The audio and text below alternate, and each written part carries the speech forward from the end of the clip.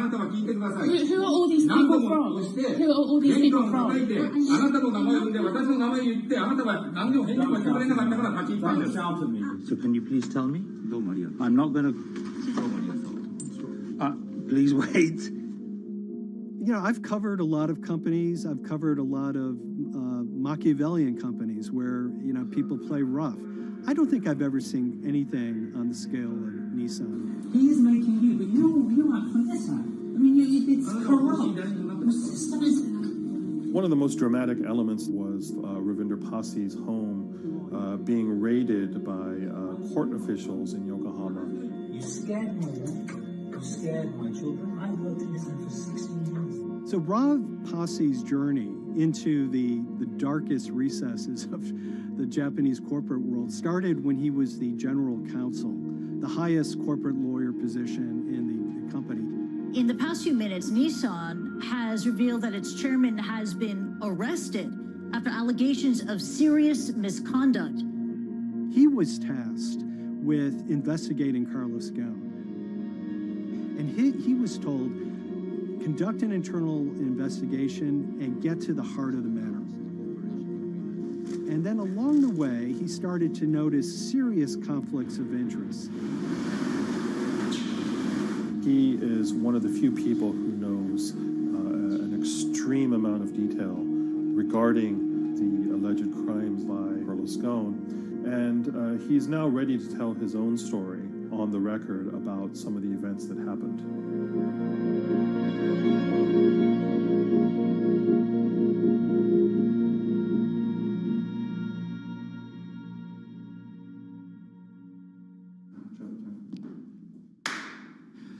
My name is Ravinder Passi. I'm the former Global General Counsel of Nissan Motor Co. Limited. And you could say, yes, I had a front row seat in terms of what was going on.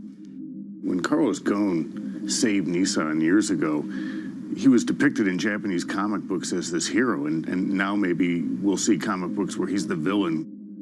In corporate Japan, Nissan was quite an unusual company. It was led for 2 decades by a non-Japanese executive.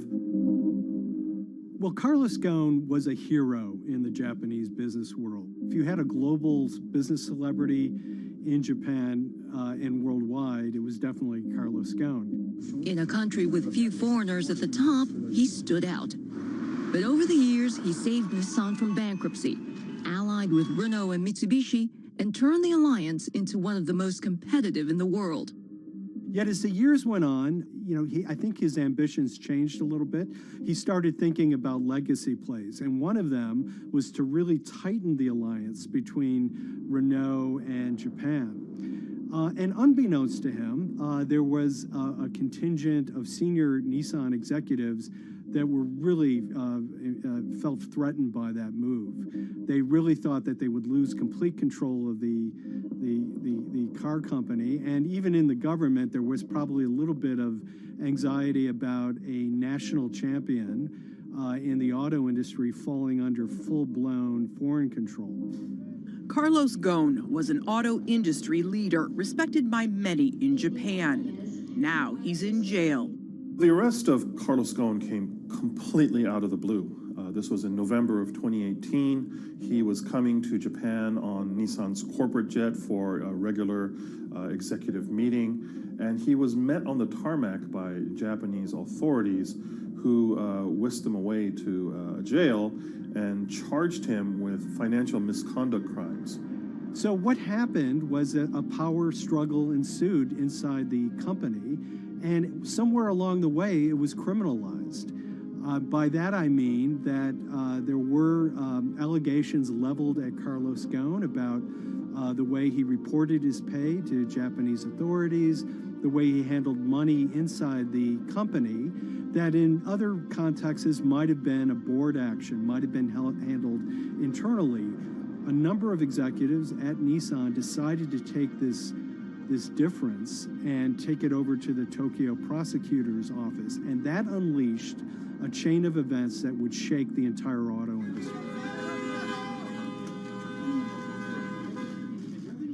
So after Carlos Ghosn was arrested, Nissan launched an internal investigation into the events that led up to his arrest.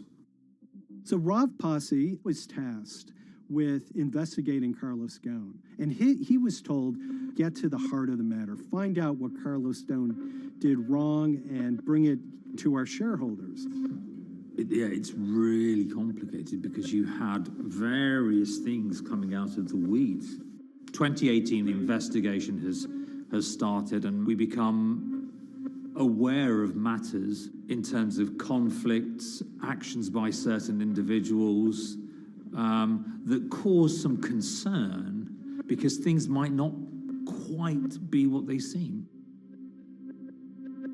So in our story, we really took a close look at Harinada and his role in Carlos Ghosn's downfall. Harinada is one of the most fascinating figures inside Nissan. He's also a lawyer. He's originally Malaysian. Hello, Mr. Hadi.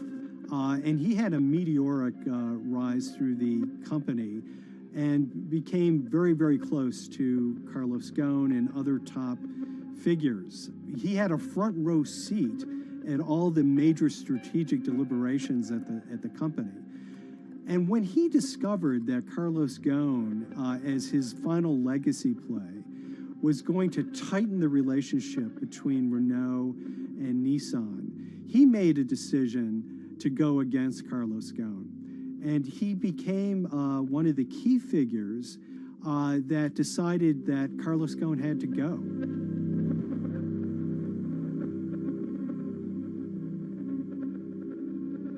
Harinada was somebody who actually recruited me into the company, so I have a long-standing relationship with him, or did have a long-standing relationship with him. For many, many years, he was a mentor.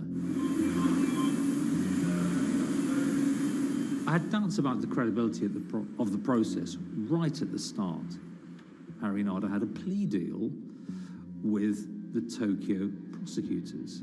Now, that suggests he was intrinsically involved in some of the wrongdoing, or the allegations of wrongdoing, and it just didn't smell right, just doesn't sit right. So there was a basic conflict of interest. In other words, Harinada had to deliver results to Japanese prosecutors to avoid his own criminal liability, and he's accusing and leading the investigation of Carlos Ghosn. Some of the people who had been involved in the original alleged crimes were also looking into the affairs themselves. Ravinder Passi began pointing out some of these conflict of interest issues. And the reason for that is essentially his concern was for the company. If the company's own investigation into itself was compromised, that could lead to a very weak position in various lawsuits that it was dealing with across the world. I had discussions with Harry, discussions with the statutory auditors about these conflicts, discussions with HR about some of these conflicts, because at that point, we reported into him. You know, at the time, everything was quite, as you can imagine, it was, we've got to do this, we've got to do that, we've got to move fast. But when you step back and look at some of these things, you just think, my God, what was going on here? Because me, members of my team, were being placed in immediate danger. Your chairman's been arrested, a representative director's been arrested. They both happen to be foreigners. And then now what we need to do, we're being instructed to do, is certain compliance professionals need to go into properties in Brazil, for example, and retrieve evidence. They've got to do it very carefully, because if they don't do it carefully, they're going to get convicted of criminal activities. And likewise, when a team of lawyers were commissioned to go to Lebanon, I mean, one of my immediate concerns was, why are lawyers from Nissan being sent to go to Lebanon to retrieve evidence? These are just lawyers, they're corporate lawyers from Nissan. You had revelations that a number of executives had benefited from share appreciation rights when they shouldn't have. I mean, substantive amounts of money being taken by these guys when they weren't entitled to take them. And you do think, yes, how is this going to look later on? It's going to look quite concerning. So that triggered for me the sort of assessment that, well, I'm going to have to do something, because up until this point, I haven't put down on paper these conflicts and these issues.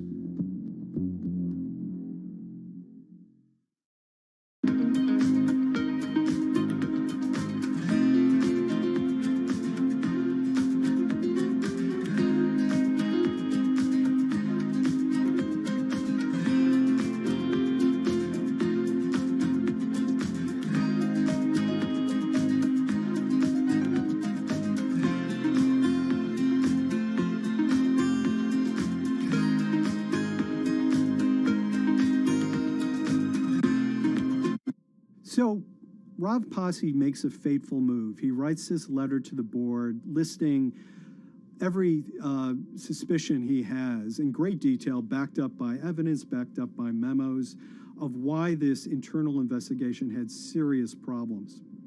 He sends the letter to the board, and it's crickets. He doesn't hear much of anything. Nothing happened thereafter. Nothing at all. Just like it just gone into a black box. And he began to suspect that there was a desire, even at the highest level within Nissan, to kind of sweep these conflicts of interest under the rug. Unfortunately for me, I think, again, with hindsight, people must have thought that this is the nail that's sticking out, and we can't have this. Within 3 days of me submitting that to the board of directors, that letter to the independent board of directors, I was removed from the Goan Executive Conduct Matters. I was then told that I could not attend board meetings anymore. And up until that point, I had attended every single board meeting. I was then also told that after 8 years of being in Japan, I'd be going back to the UK. It eventually transpired that I'd be the VP of Projects and Transformation, managing a team of 3. So you can imagine what this feels like at this stage. Almost an arbitrary removal from Japan, where I've lived for 8 years, had 3 children there, my family has grown up, and we've been settled there, having a few months earlier been promoted to vice president at a global level, to being almost demoted. So Pasi was essentially being reassigned to get him as far away from the internal investigation as possible, and also to a certain extent in retaliation to some of the issues that he brought up regarding the internal investigation and Harinada. What happened to Rav Pasi can be seen as a series of corporate humiliations. I mean, first of all, his immediate responsibilities were taken away from him. Eventually, he lost, the coveted general counsel title. But it didn't stop there. Toward the end of his stay in Japan, Rav and his wife were convinced that they were being followed. During that period, I'd noticed that whilst driving my car, I'd have other cars following me. First time I noticed this was around mid-March, and I was driving, I can't remember where I was going, but this grey van, small van, just literally started following me. And I noticed that there was somebody in the car taking pictures. And lo and behold, we were absolutely being followed either by people on foot or other individuals, 2 or 3, normally 2 burly men in a car, different cars at different times, following us around. They were following the family as well. And, given I'd seen the Nissan security department behave in a very, very egregious manner with others in terms of following and surveilling, I was very concerned as to what they were doing and who they were giving this information to. Because if they're giving this information to the authorities, you do think, why? What's going on here? I mean, this is just not normal behavior. And this all culminated in a rather dramatic event in the middle of 2020. Who are you people? Where Nissan had hired a legal team and had obtained an unusual court order from the district court in Yokohama to basically do a search of his home and seizure of his corporate laptop and phone and other documents. If you don't let us in now, we have to break this key. So it's a pretty extreme way to treat someone who'd spent 16 years at the company. These people have all come in. We don't really know who they are, apart from the fact that I've been shown a badge that says the Yokohama court. And they're here to recover a laptop and a mobile phone.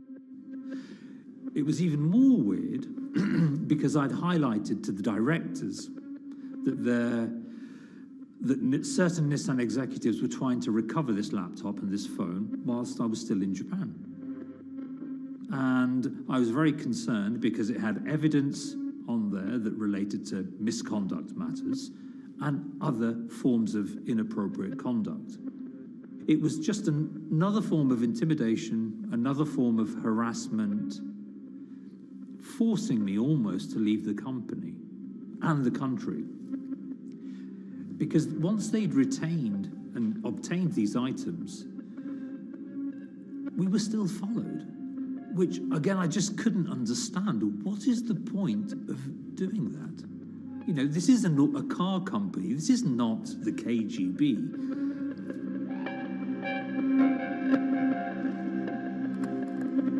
I think it's fair to say that Rav Pasi didn't have full battlefield awareness of all the intrigue going on at Nissan. I mean, Hari Nada is interesting because he's both charismatic and charming, and one of the most brutal corporate infighters one could ever run across. This is a confidential company email, right? You should not have this. If he had fallen into line, he would probably still have his job at Nissan, be paid very well, and continued his work. A career that he spent 16 years building at Nissan is irretrievably broken. It's been smashed to smithereens. He and his family paid a huge price, certainly. But in terms of being able to sleep at night, I think, he's come out ahead. I highlighted issues to the highest levels of the company so that they could be dealt with appropriately by those in charge. There was no response to those, and there was retaliation against me. What's really profound, like absolutely profound, is that none of your colleagues, I mean people who you have known for years, forget it. Yeah. You're on your own. Yeah. And you got to be ready for that.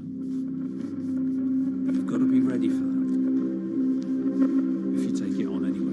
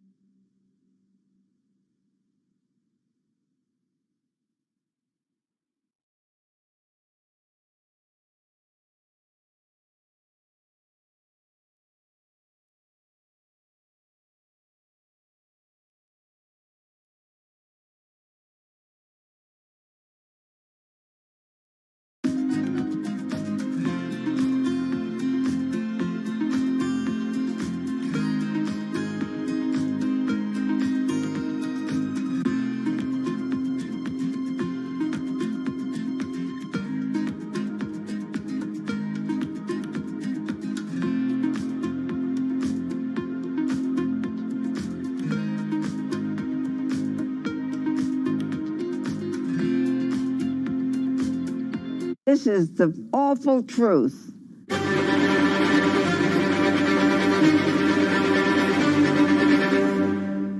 There's always someone in the family that's pushing it.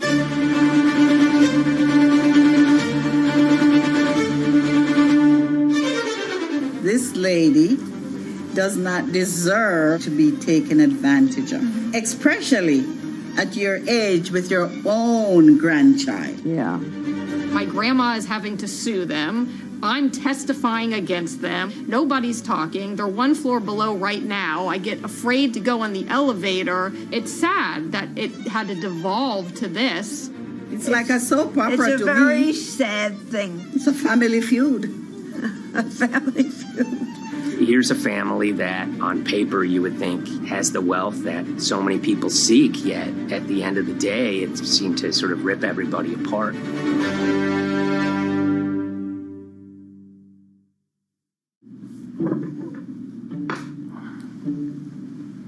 My name's Tom Schoenberg. I'm a senior reporter here at Bloomberg News, cover financial enforcement. I was approached by someone close to the Schottenstein family and asked whether or not I would be interested in writing about Beverly Schottenstein and this case that she had against J.P. Morgan. And it was immediately clear that there was a great story here to be told.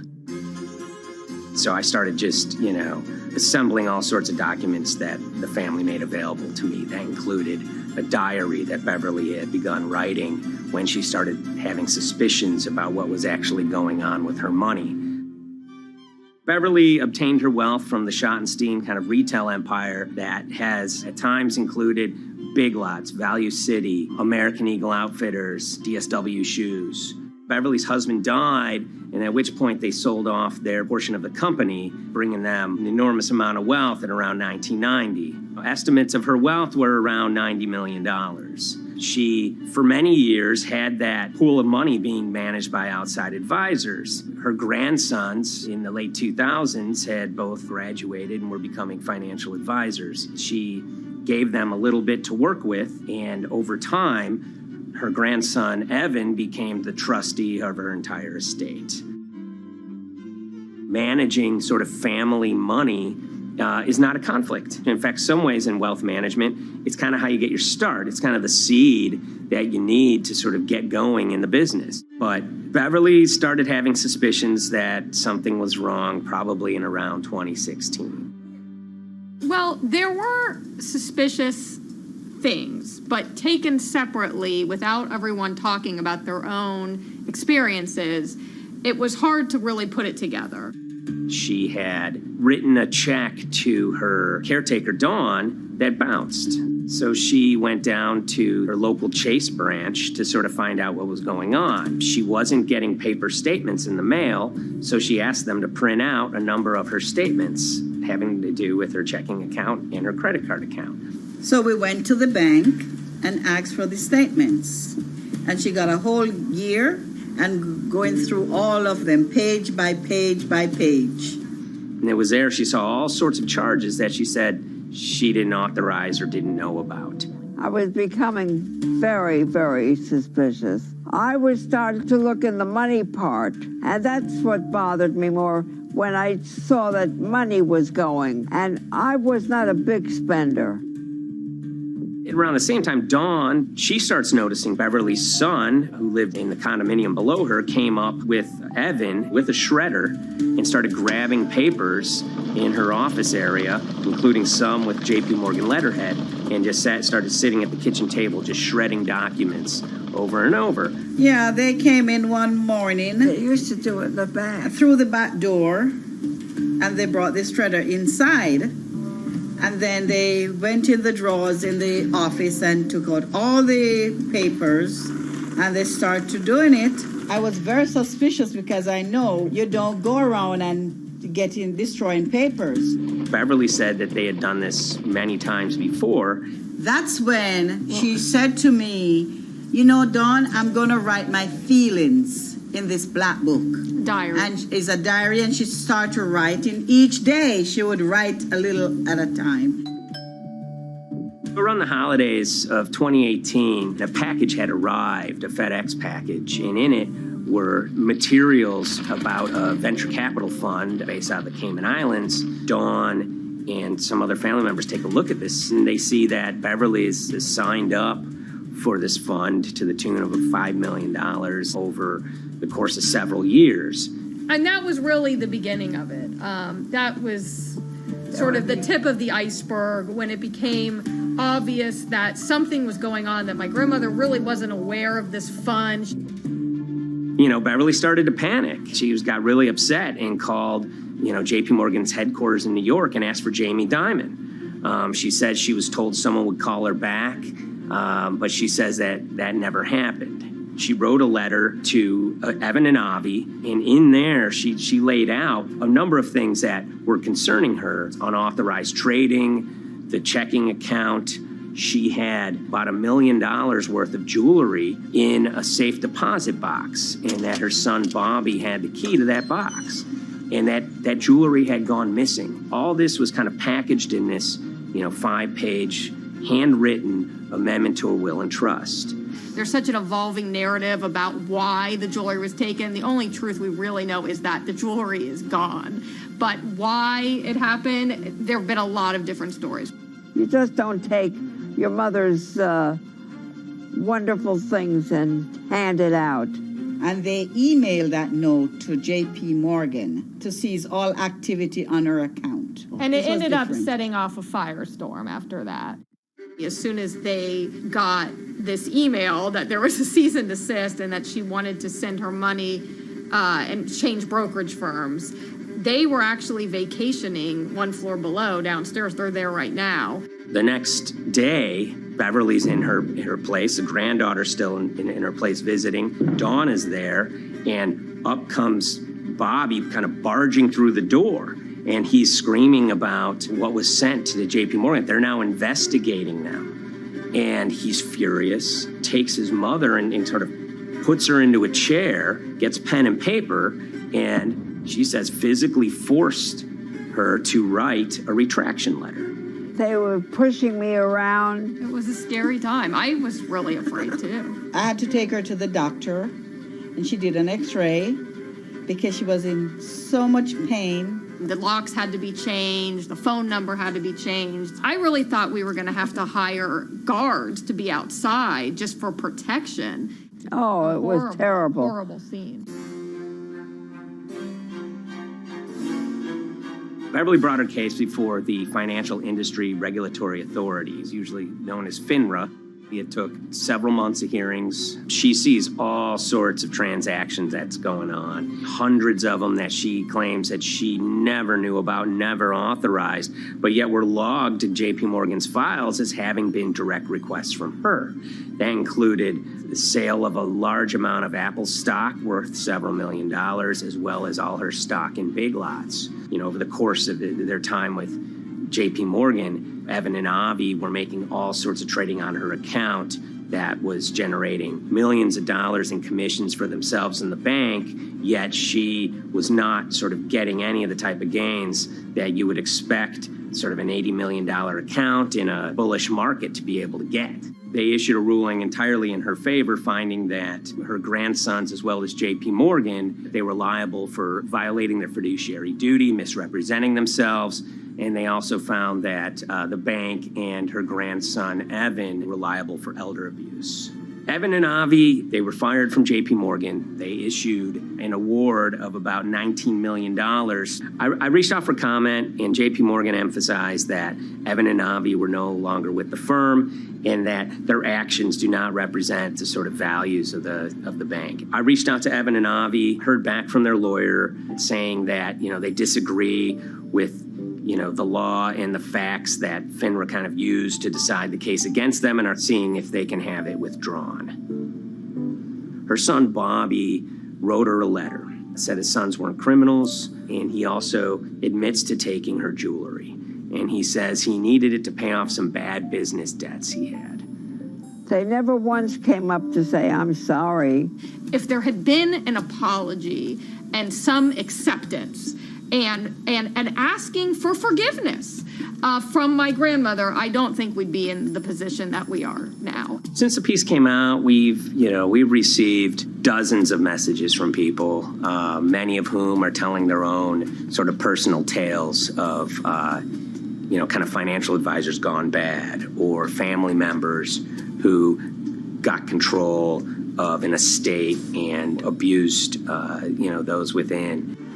It seems that it's really resonated with a lot of people. I keep, hearing a lot of feedback about Beverly and how, a lot of people feel she did the right thing. You're never too old to stand up for yourself and try to right an injustice. She was adamant that she wanted to stand up for herself, but at the end of the day, they did wrong. It's a painful life lesson. Beverly taught them that you don't mess with grandma.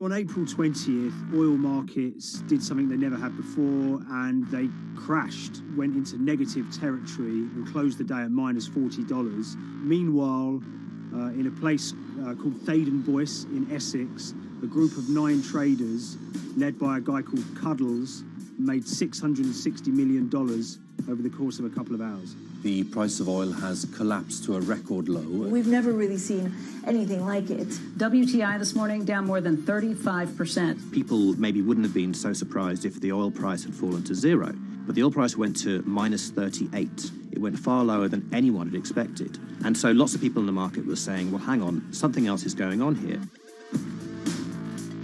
A couple of months later, I started to get wind through a kind of network of sources that a tiny firm in the outskirts of London had made a huge amount of money that day and potentially had some part to play in what happened. The information we got was that 9 traders at Vega Capital London had made in the region of $660 million in one day. As a group, I think they made as much money in one day as Apple makes from its international sales in one day. I mean, it's an insane sum of money. Did they pull off a fantastic trade? Did they predict the way the market was moving and get it absolutely right? Or was there something else going on, and had they actually done something that breached market rules in a bid to sort of push the market? And that investigation is ongoing.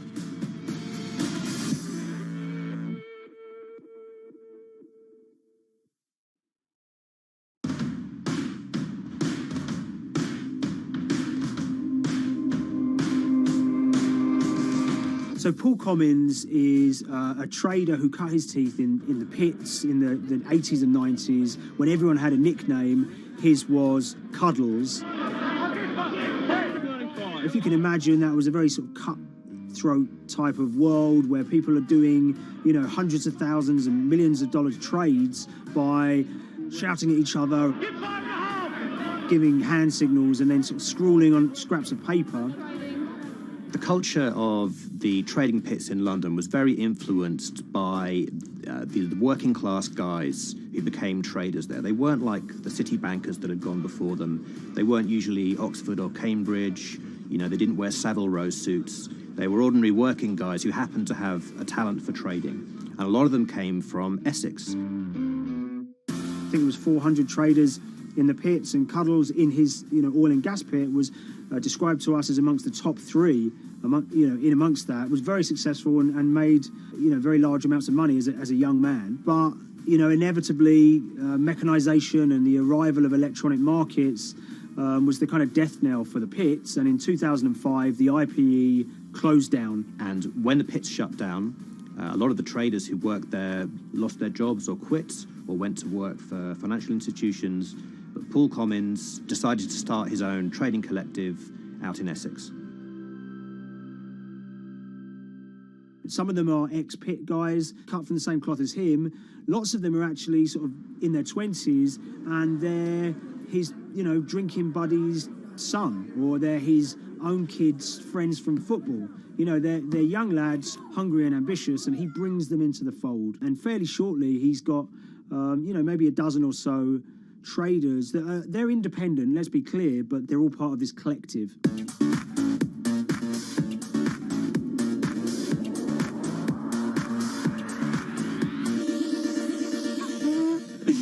Yeah, I'll let Liam deal with Essex.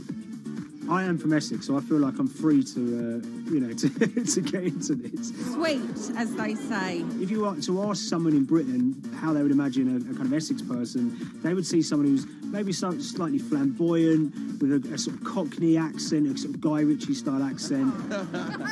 Not afraid to splash the cash, but it's probably pretty bright and has done well for themselves. Don't even make sense, does it? But, these guys, they drove around very nice Rolls Royces and Bentleys. They went to places like Marbella on holiday. Thaden Boyce is a very wealthy place. You have to have considerable income to be able to afford to live in that village. It's a really nice place to live, and it's 20 minutes tube ride away from the city. Earlier in the summer, we have this lead, which is that there's this tiny firm called Vega Capital London, and they were the biggest winners from the biggest oil crash in history. Anyone that covers markets is going to be surprised about that. You're thinking your BPs of the world or your Glencores, but it's this tiny firm. And one of the big challenges that we had was actually finding out who worked with Vega Capital. It wasn't immediately obvious, and at first we had absolutely no idea. If you go to the Vega Capital website, it says it's under construction. If you do basic online searching, it's very difficult to find anyone who's publicly connected to the company.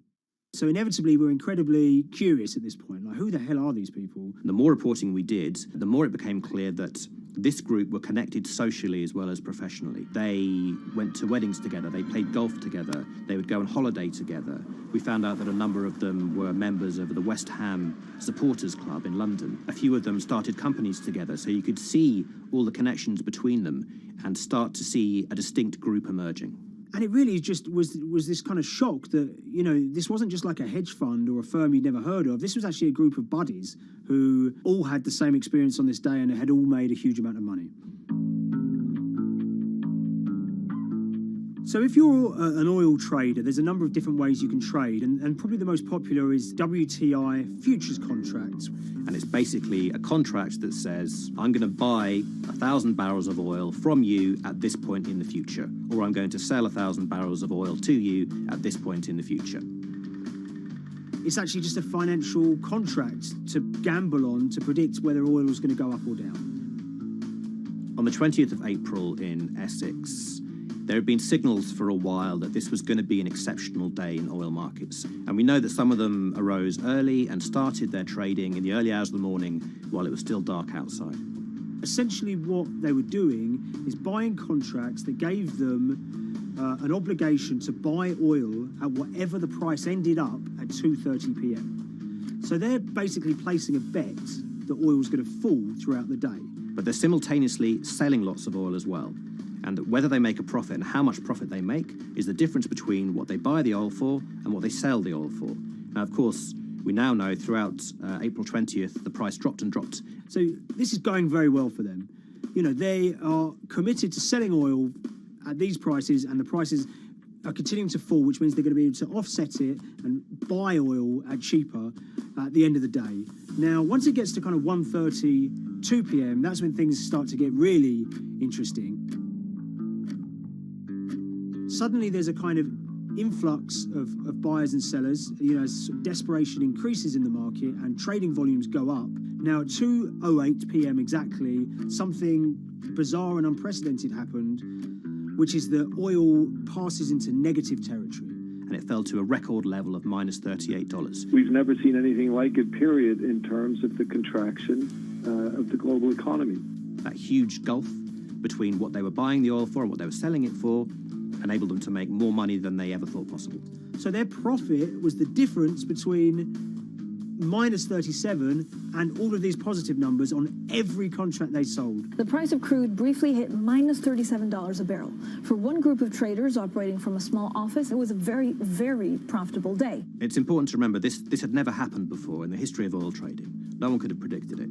I can't think of another example of where you enter a trade and you get paid on both sides. You get paid both to sell and to buy. It's unthinkable. One thing we know about the Cuddles Trading Arcade is that they were very comfortable taking large risks. And, you have to be clear, this was a large risk. Yeah, we spoke to oil traders, both people that know these guys and people that don't, and they all say that this is, incredibly risky. And that's actually what stops a lot of oil traders doing trading like this. They simply aren't willing to stomach the risk. But Cuddles and his friends were. So when the kind of final calculations came down, the group of the 9 most profitable traders made $660 million or thereabouts between them. I mean, if you can imagine, I think 3 or 4 of them made in excess of 100 million each. One of the astonishing things about this trade is that 2 of the individuals who made more than $100 million in a single day were in their 20s. One of them was 22 years old. Only a few years earlier, he'd been posting on his social media about doing teenage stuff with his mates in town and going to see girls and rap music. And here he is a few years later making $100 million in a single day's trading. When me and Liam discovered that, we couldn't believe it. We couldn't believe what we were seeing.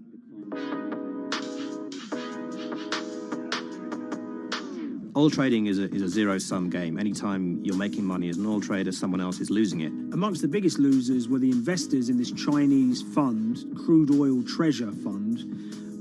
There were thousands of them, and they lost everything. Lots of people had put their savings into oil funds. They lost money that day. Big banks and brokers who sort of stand in the middle of trading parties, they lost money that day. And another interesting thing is that oil-producing countries like Kuwait or Canada, they sell oil as an average of the WTI closing price over the preceding month.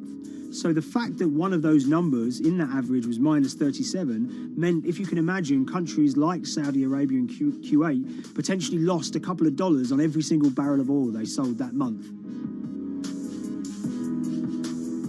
Vega Capital's traders made such an extraordinary sum of money that it was inevitable there would be some scrutiny of what they did. But it wasn't just the sums of money they made. In the vital half an hour before the settlement price was set, they were by far the biggest sellers of oil futures in the market, which is an incredible thing to think about when you consider that the other participants in that oil market are going to be the world's biggest banks, oil majors, BP and Shell, and here you have a group of 9 guys in Essex who are having this significant influence over a global market for oil. I mean, I think you have to assume that if these guys had made $7 million or $10 million, they probably would be celebrating in Essex right now. But the fact that they made closer to $700 million has meant that they are facing understandable scrutiny.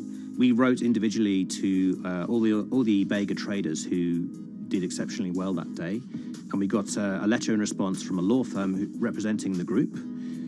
The law firm was at pains to point out, number one, that they haven't been accused of any wrongdoing, that they all traded independently and separately, and they'd basically all made up their own minds that this was what was going to happen in oil markets based on publicly available knowledge, and decided to execute this trade.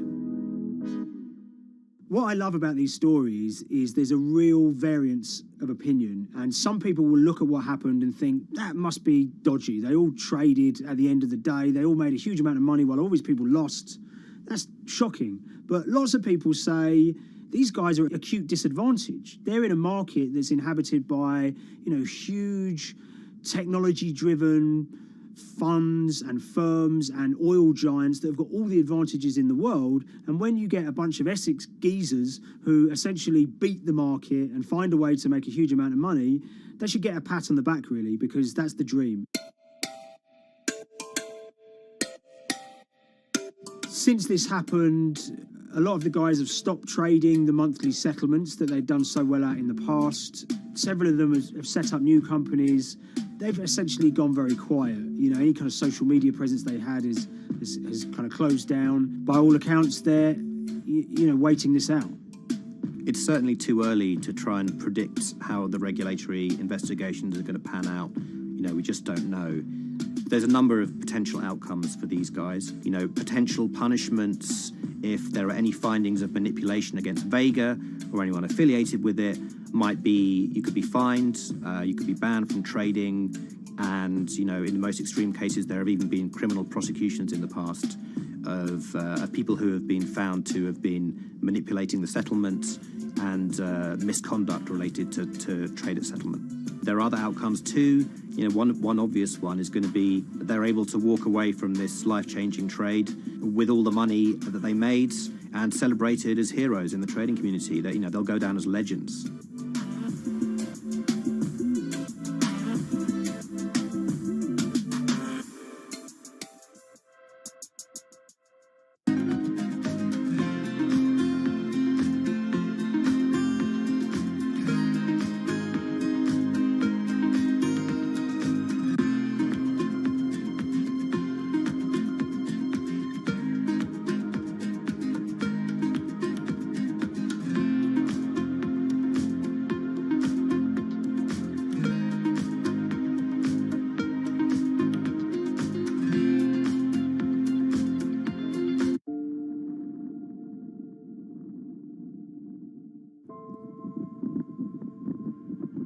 It's very important, given the nature of the climate crisis right now, for the general public to have an understanding of what progress is or is not actually happening. And I think many readers right now, they'll see these hundreds and hundreds of companies making these big, bold climate claims.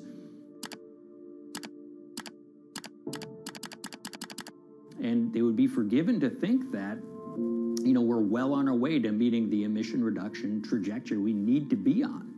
And the reality of the matter is we're just not on that trajectory. And a key reason for this sort of disconnect is the use of offsets that aren't doing what they claim to be doing. We have a massive potential for sort of willful blindness. We can convince ourselves of things regardless of what the facts are. And so that's what tends to happen in these cases. It's not that anybody is setting out to commit climate fraud. They sort of walk themselves into a situation and they convince themselves of one thing, and that allows them to convince themselves of another thing. But at the end of the day, they're doing something that makes no sense at all.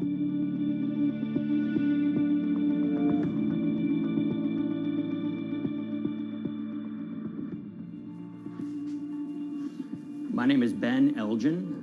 I wrote the story about how the billion-dollar market for carbon offsets is setting back the fight against climate change. So one of the challenges in reporting on carbon offsets and trying to figure out what's going on is really finding good experts who have been steeped in this marketplace and are willing to candidly talk about it. One of the best people for this is a fellow named Mark Trexler, and I've been talking to him for more than a decade. My name is Mark Trexler. I've worked in climate change for the last 30 years. I was actually hired by the World Resources Institute in Washington to work on the first carbon offset project in 1988.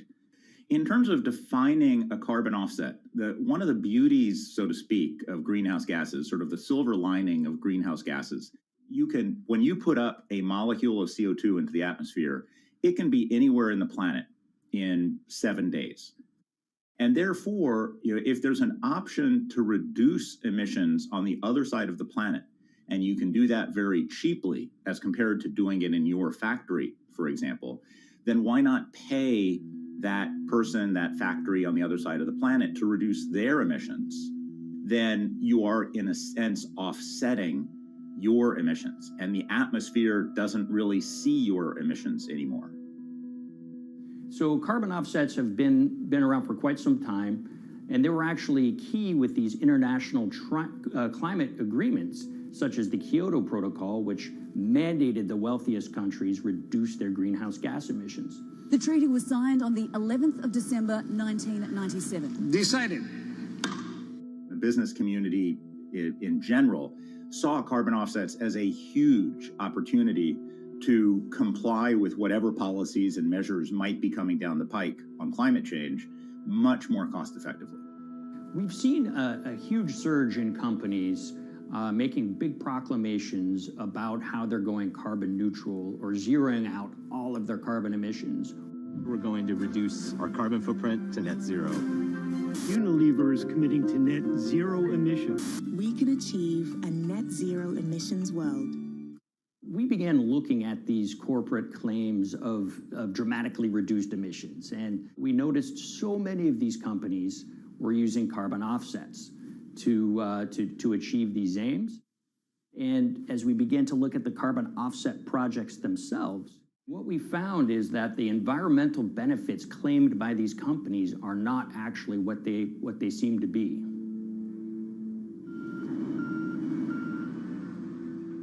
And as we sort of saw and spotted a number of these very aggressive carbon offset projects, which appeared to be generating inflated credits or bogus credits, we saw a number of them were associated with the Nature Conservancy.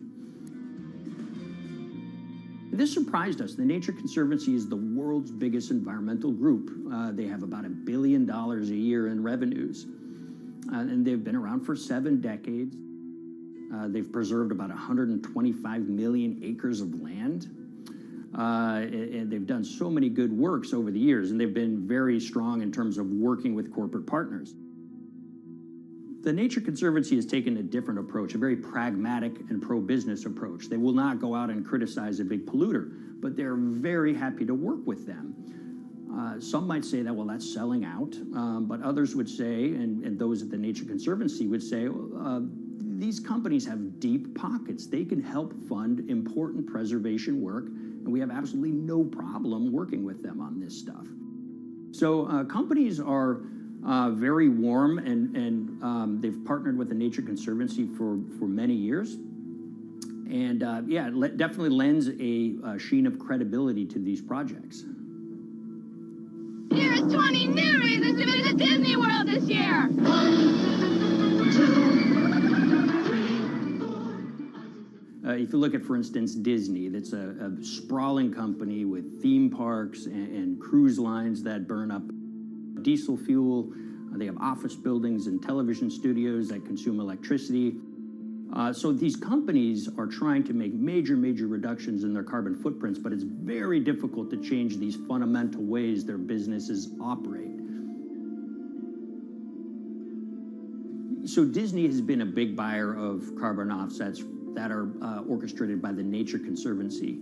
One of the projects that they buy from is called Pennsylvania Ridges. And that's a plot of land. Most of the land is actually about a 3-hour drive outside of Philadelphia. Interestingly, this land, 3,000 of these acres, was actually acquired by the Nature Conservancy in the late 1990s. This land was imminently threatened. There was a pending logging contract on this land. So they do what they've done so well for all of these years, which is they go out, they raise money from local philanthropists, and they go buy this land to protect it from developers and loggers. And at the time, according to an archived version of the Nature Conservancy's website, when they were proudly announcing this deal, they said, these threats have been abated because of this acquisition by the Nature Conservancy. So it's really interesting now, fast forward 2 decades to earlier this year when they put forward this carbon project. And if you look through it, this land is a key part of that carbon project. And what they're now saying is this land is now, once again, imminently threatened. 72% of the trees are going to be cut within 5 years. Now, this is just astounding because this land is owned by the Nature Conservancy. They do not clear-cut land that they've bought through philanthropic donations. So this scenario that they've put forward to get carbon revenues is not really plausible. And what that means is when you have Disney coming in and buying these credits, when it eventually lowers its carbon footprint because of these credits, well, that won't be a credible or truthful claim by Disney.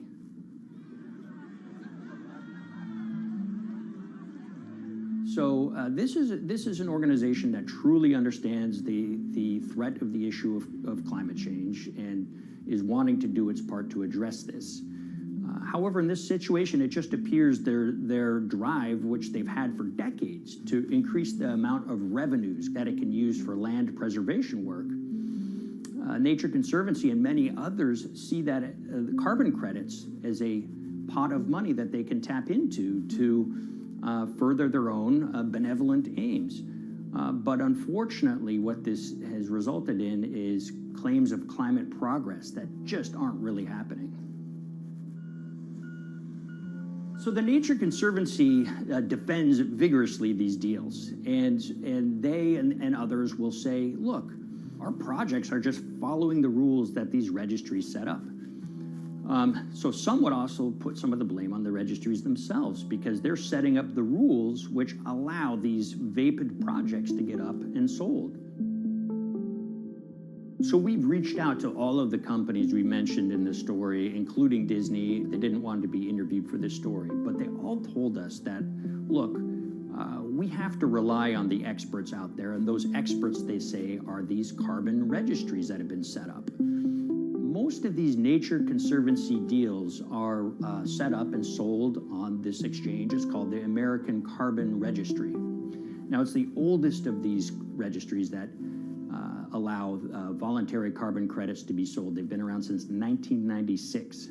What these offset registries do is they set up rules, and any carbon offset project has to follow those rules. But there's this tension that's always there. If the rules are too strict, then it's going to be very hard for carbon offset projects to get up and running. So there's this balance going on where the registries want rules that attract projects, but they don't want it to be so strict where it will disincentivize projects from getting listed. One of the challenges with designing carbon offset systems is that there are normally two people at the table. You have buyers and you have sellers. And to some extent, you have policymakers, but you know, the buyers and the sellers are really the ones with the expertise, with the incentive to really participate hard, make a lot of things happen. And the challenge there is that both of them sort of want the same thing, or they're both happy with the same thing. They're happy with low-cost offsets and a lot of them, because that works for their business model. You end up, though, with nobody really representing the atmosphere, so to speak.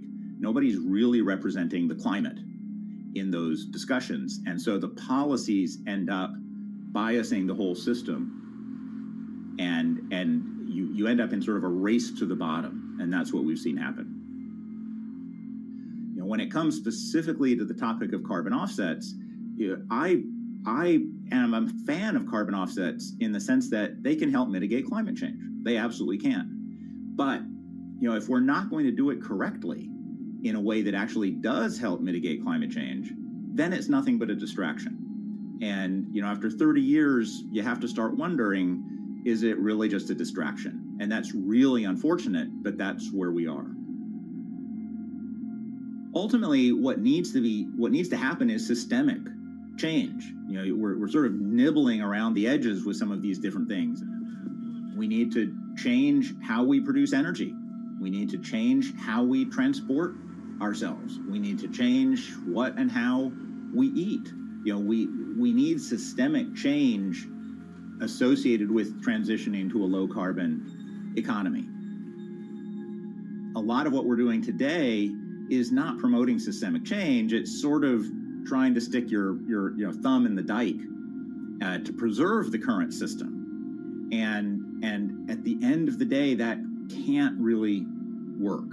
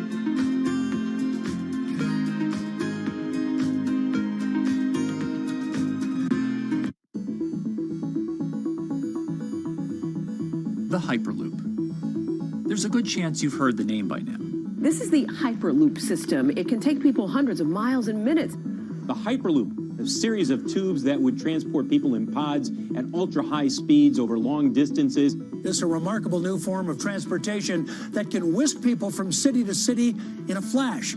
29 minutes from New York to D.C., 30 minutes from L.A. to San Francisco. For years, we've been seeing these futuristic, utopian renderings of some cross between a spaceship and a monorail.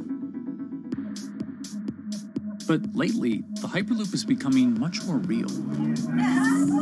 Yes!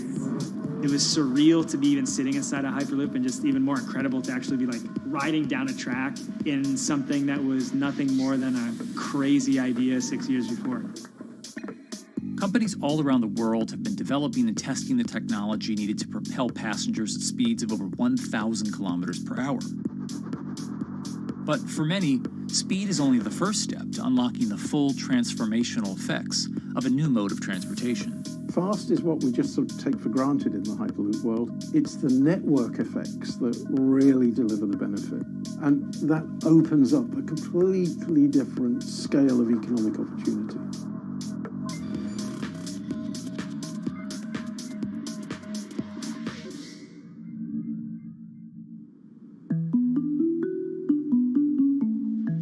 We've got planes, trains, automobiles, and boats for getting around Earth. But what if there was a fifth mode? And I have a name for it, which is called the Hyperloop. The Hyperloop? Hyperloop, yeah. In 2013, while riding high on the growing success of Tesla and SpaceX, entrepreneur Elon Musk released a white paper outlining the basic framework of the technology he called Hyperloop. The basic idea goes a little something like this.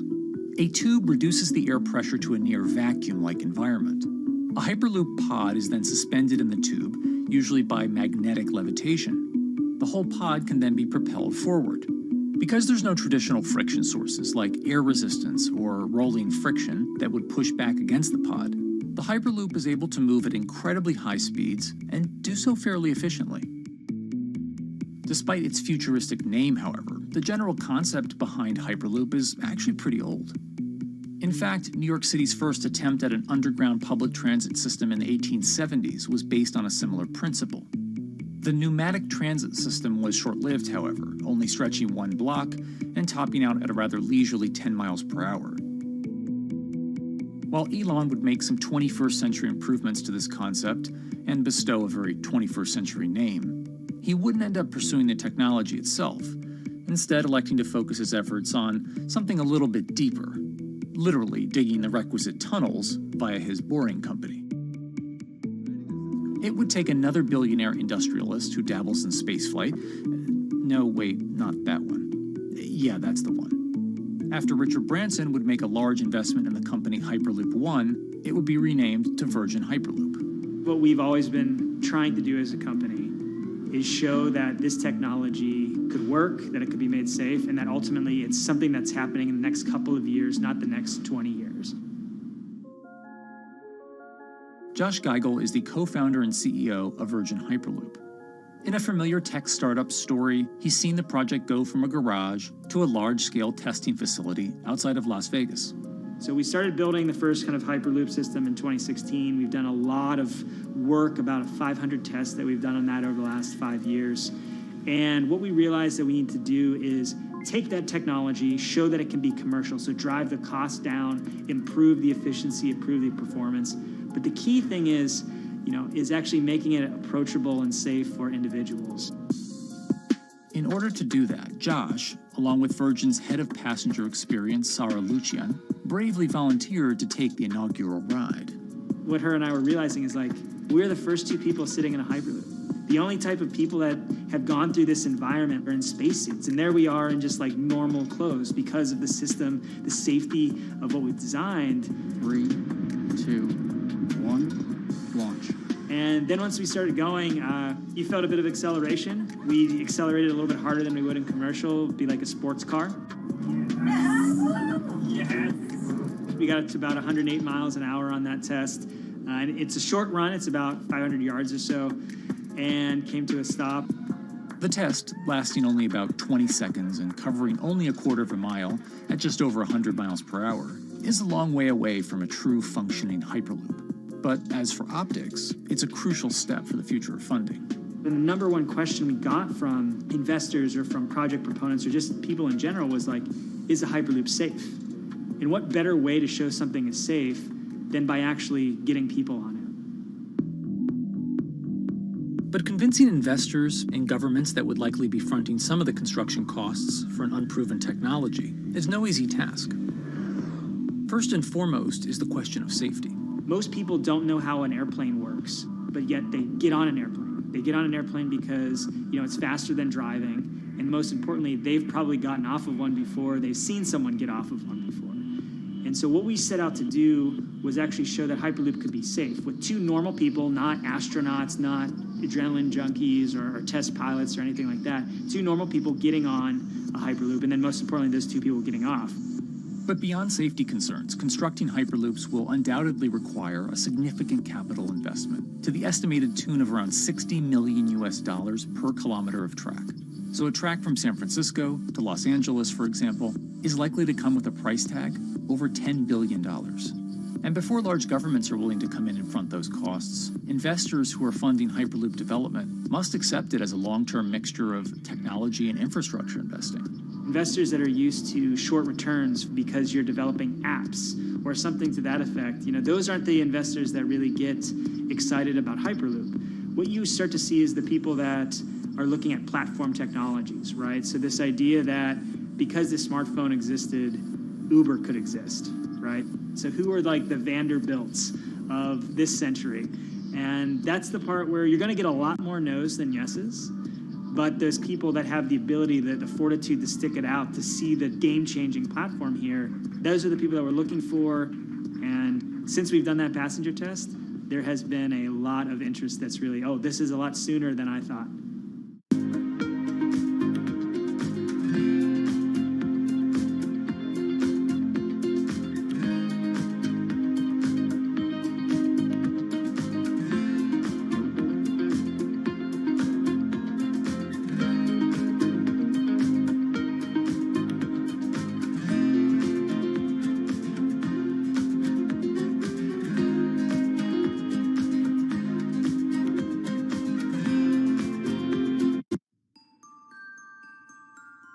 Envisioning the ripple effects of what Hyperloop could achieve, though, is fairly challenging at this stage of development. It's fast, yes, but for point-to-point travel, traditional maglev trains can move pretty fast as well. And outside of China, South Korea, and Japan, even those haven't seen much adoption elsewhere due to the high costs and questionable profitability. The Shanghai line in China, for example, loses around $100 million every year. Hyperloop companies, however, believe they can offer something different than traditional railway lines. My name's Alan James, and as far as I know, I'm the only guy on the planet who's written a government-level business case for 300 kmh conventional high-speed rail, 500 kmh maglev, and 1,000 kmh Hyperloop. It's fundamentally about moving people from where they are to where they want to go, when they want to make those journeys, and doing it in much smaller numbers. So pod designs for Hyperloop range from 12 to 28 seats, typically. Why are they small? It's because small enables the network to operate flexibly. And a great example of that is the east-west strategic route across the north of England, from Liverpool to Manchester to Leeds. So to get from Liverpool via Manchester to Leeds by train is just short of 2 hours today. It'll probably take you 2 hours driving as well in average traffic conditions. Net result is those three city regions remain three separate entities: Liverpool, Manchester, Leeds. There's very little commuting traffic between those urban areas. Hyperloop absolutely changes that from the ground up. Liverpool to Manchester is a 5 or 6 minute journey. Manchester to Leeds is also a 5 or 6 minute journey. What that effectively does is create a single supercity economy. In this vision, the Hyperloop acts a little more like a highway, where pods have fixed destinations and don't need to stop along the way. Meaning you can travel on a Hyperloop network from, say, Liverpool to Leeds, while the pod behind you travels from Liverpool to Manchester. And if that metro Hyperloop network is connected to other networks from the same location, you could travel from Liverpool to Paris or Liverpool to Amsterdam, all without making a single stop. For passengers, for business, for leisure, that is utterly transformational. For high-value freight and logistics, it's equally transformational.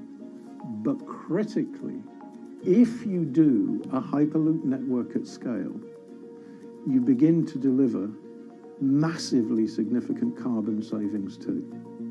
A multi-regional Hyperloop network could become a replacement for both short-haul passenger and cargo flights and traditional ground transportation, both of which are significant carbon producers. One Hyperloop-connected distribution hub, perhaps at an airport that is predominantly used for international air freight, replacing maybe 10, 12, 15 distributed road hubs. It takes a lot of polluting and inefficient truck haulage off the roads. That itself means roads gain extra capacity. Hyperloops will still need to use electricity to both move pods and maintain the near-vacuum environment in the tube. Proponents of the technology believe that this can be done by using renewable sources, including a combination of solar panels and battery technology that could be used along the Hyperloop itself.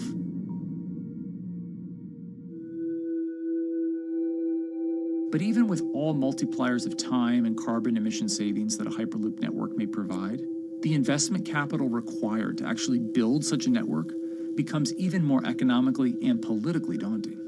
Committing doesn't mean spending billions on day one. Committing means, how do we phase it?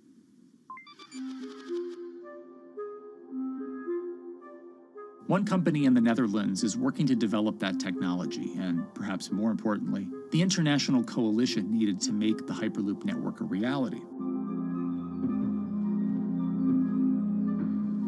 So we are here in Europe's first full-scale Hyperloop test facility, where we can already prove every conceptual technology of the Hyperloop. This is Tim Houter, a co-founder and CEO of Hart Hyperloop, headquartered in the city of Delft. And while this testing tube might not seem as large as others, inside is a key technology to create the on- and off-ramp type infrastructure of a Hyperloop network. That is, a lane switch. That's something we can already test here. You can actually see it here, that the track is diverging from one track into two. That makes it possible to eventually split up the Hyperloop track in two sections. And in that sense, you can create a complete Hyperloop network.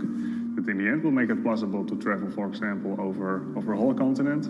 Take Europe, for example, with the same ease as you can now travel with a metro in a city.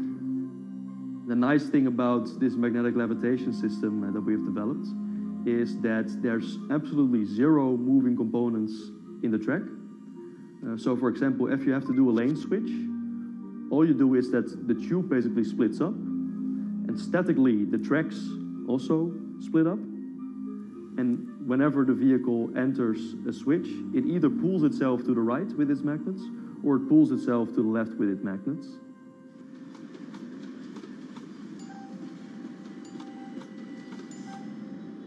Lane switching on traditional rail requires the physical movement of the rail. Even modern magnetic levitation tracks use lane switching techniques in order to transfer trains from one track to another. And this is a very crucial element, because this is the thing that limits the capacity and, in the end, the usefulness of the rail network. Because the moment that a track is switching, that means that at that moment you are creating an unsafe environment for the trains behind it. So you need a lot of space between trains. But in a Hyperloop, because you have no moving components in the track, all the vehicles can be much closer to each other. You can achieve a very high frequency and basically have your vehicles moving and merging in and out of the network very much like a highway. For now, though, Hart's physical testing has been limited by the size of their tube. Because the test track is only 30 meters long, they haven't tested this lane switch at speeds greater than 20 kilometers per hour. However, the company is working to build a new test site where it plans to increase that testing speed to 300 kilometers per hour. We're now in a phase where we have proven most of the most important technologies in the test facilities that we already have. And we have also demonstrated the viability and the feasibility of a network. If you look at all the subsystems that it consists of, most of those are proven systems, already demonstrated in lab conditions. So we don't really believe that the technology itself is going to be the biggest challenge. Because for all Hyperloop companies out there, actually building a Hyperloop system requires more than just a good product. We're talking about the safety aspects, we're talking about integration into the environment, we're talking about the social aspects. Do people feel comfortable traveling in such a system? So it's about all these different aspects, and the complexity is really getting all the different stakeholders that are relevant and that do need to contribute to bring this to market, to get them all following the same roadmap.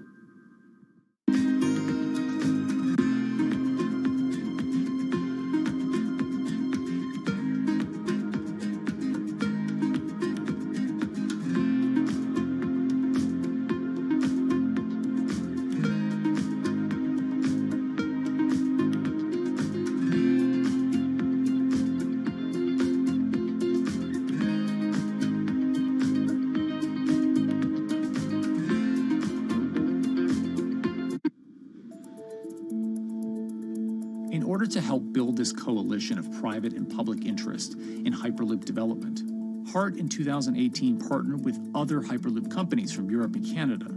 The goal was to define, establish, and standardize the framework to regulate Hyperloop systems.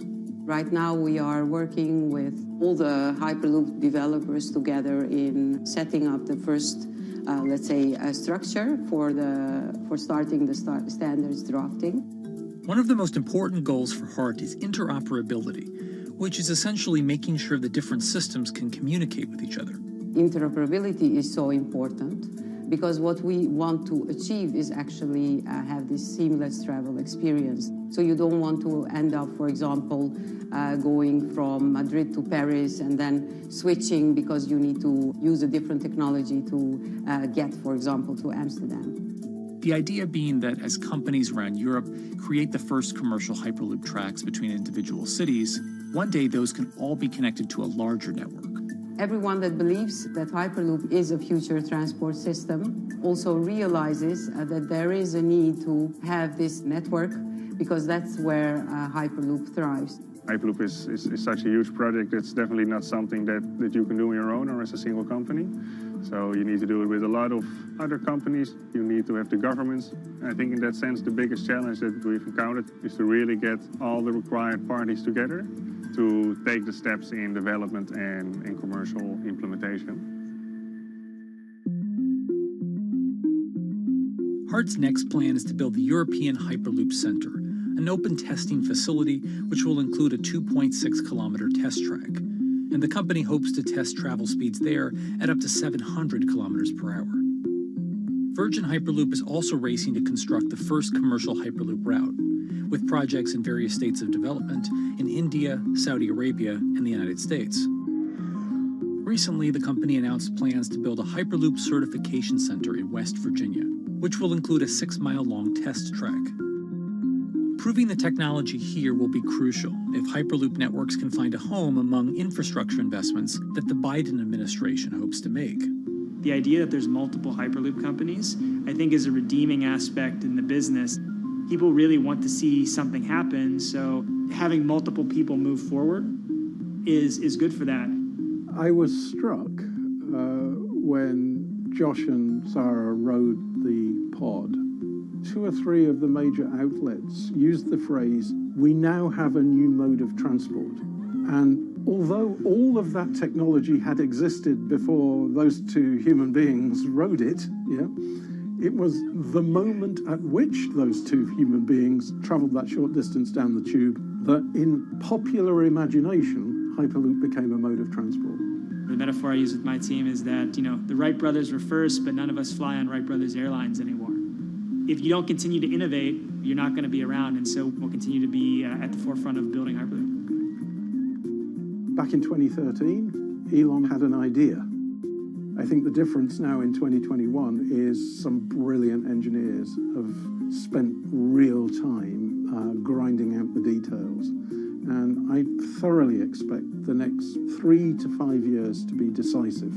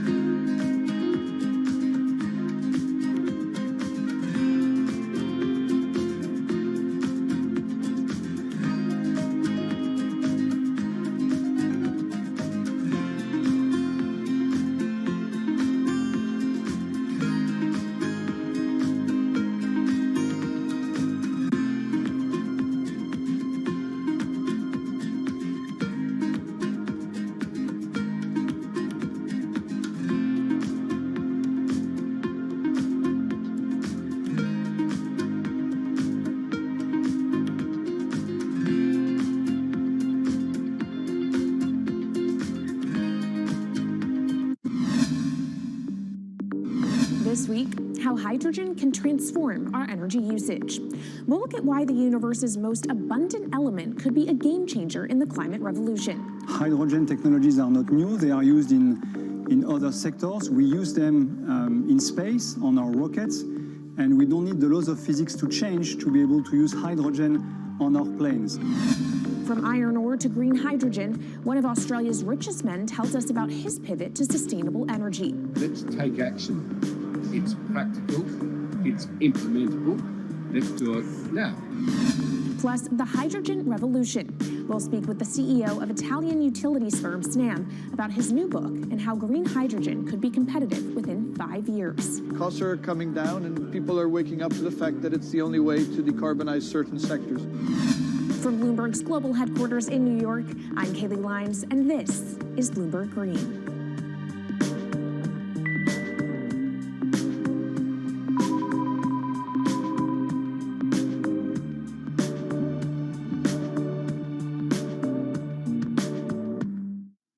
It's a new year, so here at Bloomberg Green, we're highlighting new solutions in the fight against climate change.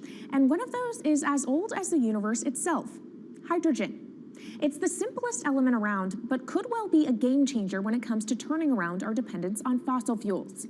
Today, hydrogen is used in the chemicals industry to produce petroleum products. It's also starting to be used in steel production, an industry under a lot of pressure to decarbonize. But it has far more uses as well, from powering cars to heating our homes. And Bloomberg New Energy Finance sees a seismic shift in the sector in the next 10 years as green hydrogen squeezes out dirtier alternatives. So-called gray hydrogen dominates today. But as renewable electricity gets cheaper and more accessible, so will green hydrogen. In this week's edition of Bloomberg Green, we'll explore what this push into hydrogen means for tackling climate change. We'll hear from Australian billionaire Twiggy Forrest about his pivot from iron ore to hydrogen, and we'll also speak with the CEO of Italian utility company Snam about his book, The Hydrogen Revolution. But first, what are we using hydrogen for? And why does it actually matter? Christine Lee Edwards explains. Hydrogen, the most plentiful element in the universe. On Earth, we find it mostly bonded to oxygen in the form of water, or in other gases known as hydrocarbons. Hydrogen gas, H2, burns hot and clean, making it an attractive tool in the race to net zero. But isolating hydrogen from other elements is no easy task. Today, the cheapest way to do this is via chemical processes that break up natural gas. This releases a lot of carbon dioxide. Another method is to use electricity to split water molecules in a process called electrolysis. Although there is no carbon byproduct, a lot of electricity is needed. And if this power comes from burning coal or gas, it negates the zero emissions goals of using hydrogen to begin with. Hydrogen produced in this way, powered by fossil fuels, is called gray hydrogen. If carbon capture and storage is used together with fossil fuels, then it becomes blue hydrogen. If nuclear power is used, it's called pink. And finally, green hydrogen is when it's produced via electrolysis and powered from renewable sources. This method is considered emissions-free. It's predicted that by the early 2030s, H2 made from renewables will be cheaper than that made from fossil fuels. But that hinges on the cost of electrolysis declining, which will be achieved through larger projects and an expansion of manufacturing. To be clear, vast amounts of H2 are already used today. Global production in 2018 totaled 117 million metric tons. This hydrogen is mostly used for its chemical properties, not as a source of energy, and very little of it is clean. Some sectors like steel could start using hydrogen for these chemical properties, replacing coal. Industries like cement and glass may also use hydrogen as a source of heat. Another advantage is its energy storage potential. It can be stored over long periods of time and used when more power needs to be added to the grid.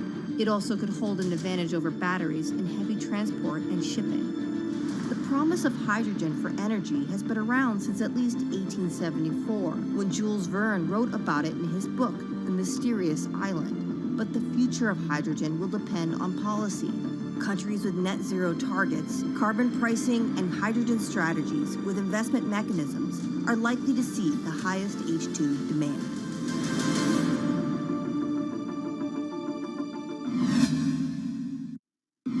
That was Bloomberg's Christine Lee Edwards explaining what hydrogen means for the energy transition. But how are businesses approaching the sector?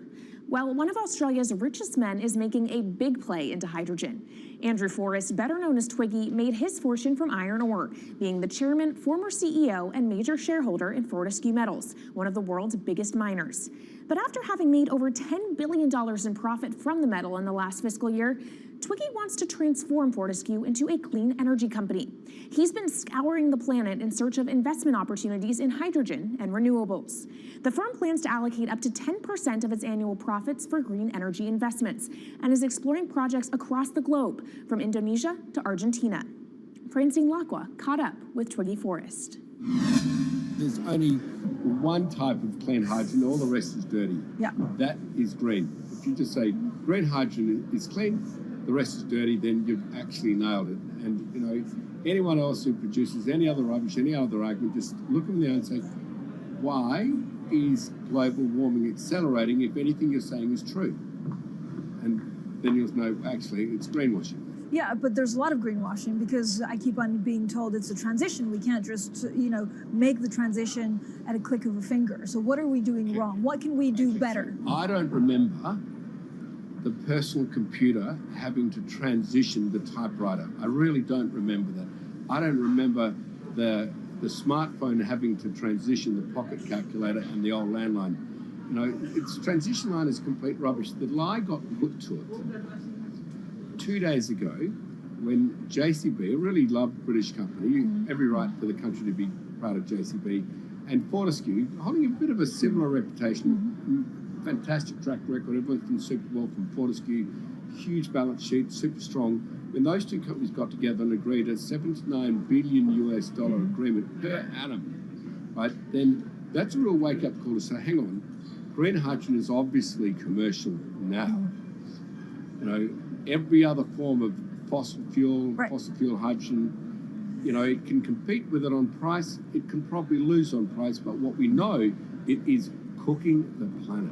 And only green hydrogen zero methane, zero carbon in the supply chain. Don't worry about the molecules in the supply chain. But at the moment, we're not even phasing out coal, if you look at the G20 communique. So we have a long way to go to talk about only using green hydrogen. Yeah, so look, I have a call, which I'd like to make now, that the world should not fund any more coal-fired power stations, coal mining projects, ever. We should wind them down as quickly as possible because they are cooking the planet just like grey and blue hydrogen is cooking the planet.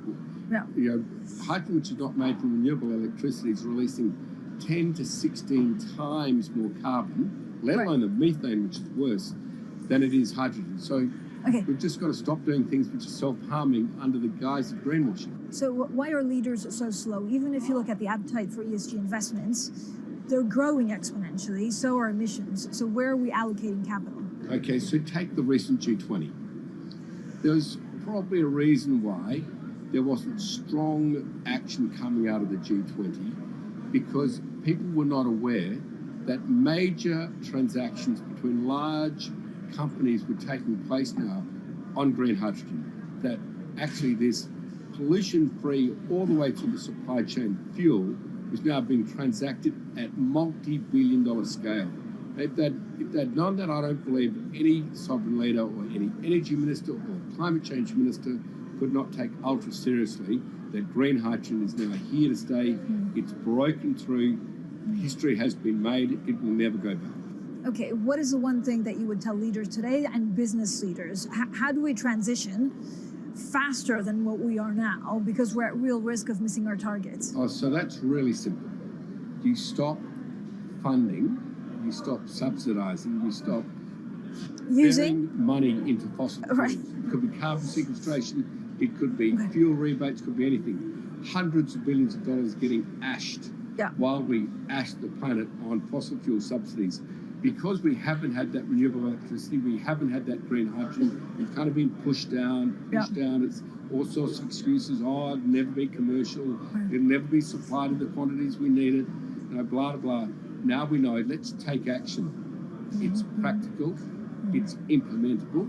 Let's do it now. Okay, if we do it now, is there going to be a shock to the energy system? Is there going to be a shock actually to economically? And is it worth, not talking about transition, just going from A to B? Yeah, it's a fantastic question. A to B is the solution. Let fossil fuels do what fossil fuels do. Just burn their coal, burn their oil, burn the gas. At least they're pumping up carbon and methane into the atmosphere honestly. Well, not that honest because they don't measure methane, which is 90 times worse than carbon. But at least the carbon is being done honestly. Encourage the green hydrogen sector to come in really fast. Okay, it's there. There's renewable power all over the world. We now know how to make electrolyzers much cheaper, like 25% of the original cost. We know how to do that now. We don't have an excuse to get into it. Does it need to be cheaper than oil and fossil fuel for it to be viable worldwide? Well, right now it is. Okay, so let's just swallow that bit of financial data. Right now it is cheaper, and it's getting more cheap. It's the only fuel you know of which is declining in value. You don't have enough of it, right, to power the world.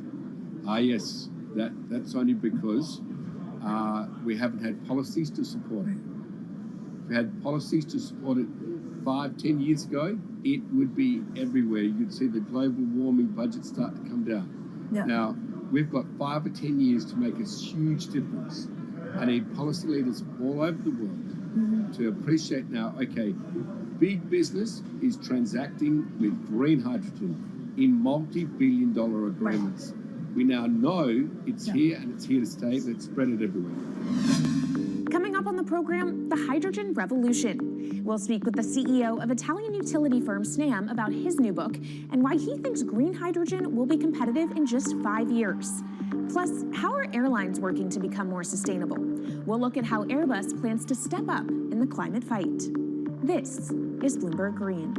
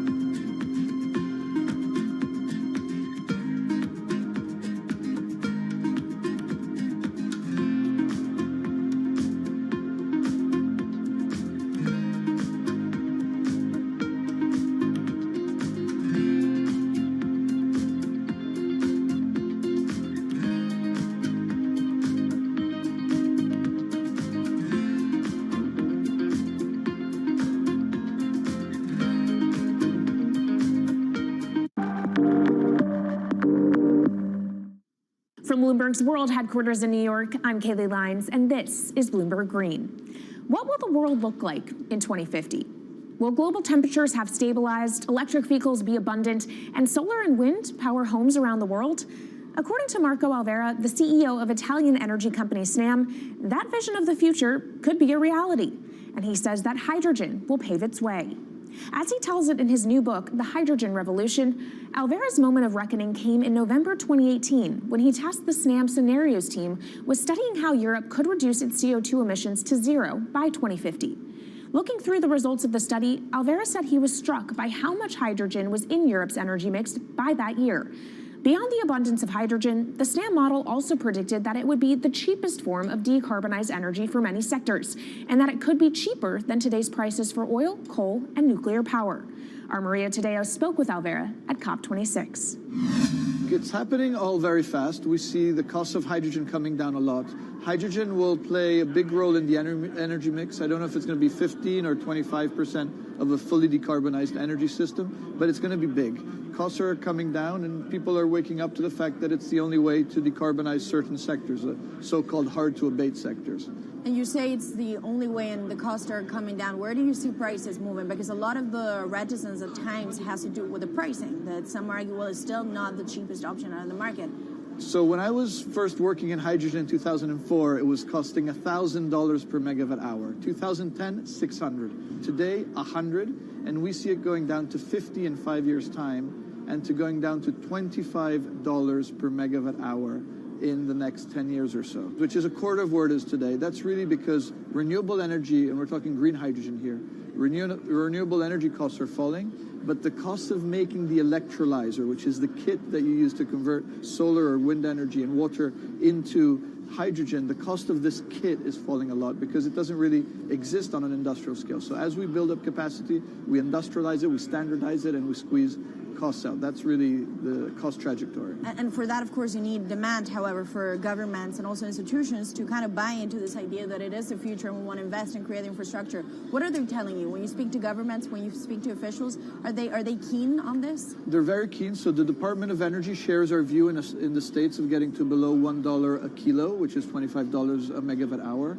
The European Union has a hydrogen strategy, which is very clear, and several member states have the same. Chile wants to export a lot of hydrogen. China's big on hydrogen. Australia is very big on hydrogen. Japan is blending already hydrogen. So I would say the world is now really focused on this because it's the only way to store energy for a long period of time economically is to convert it into either a liquid or a gas.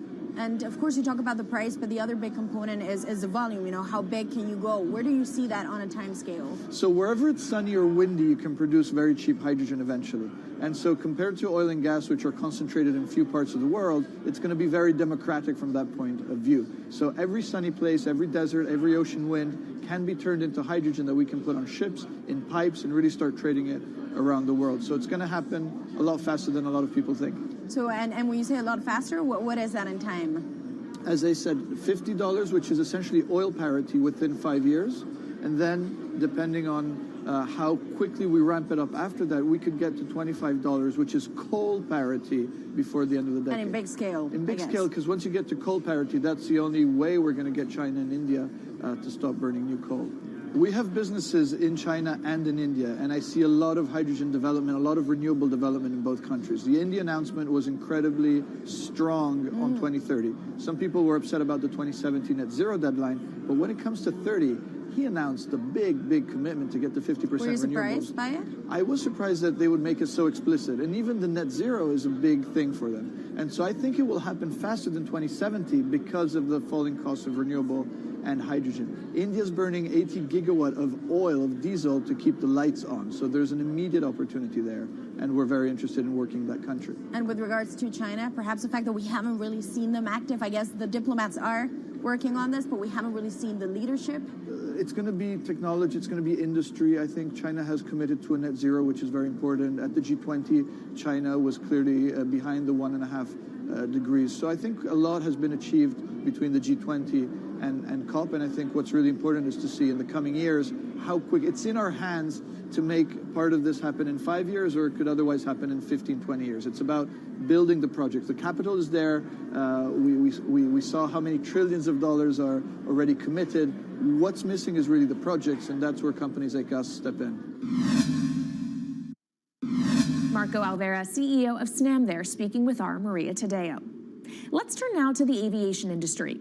It's a big contributor to global greenhouse gas emissions, and it's under pressure to change that. In October, the International Air Transport Association, a trade body representing airlines, approved a target of achieving net zero emissions by 2050. To achieve that, many airlines in the US and Europe are looking to buy sustainable aviation fuel made from renewable sources like used vegetable oil. Initiatives like these are pushing plane makers to come up with some radical new aircraft that will eventually cater to our growing appetite for travel without hurting the environment. We took a look at how Airbus, the world's #2 aircraft manufacturer, is stepping up to the challenge. How long until we can fly emission-free?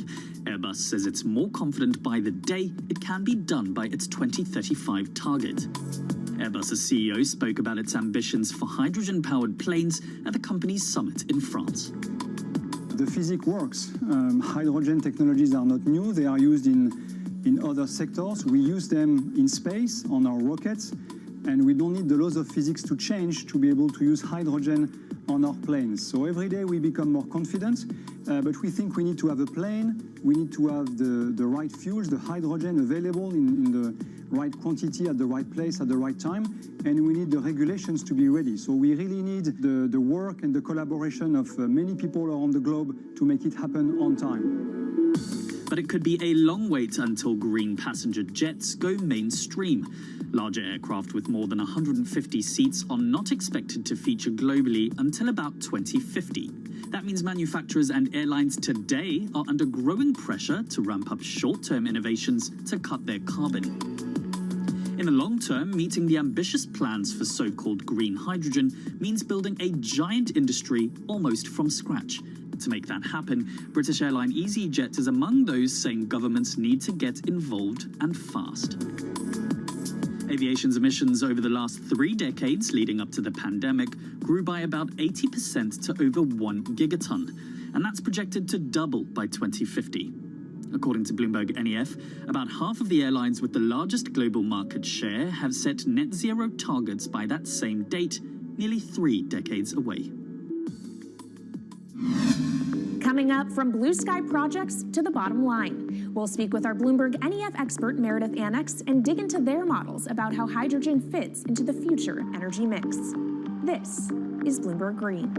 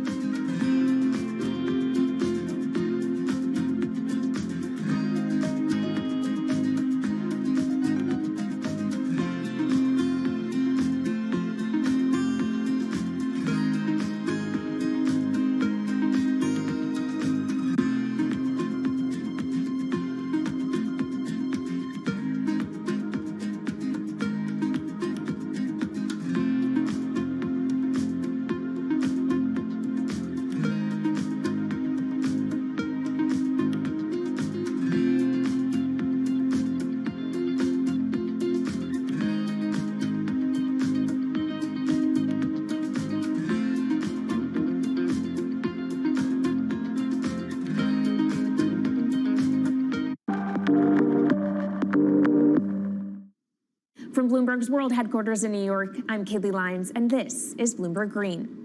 Now let's bring in Meredith Annex, our Bloomberg NEF hydrogen specialist, to talk more about how hydrogen could change the energy landscape.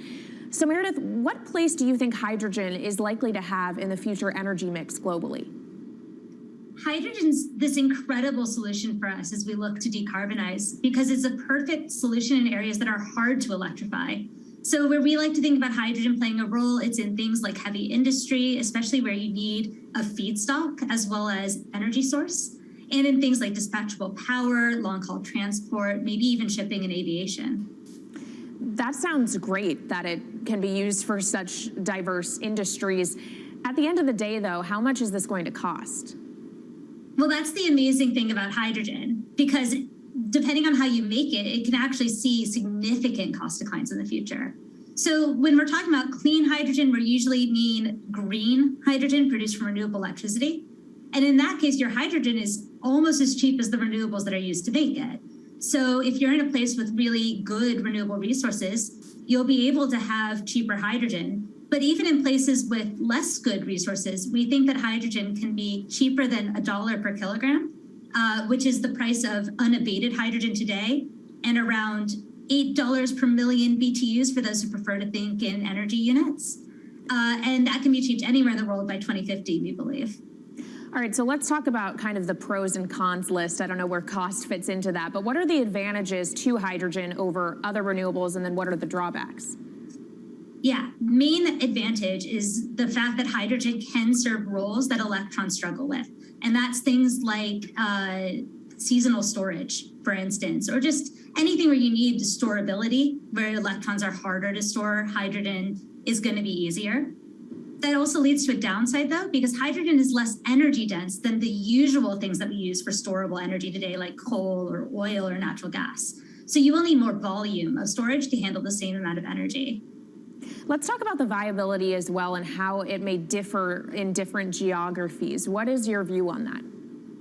Yeah, so for green hydrogen, again, from renewable electricity, really places with the best renewable resources, things like Latin America or the Middle East, even Southern Europe, have really, really good potential for producing hydrogen. And then when you're looking at blue hydrogen, which is produced from natural gas or coal with carbon capture and storage, we do see that becoming more expensive than green hydrogen in the future, especially as renewable electricity costs come down. But that can be a viable option in places like the US Gulf Coast or Russia, where you've got good geological storage for the carbon, as well as ample natural gas that's quite cheap.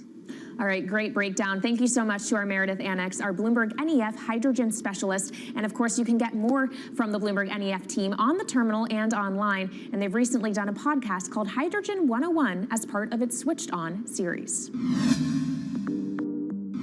So from iron ore titans pivoting to cleaner energy to talk of a hydrogen revolution, that's it from this week's edition of Bloomberg Green. We'll be back next week with a deep dive into the state of electric vehicles. And you can keep the conversation going by following us on YouTube, Instagram, and Twitter @Climate. I'm Kaylee Lyons from Bloomberg's World Headquarters in New York, and this is Bloomberg Green.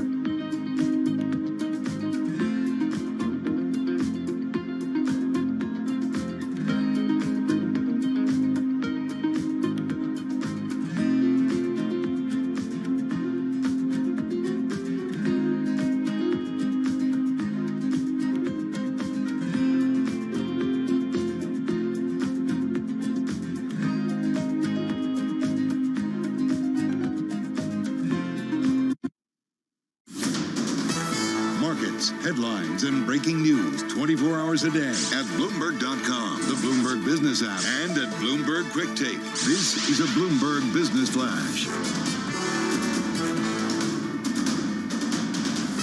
From Bloomberg World Headquarters, I'm Charlie Pellet. Higher across the board now. We've got ourselves a rally underway with the Dow, the S&P, NASDAQ all advancing. What a choppy day it has been. Right to the numbers. We'll fill you in on what's going on in a moment here. NASDAQ now up 2.2%, up 260 points. We've got the S&P up 48, up by 1.2%. The Dow up 163, up by 0.5%.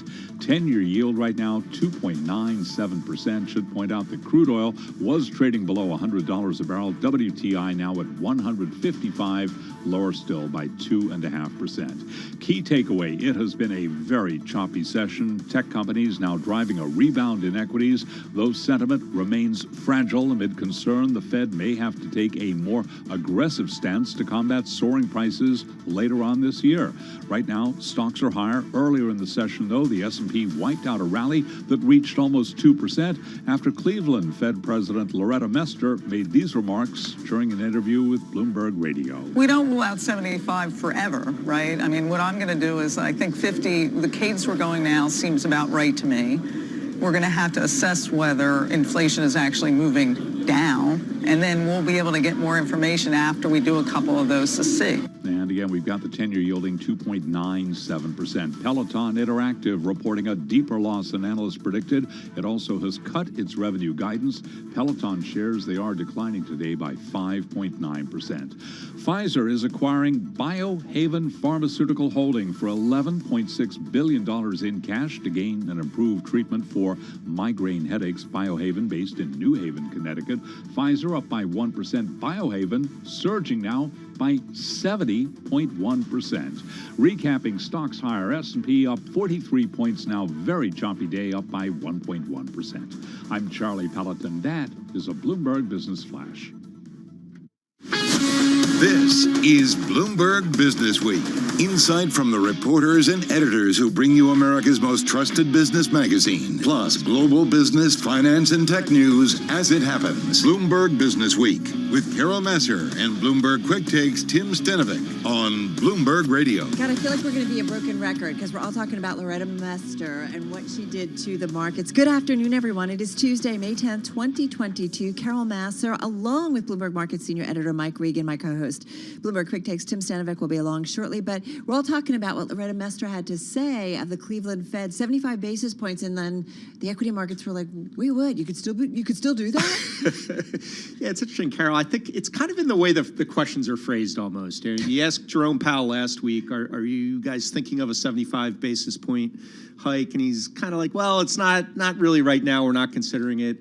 And you ask Loretta Mester, and it's more like, well, it's not completely off the table. So we're it's like, kids, get together here. Yeah. So, but the market's kind of shrugged it off eventually, and looking at a rally now. Right, we were down, but we're now bouncing back and heading towards our highs. All right, we're going to get more on the market narrative in just a moment. We're also going to get to some of our most read stories on the Bloomberg, including the Fed's warning of worsening market liquidity. We've got the algorithmic stablecoin experiment that crumbled. Janet Yellen was talking about that a little bit, Mike. And then pandemic darling Peloton. Not such a darling, and it hasn't been for some time. Yeah, absolutely. Getting clobbered today. Not my fault. I've been riding my Peloton diligently. But you're not buying a new one, right? That's true. But you're paying the monthly. I am paying the monthly, yep. All right, we've got a lot of earnings after the close, and we're going to talk about a crucial commodity. We're talking about chocolate with the CEO at Godiva, and then space exploration taking over the Robin Hood Foundation benefit last night. I've been to that benefit. It's wild. It's quite a party. Absolutely. All right, we'll get to that in just a moment. First up, though, the market drivers report. And let's set your Business Week agenda. Mike's going to chime in, and so too is Kriti Gupta, Bloomberg Markets correspondent, here in our Interactive Brokers studio. I feel like I have to be quite honest. I was watching the markets. I had to go away and do something. Then I came back, and then I had to go away. Yeah. I was kind of surprised to see the bounce back here because it was down just a little while ago. Yeah, and I think it's fair. I was actually a little surprised to see the bounce back as well. But in some ways, it does actually kind of make sense. And here's why. A lot of the moves from this morning were, in my opinion, technical based because we opened right out of the gates up, I think, 1.5%. It was this wild rebound. And then at about 40 4060, which is the level which is the May 2nd low. So one of the other kind of lows that a lot of people were watching in terms of how far is the bottom, is this the bottom, was 4060. So you said, right, literally it pierced that level, bounced right off of it, and then kind of just barreled its way through 4,000, which was the next technical level to watch anyway. And but for that, every time you saw some like kind of choppy action, it was bouncing off of these levels that were also in play. And for the record, for anyone who has a Bloomberg terminal, an easy way to find these levels is to just look up Bill Maloney's name. He does these, and they're almost magic. It's a total roadmap. And then it bounces off once again. I think this looks like a 3976, which is another technical level. So to me, it feels like this isn't fundamental. This is not a narrative to watch. This is purely just bouncing off some of these levels. And a reminder of how much, in terms of computer programs and things that just kick in right at certain levels. Yeah, absolutely. You know, where the buy orders are clustered. I do think it's interesting. The 3-year Treasury auction that we saw was very strong. Bonds sold for a lower than expected yield. The demand was really strong. So if interest rates are really front and foremost, I do think that might be adding a little bit of bullishness to, especially ahead of the CPI report tomorrow. You know, we're expected consumer price index to drop from 8.5% in March to 8.1% in April. So I don't know if we can say 8.1% is mission accomplished with inflation, but if it does... If it's a peak, right? If 8.5 was a peak, right, then that turns out, Kriti, to be something significant. Yeah. Yeah, and go ahead. Moving in the right direction, at least. Yeah, exactly. And you know, Guy Johnson earlier asked me, he was like, so if we surprise to the upside, what's the trade? And it kind of feels like there wouldn't be a trade, because that would be the norm in my view, because that's what we've seen for the last year and a half, that it's constantly surprised to the upside. And I think a lot of people would shrug their shoulders and kind of do whatever trade is in play right now. But if you did see the peak and it did come out perhaps cold, let's say it came out at 7.9 hypothetically, and the estimate there being 8.1%, then I think you would perhaps see a reversal. And also, it's important to keep in mind when you're looking at levels here, a lot of people were waiting for the S&P 500 to hit that 20% level. I think we're at like 18 or 19. So we're kind of due for something. The CPI report could be that catalyst. Yeah, absolutely. And then again, producer prices, PPI, later in the week on the 12th. And the estimate there, 10.7%. Again, wow, it's hard to even imagine. But again, down from 11.2. The core number, excluding food and energy, 8.9, down from 9.2. So these, I think, are the numbers to watch this week, to see if we really have put that peak in for inflation. I always also think about the incremental levels that it could come down. So if we're looking at, CPI going from 8.5 or core from 6.5 to 6, that's 0.5%. Like if you start to see big chunks going to the downside, you could work off those inflation numbers fairly quickly. It was theoretically, yeah. And then, the hope...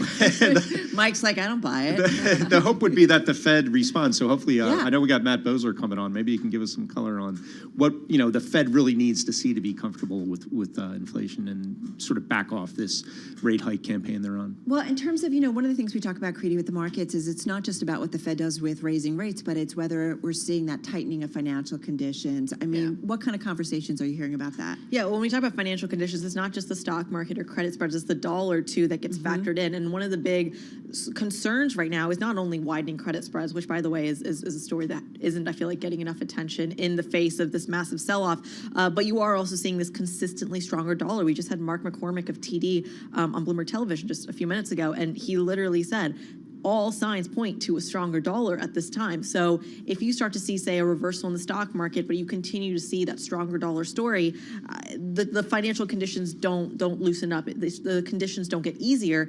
It just gets worse and worse. And there are ripple effects, right? Commodities and, of course, sovereign debt. Well, and speaking of inflation, did you guys see that Warhol and what it went for, the Maryland? Did you guys see that? It's going to be on the Bloomberg quiz this week. Fun fact, Paul Sweeney actually had that painting as a collateral for a deal he did back in Wall Street, in his Wall Street days. Yeah. Oh, my God. What deal was it? Did he say? He didn't say, but he said that it was seen as collateral because it was so valuable. Well, it went for a record $195 million, that Marilyn Monroe silkscreen by Andy Warhol, selling at Christie's last night for that record amount. Wow. Yeah, talk about, right? I mean, just cracking open a piggy bank. It's fine. I want to talk to Paul and find out a little bit more about that deal. He has a cool story. I bet he does. He always does. All right. Kriti, thank you so much. Kriti Gupta, she's our Bloomberg Markets correspondent. Mike and I are going to continue. Right now, though, we're heading out to D.C. and Nancy Lyons for World and National News. Hey, Nance. Thanks, Carol. President Biden says he feels the pain of American families struggling hard to make ends meet in these times of rising inflation. I know you got to be frustrated. I know. I can taste it. Frustrated by high prices, by gridlock in Congress, by the time it takes to get anything done. Believe me, I understand the frustration. Biden says prices are going up due to supply chain issues brought on by the pandemic and Russia's invasion of Ukraine. He says he wants to solve inflation by lowering costs for Americans, while he says Republicans want to solve it by raising taxes on American families. Well, lawmakers are moving forward with a nearly $40 billion Ukraine funding bill, perhaps as soon as this evening. Bloomberg's Amy Morris reports. Sources tell Bloomberg News the latest Ukraine funding bill totals about $39.8 billion, more than the $33 billion the president wanted, with $3.4 billion more for military aid, plus another $3.4 billion for humanitarian aid. The bill will not include COVID funding. President Biden says it's fine to send him two separate bills for Ukraine and COVID. Biden says he wants the Ukraine bill on his desk within days. In Washington, I'm Amy Morris, Bloomberg Radio. Netflix is moving toward launching a cheaper ad-supported plan later this year. It follows subscriber losses in the first quarter. The New York Times reports that Netflix told employees today that it is expecting to launch the plan in the fourth quarter of this year, but provided no details on pricing. Global news 24 hours a day, on air and on Bloomberg Quick Take, powered by more than 2,700 journalists and analysts in more than 120 countries. All right, Nance, thank you so much. Carol Master, along with Mike Regan of Bloomberg, watching the markets for us, and in for Tim. Tim's going to join us a little bit later on. In the meantime, we want to get to what is the most read story on the Bloomberg in the past 8 hours. It's got a great headline. JP Morgan's uninvestable call on China was published in Era. And so I feel like this harkens back to the tech boom when there was research and different things that were going out publicly versus what was being talked about internally about some of those tech startups. Right. Carol, as an editor, this story is warming to my heart because it says the JP Morgan's editorial staff in charge of vetting the bank's research asked for uninvestable to be removed from the 28 reports pen. They just weren't listened to. So everyone needs an editor, even Wall Street banks, apparently. So good job security for the likes of us here. This is like, whoops. The story reads by Kathy Chen and Hannah Levitt, says, in the button-down world of Wall Street research, JP Morgan's description of Chinese internet companies was an instant shocker. And apparently the word they used was uninvestable. The evocative label helping erase about $200 billion from the U.S. and Asian markets and prompted one Chinese tech company to downgrade JP Morgan's underwriting role on an upcoming IPO. It was also never meant to see the light of day, according to those familiar with the matter, who asked not to be named discussing internal deliberations. As Mike just mentioned, JP Morgan editorial staff in charge of vetting the bank's research asked for uninvestable to be removed from 28 reports penned by tech analyst Alex Yao and his team before they were published on March 14th, according to the People. And it was cut from, I guess, some cases replaced with unattractive, but it appeared in the published version of 4, including one on JD.com. Yeah. I mean, whoops. Yeah, well, this was a really hot topic there in the spring was, is China investable or not, given the regulatory crackdowns and everything else. So it still is a topic. It still is, right? And it's it's such a loaded word. What is really uninvestable? Could things be that bad where you really can't do any investing in the country? And I think this makes it clear that probably that was too strong of a word. Right. There's always the risk reward with anything. All right. This is Bloomberg Radio.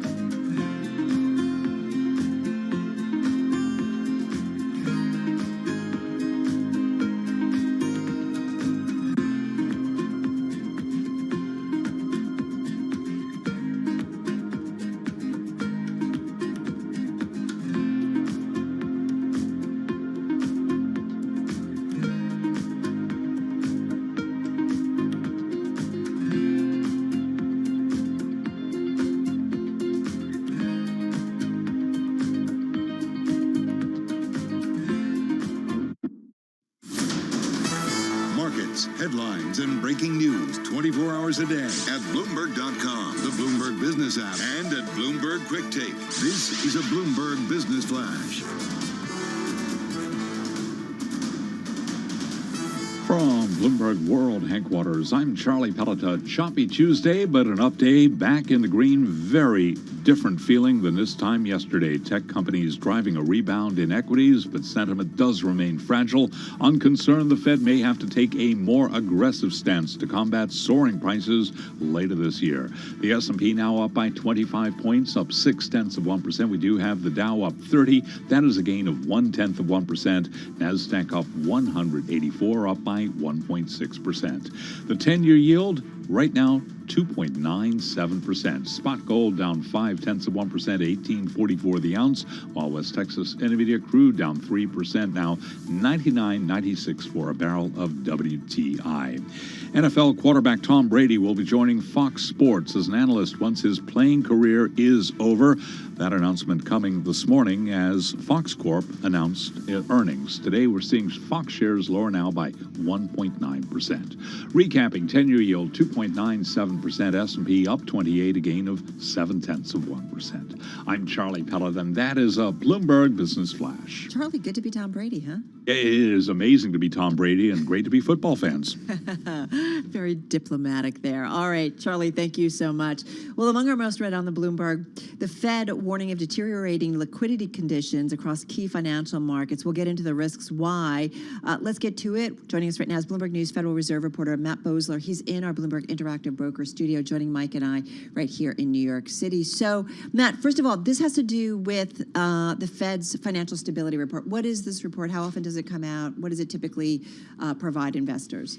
Yeah, so this is a semi-annual report that the Fed puts out twice a year. They go through sort of all of the different aspects of the financial system and various risks, whether it be market liquidity, funding risk, vulnerabilities such as potential shocks that could interact with, the structures of the financial system and so on and so forth.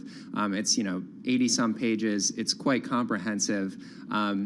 It sometimes comes, coincidentally on days when it seems like we're having big market meltdowns that are tied to the very risks that they are, flagging in the report like yesterday. So that's obviously unfortunate. But so just coincidental. Right, absolutely, yeah. But of course, that headline hitting the wire at 4 o'clock after a day like that, is always a sight to behold. But yeah, so the main thing that jumped out to us in the report yesterday was the market liquidity aspect of it and a lot of the risks they're flagging there. They've seen a real deterioration in some measures of market liquidity in the things that they tracked since November, the last time they put out their report. Obviously, there's a lot going on, and that's certainly top of mind at the moment. Matt, I'm wondering, did they at all sort of look in the mirror and point the finger in the mirror at their own policy as part of what's causing this liquidity to dry up? Yeah, well, there's a couple aspects of that, right? Certainly, they did talk about the market risks that come along with high inflation and the monetary policy response to that. Right. And so there was definitely a lot in there on, the potential for higher interest rates to interact with some of this dysfunction in markets that we're seeing that, could lead to more problems. Another thing that jumped out to us was the comments on house prices. Given how elevated house prices are, they were saying that, the housing market does seem particularly vulnerable to a shock right now. And do you think these risks are enough to influence the policy at all to make them a little bit more dovish than people are expecting? Or on the day when Loretta Mester says, we could do 75. Right. No, Don't rule it out. No, that's the really interesting thing, right? This is like kind of a separate division of the Fed that puts this report together than, the typical monetary policy workflow. And it doesn't really seem to have that effect, right? And even in the first couple pages of the report, they kind of go through and repeat a lot of what they have in the actual FOMC statement itself in terms of, kind of like, here's the world that we're looking at right now, here's what we're doing, and so on and so forth. And then here's 80 more pages on a bunch of other scary stuff.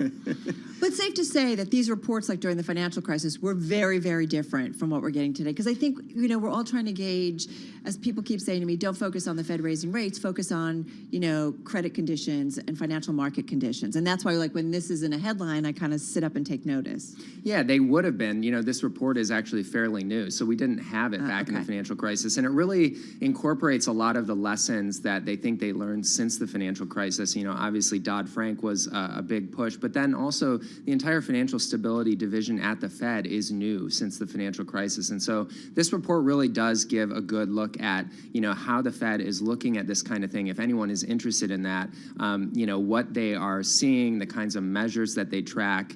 And if you have other opinions, then I think it is a good way to kind of compare, you know, what you might be interested in and what the Fed is looking at. Yeah, Matt, I wanted to ask you about that 75 basis point hike. You know, Loretta Mester basically telling Mike McKee that it's not completely off the table. And I remember Jerome Powell at the last meeting, his stance was more or less, well, we're not really considering it right now, if I remember correctly. I mean, are these two at odds with each other, or are they both sort of, you know, straddling the same notion that right now it's not really on the table, but no one wants to, you know, never say never type of situation for that?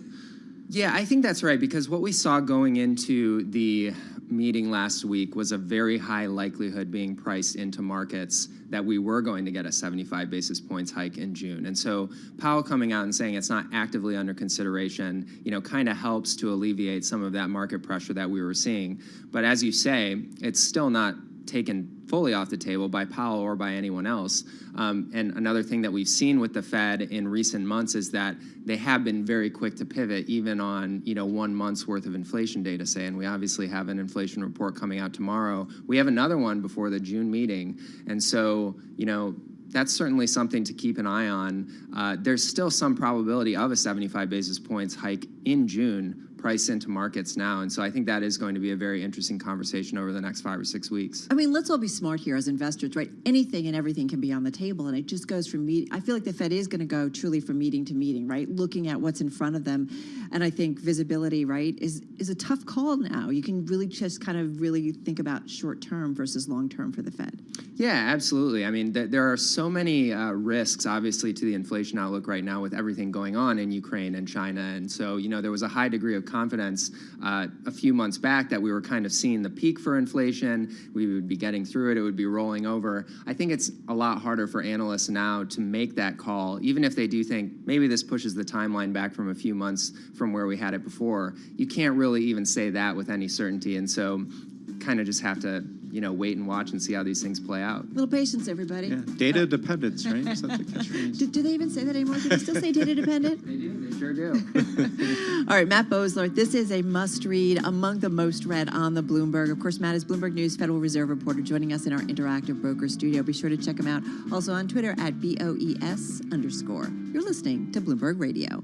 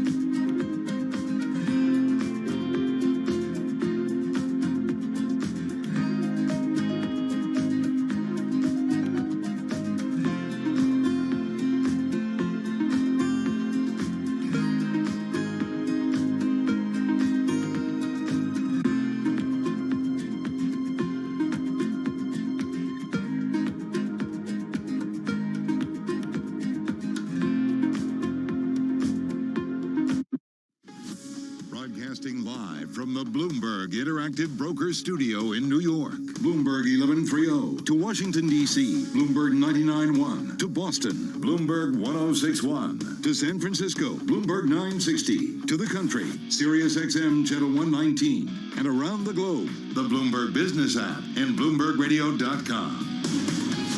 This is Bloomberg Business Week. Yes, indeed. You are listening to Bloomberg Business Week. Carol Massar along with Mike Regan of Bloomberg Markets joining us. Tim will be along in a little bit. We're going to talk a little bit about technology and healthcare kind of coming together to keep healthcare workers safe. And Mike, that has certainly been front and center coming off the pandemic. Absolutely. And I think a trend that's likely to just continue forever, really. You know, this merging of telemedicine and technology. It's definitely, I think, you know, your Kathy Wood type of investor, super laser focused on how tech can disrupt healthcare. I think it's, you know, it's an important topic that for investors and, you know, just general interest, you know, the rest of us. How are we going to be seen by doctors in the future? All right, first up, though, let's get a check on the trading day. Once again, here is Charlie Pellet. Hi, thank you very much. Choppy Tuesday. Moments ago, we had the Dow lower back in the green right now, right to the numbers, and we'll give you some color in a moment here. We've got the Dow now higher by 6, gain of less than 1/10%, swinging between gains and losses, and briefly there back in the red. We've got the S&P up 24, higher by 0.6%. NASDAQ up 174, up now by 1.5%. The NASDAQ 100 index up by 1.9%. Technology companies driving a rebound in equities as traders assess comments from several Fed speakers ahead of inflation data, CPI, tomorrow morning, 8:30 a.m. Wall Street time. 10-year yield 2.97%. Spot gold down $10 the ounce to $18.44, down 0.5%. West Texas Intermediate crude down 3.3%, $99.68 a barrel. Tesla's China factory is experiencing some disruptions and may see more curbs to production this week as Shanghai's long-running COVID-19 lockdown continues to impact supply chains. And in the U.S., there are ongoing questions about rising case counts amid evolving COVID variants. Dr. Amish Adalja is senior scholar at the Johns Hopkins Center for Health Security.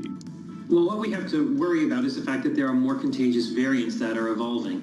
BA2 and now an offshoot of BA2, that is the most transmissible version of the virus that we've seen. And you couple that with people back to their activities, yes, you're going to see cases go up. But what you have to really keep an eye on is hospitalizations in terms of what percentage of hospital capacity are they at. And from that standpoint, I think we look good because cases are always going to go up and down. This virus is going to be with us. Our goal is to make it tamer and shift it to a milder spectrum of illness. And I think that's what we're achieving. Dr. Adalja, interviewed on Bloomberg Surveillance. The Johns Hopkins Bloomberg School of Public Health is supported by Michael R. Bloomberg, founder of Bloomberg LP and Bloomberg Philanthropies. Vaccine stocks, for the most part, higher. Pfizer up now by 0.6%. Its German partner BioNTech, the ADRs there up 2.5%. ADRs of AstraZeneca up 1.6%. Moderna down now by 1.9%. Johnson & Johnson down 0.2%. If you want to feel old or perhaps just rush out and become a collector, Apple is discontinuing the iPod, a groundbreaking device that upended the music and electronics industries more than 2 decades ago. It is no more. The company announced today is ending the iPod Touch, the last remnant of a product line that first went on sale in October of 2001. I'm Charlie Pellet. That is a Bloomberg Business Flash. Rest in peace, right, Charlie? Exactly. I was around for the Walkman, and of course, everybody in our audience, raise your hand if you remember briefly the Zune.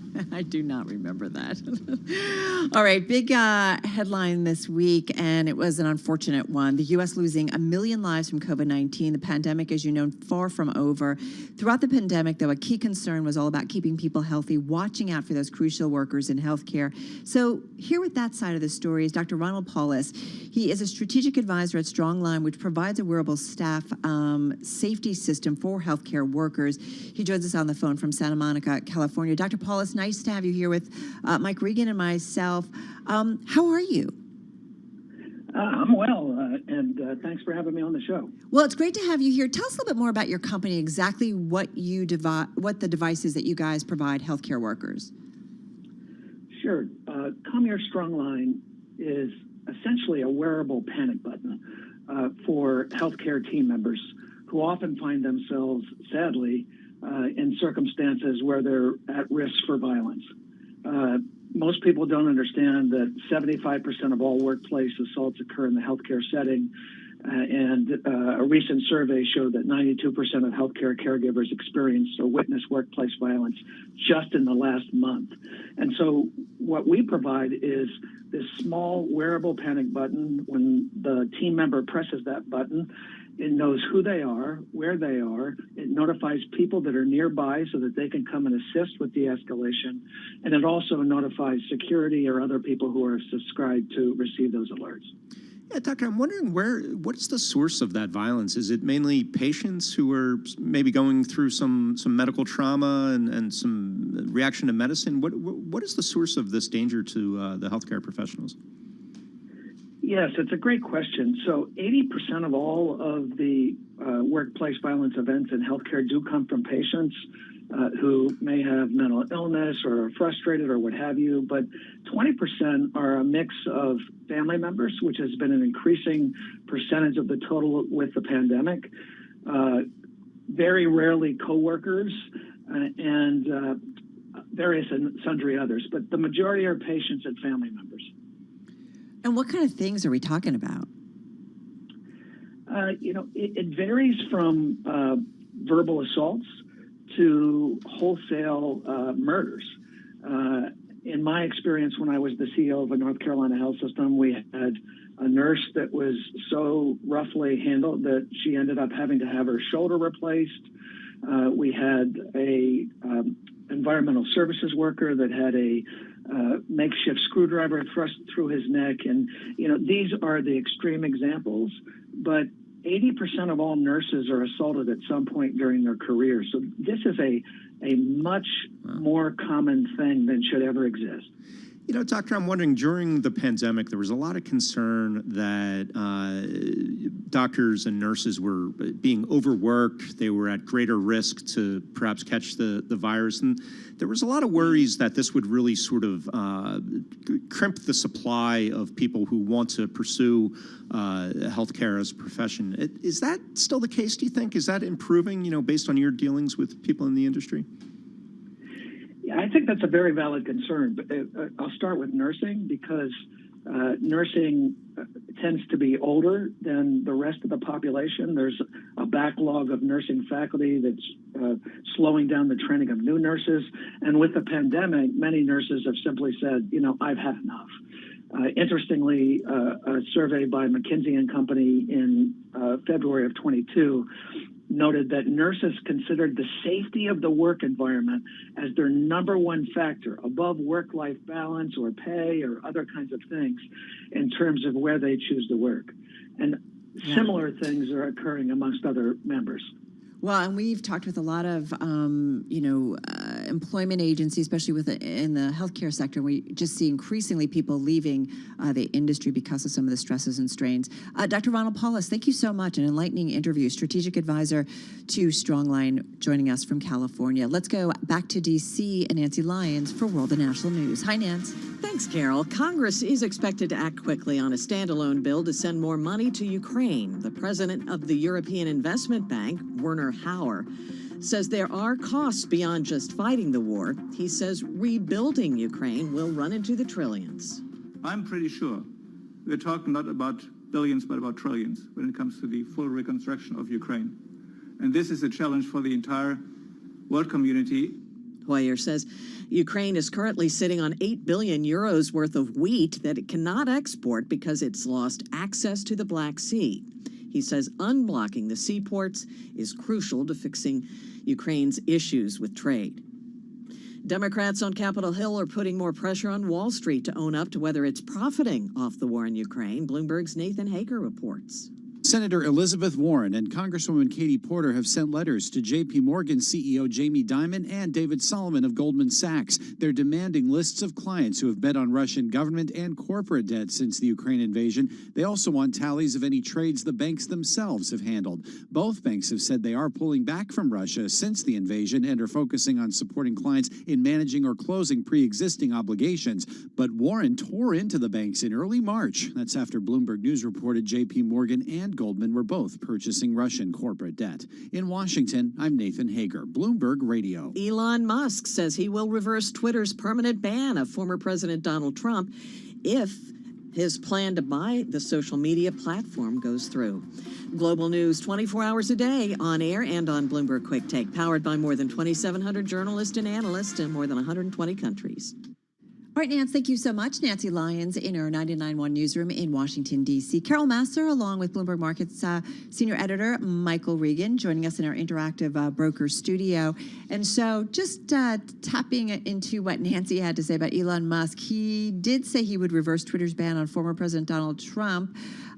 He was speaking virtually at a Future of the Car event hosted by the Financial Times. Yeah, very interesting to see how this will play out, Carol. You know, obviously Trump has went and created his own competitor to Twitter. And says he doesn't want to be on Twitter, and says he doesn't want to be on Twitter. But I don't know. I feel like that urge to tweet will overcome him eventually. I think he'll get back on there if given the chance. Hard to imagine him not tweeting when given the chance. Pretty heady, right? Like, I mean, if you think about how active he was, it's funny because I am on TweetDeck and I follow, I have my own little things that I do, but I used to regularly follow the president, right? Any of us in the news industry kind of had to, because he would talk about major policy initiatives, among other things, but he would say things that could potentially move the markets. Oh, absolutely. I mean, that's why on the terminal we have Trump tweets. We actually would bring his tweets into the terminal but you're right. You never knew what was coming next, and market moving many times. I mean, obviously that's not going to be the case while he's out of office probably, but his ability to sort of influence the narrative and the national discourse on any manner of issues is,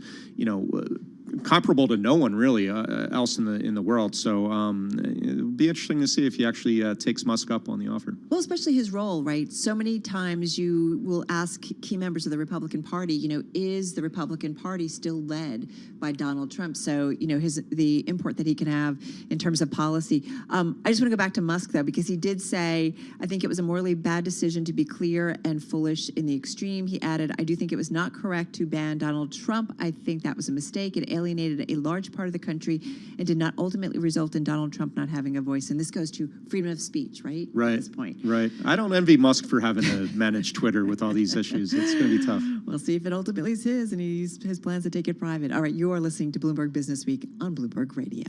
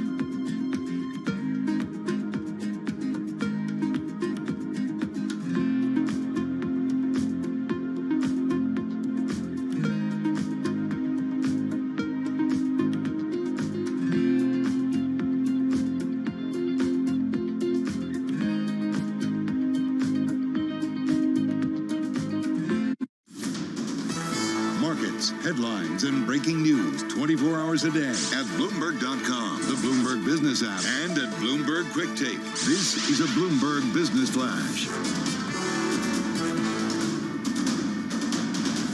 From Bloomberg World Headquarters, I'm Charlie Pellet. Choppy session right now. A volatile Tuesday with the Dow now back in the red, down 47 points. Drop right now of 0.1%. The S&P, NASDAQ 100 index, Russell 2000 all holding on to gains. S&P up now by 23, a gain there of 0.6%.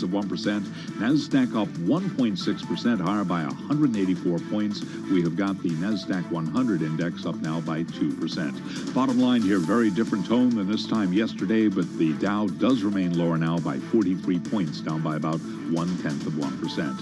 10-year 2.98%, spot gold down 11.50 the ounce to 18.42, down 0.6, and West Texas Intermediate crude right around $100 a barrel, $100.05 right now. It is lower by 3%. Tech companies driving that rebound in equities. Traders are assessing comments from several Fed speakers ahead of inflation data out at 8:30 a.m. tomorrow morning. The CPI report complete coverage as that number breaks right here on Bloomberg.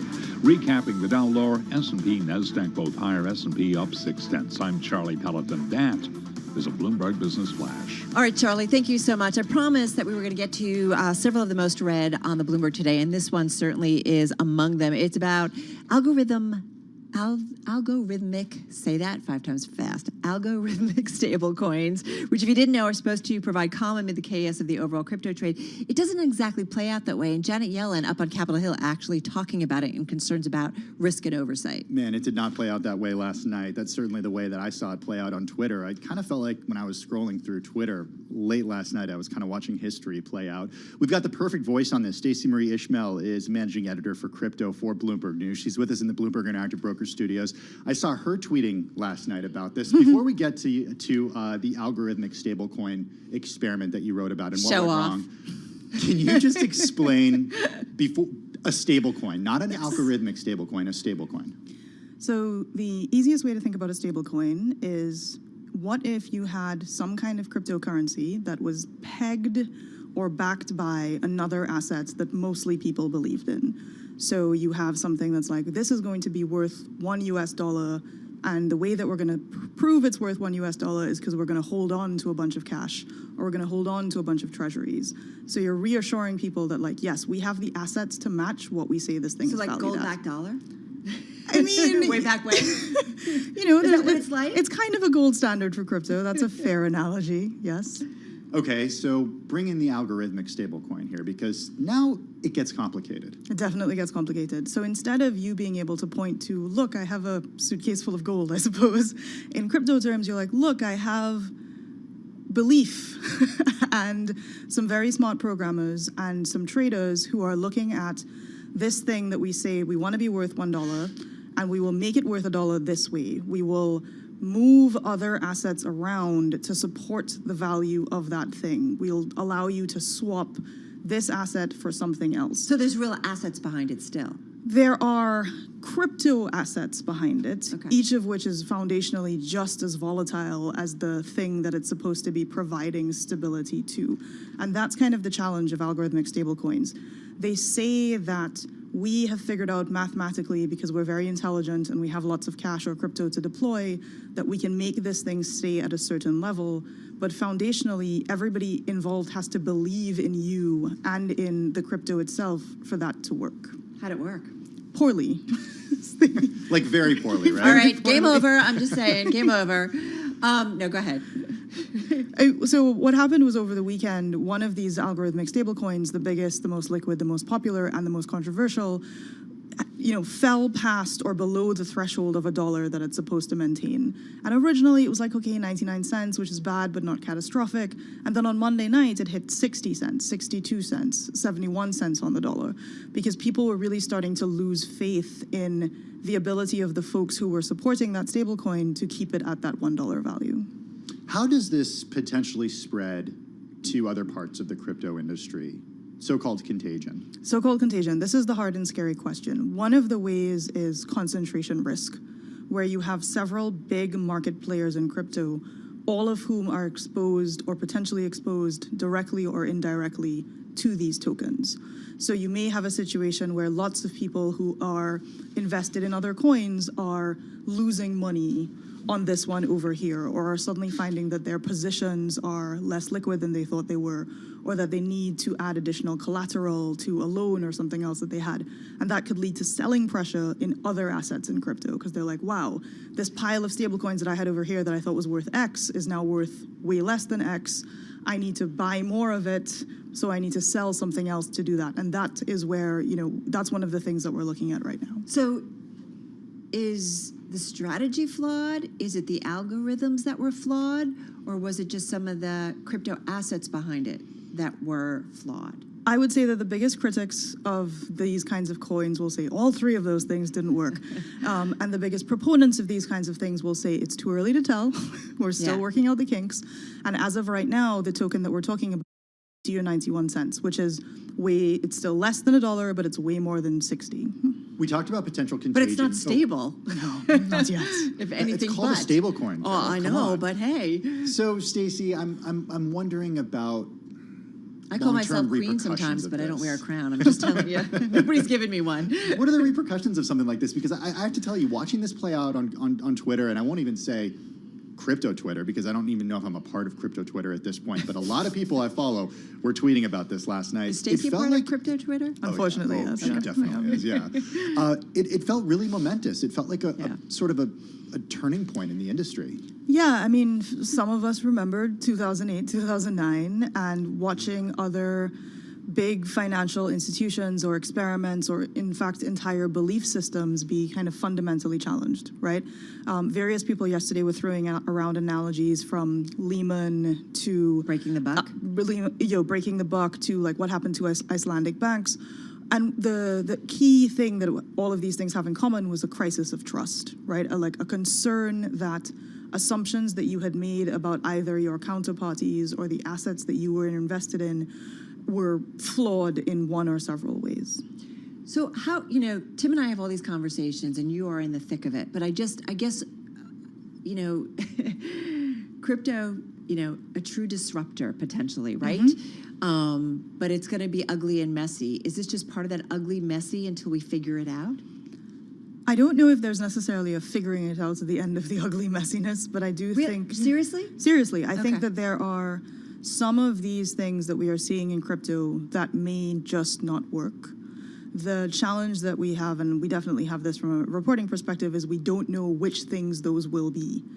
And it's sometimes the things that can look very successful right now or look really good in a bull market don't work at all in a bear market, and vice versa. So is it, I think the analogy to the internet, the .com era. Yes. Like, can we do that? Like, there are some .coms that are not here. Correct. And there are others that have just exploded. That is correct. So is that how we need to look at it? That is absolutely the analogy that I think is the most useful. It's like, but you don't know who's going to be pets.com and who's going to be Amazon. I didn't want to say it. But can this... Whatever happened with the algorithmic stablecoin just in the last 30 seconds that we have, can that live in a vacuum away from the rest of the crypto industry? No, because the players are too concentrated, and there are it's like a 1.5 degrees of separation situation with the big influences. Is more regulation coming? Janet Yellen talking about it on Capitol Hill. I mean, you'll hear it first on Bloomberg if it does. Do the regulators really even understand this stuff? Some of them really do. Do they? Yeah. On Capitol Hill? Some of them really do.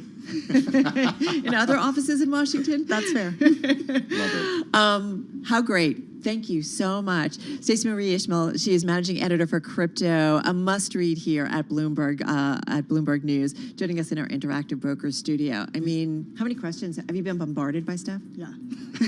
She is. She's already taken off her headphones because she's got more places to be. By the way, if you want to be part of crypto Twitter and follow her, she is at S_M_I on Twitter. I understand more, courtesy of her. All right, you are listening to Bloomberg Business Week. Carol Massar along with Tim Stanovic here at Bloomberg headquarters in New York City. This is Bloomberg Radio.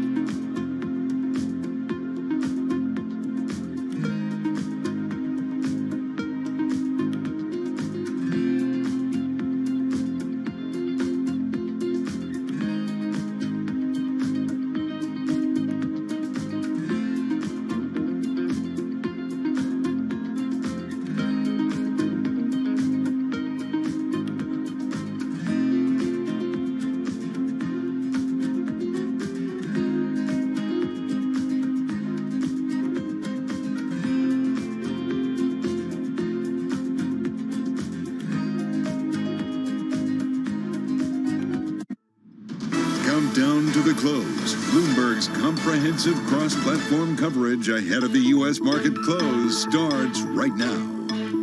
This is Countdown to the Close. Just 60 minutes left in your trading session. Caroline Hyde, Romaine Bostick, Taylor Riggs, joined now by our colleagues Carol Massa and Tim Senovic, as we welcome, as we do each day, our audiences across TV, radio, YouTube to dissect what is volume significantly higher and, well, the stock market higher for now. Yeah, but blink and you might miss like a move in the direction, because what a wacky day. Certainly some outperformance we're seeing in the tech names. In particular, though, the semiconductor index, the SOX, really taking off in today's session, up about 3.7%. This is it coming off its lowest close in more than a year. And you also had Microchip out with results. Fourth quarter, a beat, and then also some optimism about the outlook. But maybe investors just thinking the sell-off, Tim, in those chip names just overdone and coming in and buying. Well, maybe people think that the sell-off in crypto over the last 5 days has been overdone, because we are finally seeing Bitcoin higher right now by 2.2% off of that $30,000 level. Snapping a 5-day slide, cut its price over the last 5 days by 20%, Caroline. Wow.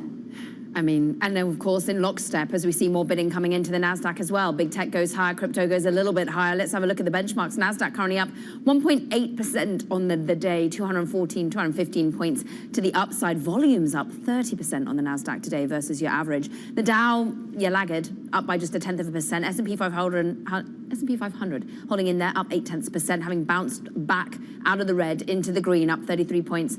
The Russell 2000 not faring all that well after being beaten up somewhat. Down, we're currently up 0.4%. That's just 7.6 points higher. The internals of this market, at least underneath the surface, look a little bit better than yesterday. Energy, of course, still the only sector in the green for the year. On the day, it looks maybe a little bit more risk on, Romaine. Energy, tech, discretionary. Of course, those are leading up 0.5% to about 2.7% actually on tech. But down at the bottom, a little bit of an unwind of some of those sort of defensive trades, if you will. Staples, utilities, real estate, you're off anywhere of up to 2%. Yeah, well, Apple reasserting itself, and that's always a good sign, at least on the temporary basis. Remember, yesterday, it came within a whisper of actually losing its title as the world's most valuable company, at least publicly traded company here, up about 3% here on the day. You were just talking about the chip stocks, Carol, NVIDIA, helping to lead that charge there, up about 6% here. I want to bring your attention to SoFi. Those shares down about 6% here on the day. They were already under pressure coming into this morning after we got those earnings out of Upstart here, the AI lending platform, suggesting that there are a lot of sort of broader macroeconomic cracks that company was dealing with. SoFi was scheduled to report earnings after the bell. Those earnings came out early, mistakenly apparently, but those numbers are out, and unfortunately they're not good. Basically, I won't go through them all, but they basically missed on a lot of key metrics here. So investors are really starting to reevaluate that space. Of course, some of the loan moratoriums coming out of the Biden administration with regards to education loans, that's also weighing on things as well. And keep an eye on X-Ray. This is dense supply. Of course, they make a lot of dental equipment. Those shares down here on the day. This after the company said it won't file its quarterly report on time amid an internal investigation related to the misuse of funds. Never good to come out with that kind of a statement, huh? That doesn't sound squeaky clean.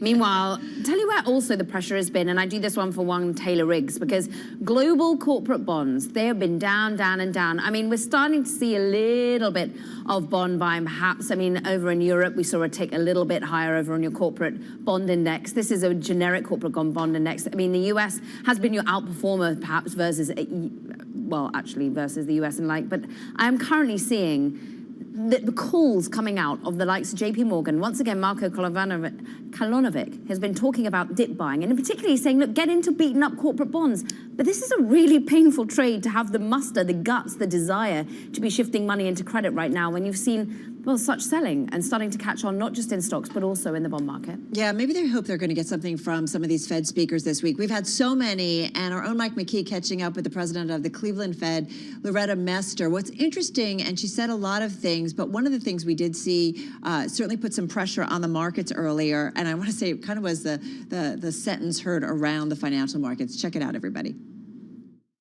We don't rule out 75 forever, right? I mean, what I'm going to do is I think 50, the cadence we're going now seems about right to me. In the second half of the year, we may have to, if we don't have inflation moving down, we may have to speed up. But if we see inflation moving down and demand moving down more than, we might be predicting, then we can adjust at that point. All right, so Loretta Mester, the president of the Cleveland Fed, talking with our Mike McKee. You know, I said not exactly, or was initially like kind of the shot heard around the financial markets, but we rallied off of that. What's interesting, though, she talked about getting back, Tim, to 2% inflation, but she said not this year and probably not next year. And it'll be interesting to see, maybe we'll be reminded when we get that CPI print tomorrow. I was a little surprised to see markets move off of this comment because, of course, you know, the Fed is not going to rule anything out. If you get a really hot inflation print this month or next month, then the Fed is going to have to act more aggressively. It's not that much different from what we heard from Jay Powell last week when we did see that relief rally. Yeah, and we should point out, too, I mean, I know everyone sort of made a big deal out of Jay Powell basically saying that 75 basis points likely isn't on the table. But I think it gets to this idea of gradualism, right? The idea that the Fed, at least in the past, whether it's raising rates or cutting them, has always sort of tried to take an approach of gradualism. And it has appeared to be that Powell was basically saying, okay, 50 points is going to be our gradualism rather than the 25 basis points. And I think Mester is correct here. You have to really come out and you have to tell this market that, yeah, we may be following Powell's lead here, but at the end of the day, some of us are coming to the table with 75 basis points in our pocket, and that's going to be on the table. It's going to be discussed. Whether or not Powell wants to follow through with that, that's a whole nother debate. Economic pressure, monetary comments, of course, even political pressure. If you think about a president, Caroline, that's also coming out today and speaking out about inflation as well. You had gas prices at the pump, another fresh record high today. The average is something like $4.30, $4.40 a gallon. So really starting to see as we push forward to that big number tomorrow. Maybe some inflation hedges could be an art, hey? As we saw overnight, what is $195 million spent on one Marilyn Monroe Andy Warhol piece? Although, I mean, people are saying it could even get to 400 million. So maybe the animal spirits went out there as much. At least some markets are working, right, Caroline?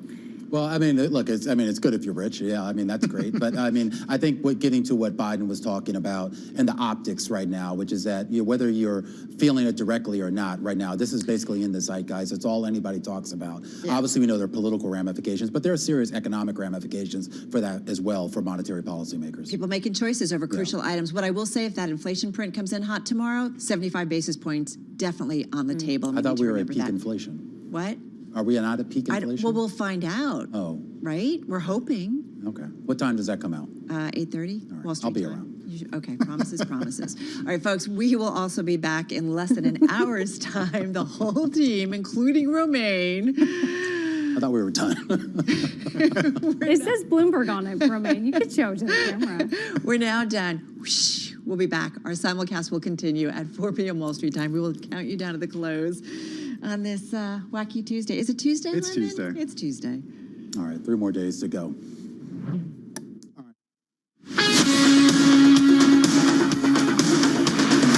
You're listening to Bloomberg Business Week with Carol Massar and Bloomberg Quick Takes Tim Stenovic on Bloomberg Radio. Algorithmic stablecoin, should we blame that? Yeah, that was definitely the perpetual motion machine of the whoosh. In the chat, in our internal group chat right now, Faith is saying she's the line producer of the show for the TV show. She said that she liked Carol's attempt at a whoosh. Nice job, Carol. Thank you. I too can be a graphical element, among other things. I can't be an algorithmic stablecoin, though.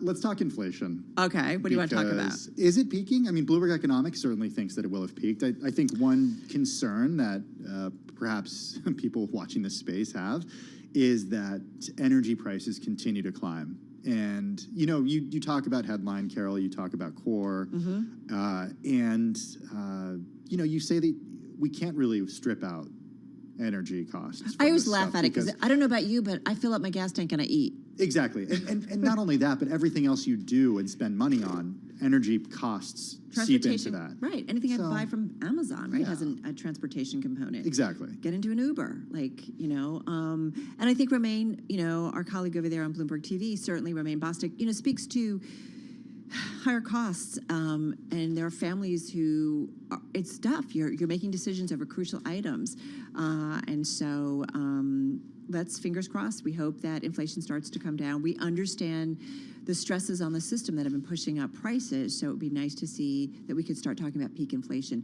But it's going to take more than 1 month. I want to see that trend line come down. Exactly. 1 month does not, make a trend, right? Exactly. All right, swoosh. Let's get to world and national news. Over to Nancy Lyons in D.C. Hey, Nance. And Biden admits rising prices are hurting American families, and he believes increasing competition will help. He also says relieving supply chain issues will reduce inflation. Easing these bottlenecks and making our supply chains more secure is a major focus of my economic strategy. So things move more quickly. Prices go down, not up. Biden faulted Republicans for not having a plan themselves for dealing with inflation. The nation's top intelligence officials have been briefing the Senate Armed Services Committee today about Vladimir Putin's invasion into Ukraine. Bloomberg's Irv Chapman with more. The director of the Defense Intelligence Agency, General Scott Berrier, said neither side is winning and Putin doesn't have the current force structure to achieve his aims. Right now, with the stalemate as it stands, if Russia doesn't declare war and mobilize, this stalemate's going to last for a while, and I don't see a breakout on either side. If they do mobilize, that'll bring thousands more soldiers to the fight, and even though they may not be as well trained, they will still bring mass and a lot more ammunition. And Putin did not use his World War II victory celebration speech to declare all-out mobilization. In Washington, Irv Chapman, Bloomberg Radio. CVS, Walgreens, Walmart, and Target are among the retailers now limiting purchases of infant formula in light of ongoing shortages. Michigan Senator Debbie Stabenow, a Democrat, says the shortages are a result of a recent recall, supply chain issues, and the lack of competition in the marketplace. Global news 24 hours a day, on air and on Bloomberg Quick Take, powered by more than 2,700 journalists and analysts in more than 120 countries. I'm Nancy Lyons. All right, Nancy, thank you so much. Nancy Lyons in our 99.1 newsroom in Washington, D.C., not 0.1.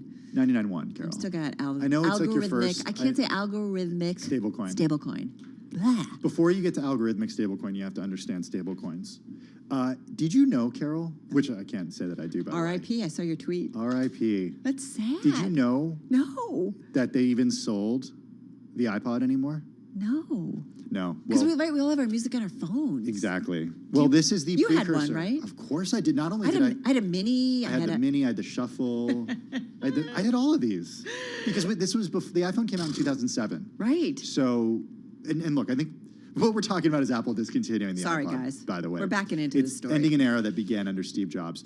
Mark Gurman had a really good point about this. He said that a lot of what we do today with mobile devices can be traced back to the iPod. They have their origins on the iPod. The first iPod, coming out back in October 2001, that's when it came out, it had an actual hard drive in it. So it wasn't flash memory, right? You remember holding this thing and you could actually feel the hard drive spinning. So it meant that you couldn't actually run with it because it wasn't... Because you'd mess it up, right? It would skip. Yeah. I mean, people who don't remember that 20 years ago, are basically being like, what are you talking about, Tim? But it was literally a hard drive that you carried around. Right. And just think about how much it has progressed. Yeah. And how much now our phone does, holds our music and so much more, right? But What are you thinking? I'm thinking that Apple was so brilliant in killing one of its most important product lines with the iPhone. When it Willing to came disrupt its own innovation. Exactly. Right? That's key here. Yeah. I mean, I guess that's what's cool about this company, right? In terms of what it does. Yeah. And it's pretty amazing, right? You think about what kind of a moneymaker it probably was for the company, and then willing to do that. I never thought about it that way, that it was willing to kill that in order to come out with, right? What's funny is the watch didn't kill the phone. Now people just have both. Cool. How about that for a smart strategy? Ka-ching. This is Bloomberg.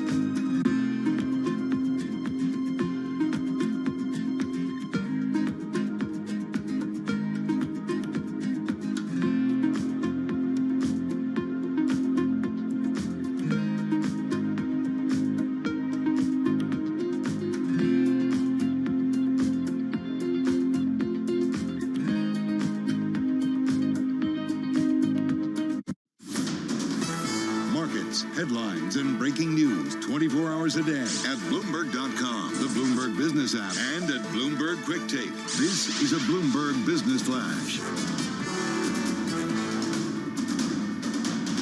From Bloomberg World Headquarters, I'm Charlie Pellet. It has been a volatile Tuesday. Stocks are higher. For now, the Dow, the S&P, NASDAQ all advancing. Tech shares leading the way higher.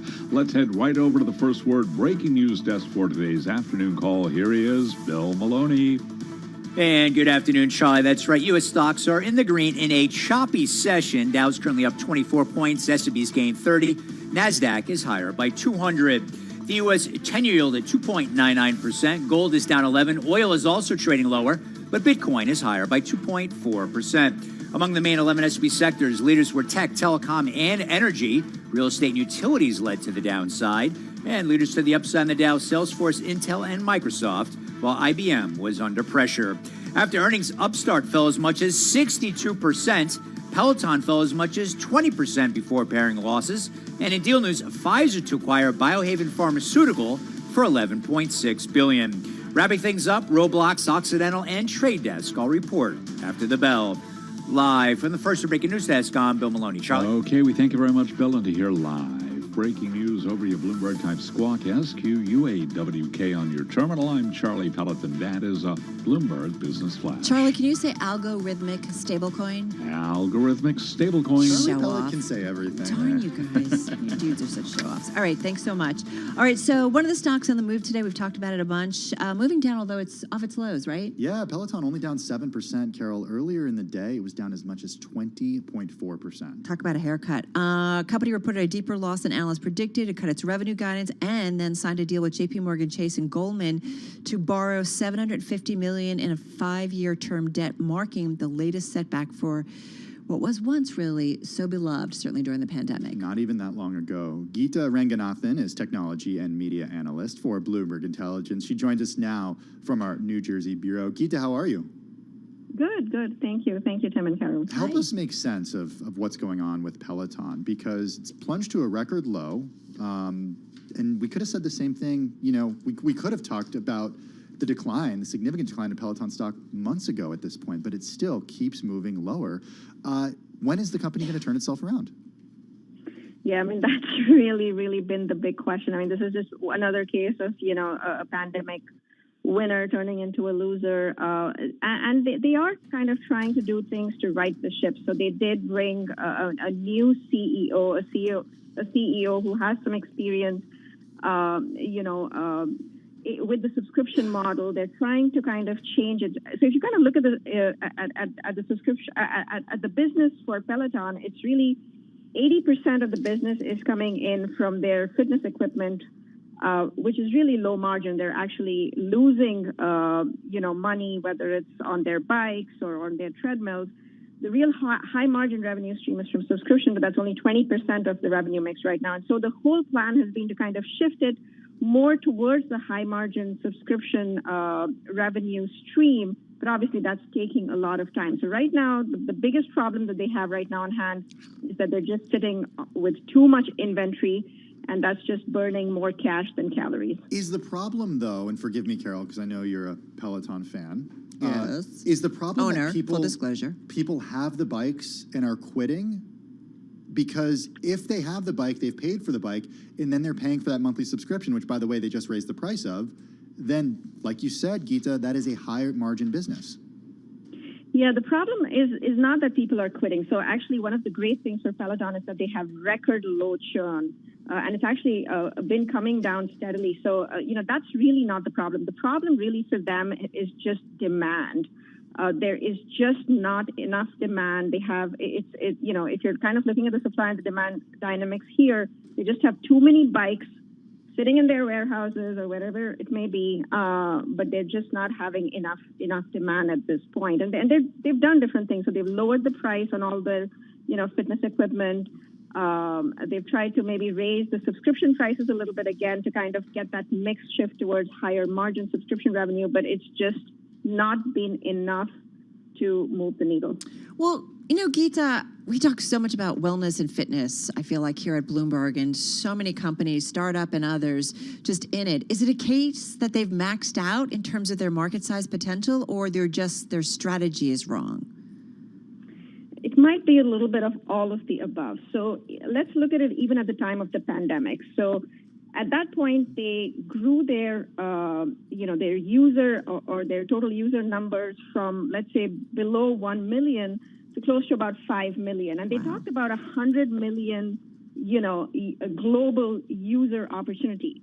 I mean, you're looking at it, so they had 5 million 5 million members, which was a good number, and obviously the growth was explosive at that point. But you look at it now when, economies are reopening, when everybody's going outside, when, you're going back to the gym, and you really have to think whether that 100 million number is even feasible right now. So I think they're almost facing a little bit of an existential crisis. Is this model even going to work, in a new world where, everything is reopening?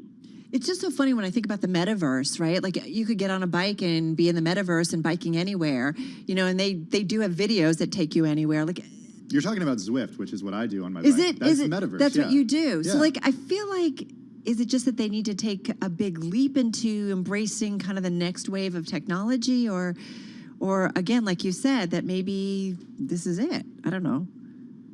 Yeah, and so that begs the question, do they have the wherewithal to do that? Because right now, the way that, their current model is working, or rather not working, is that they're really burning through so much of cash. And so the problem for them right now is to just be free cash flow break even. There's no profitability right now. There's so much of inventory sitting there. How do they get rid of that? They do have to do something transformative. One just wonders whether they're going to be able to do it, or does somebody need to come in? Does an Apple, does a Nike need to come in and kind of buy this and turn this around? Well, the price is right at this point, isn't it? I mean, shares have just crumbled more than 80%. So Peloton is it's just over a $4 billion company, roughly. Who could come in? And that's yeah, go ahead, Geeta. No, and that's exactly what activists have been suggesting, Tim. So, we've had Blackwell's, which has been very, very vocal about this, and, asking them to somehow sell the company. And we had some reports last week saying that they were looking to kind of find a strategic partner who would, invest, take a 20% stake or so in the company. I'm not sure they've actually had or made any progress on that front. But in terms of like parties, maybe, a Nike, maybe an Amazon, maybe an Apple. Yeah. Again, fascinating. God, this story it's just a fascinating one. Hey, Geeta, thank you so much. Always appreciate Geeta Ranganathan. She is technology and media analyst at Bloomberg Intelligence, on the phone in New Jersey. Peloton shares off their lows, but still down about 8% in today's session. Stock is down 63% year to date alone. You're listening to Bloomberg Radio.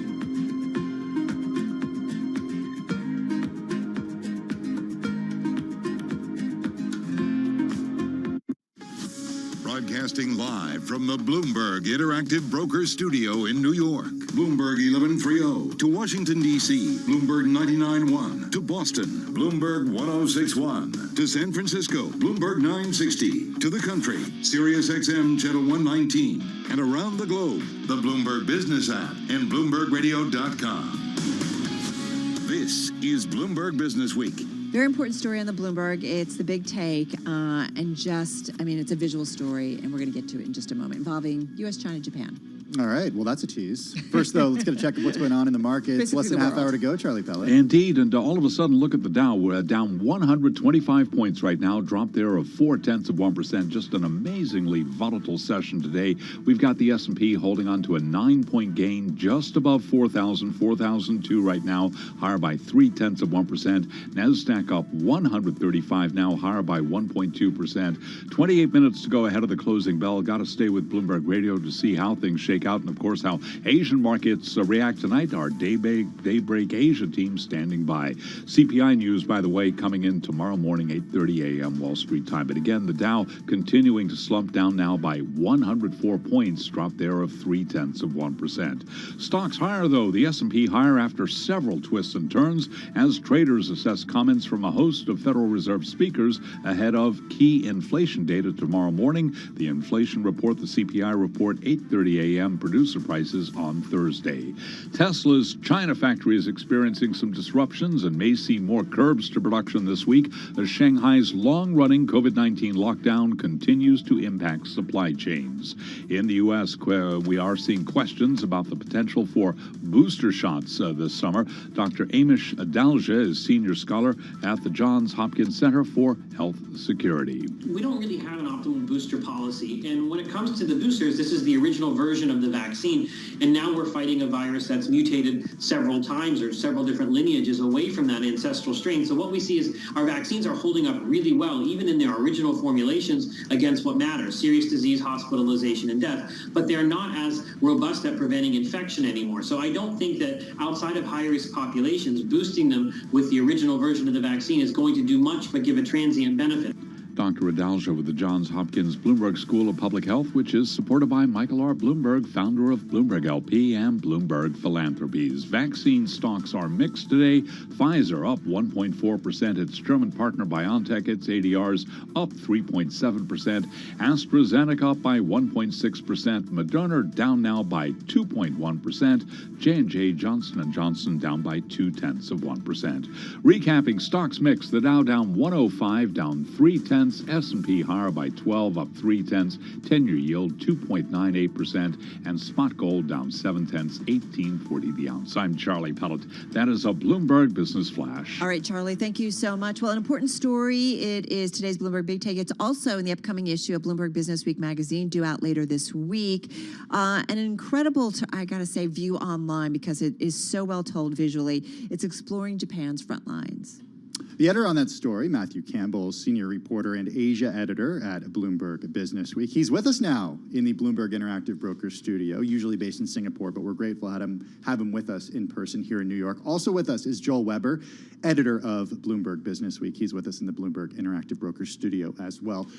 Joel, just start by taking us to this island that's closer to Shanghai than Tokyo, a controversial airbase that's nearby is dividing local communities. It's actually a series of islands. And what's interesting, I think Americans would probably be most familiar with Okinawa, which is one of them. And this series of islands, you end up closer to Shanghai and mainland China than to Tokyo, which is pretty incredible when you see it on a map. And I do recommend reading it online because the immersive experience that we built for this story is pretty incredible.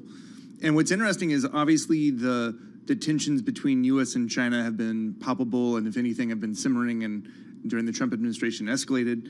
And this is like a little quiet area that's right next to Taiwan. As we've been talking about Ukraine and the tensions there, obviously a lot of Taiwan interest has been piqued, I think.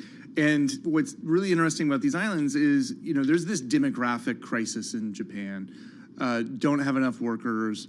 A lot of the workers that they would have on these islands have traditionally come from China. And obviously with zero COVID, China has not had that. That means there's no tourism dollars coming from China as well.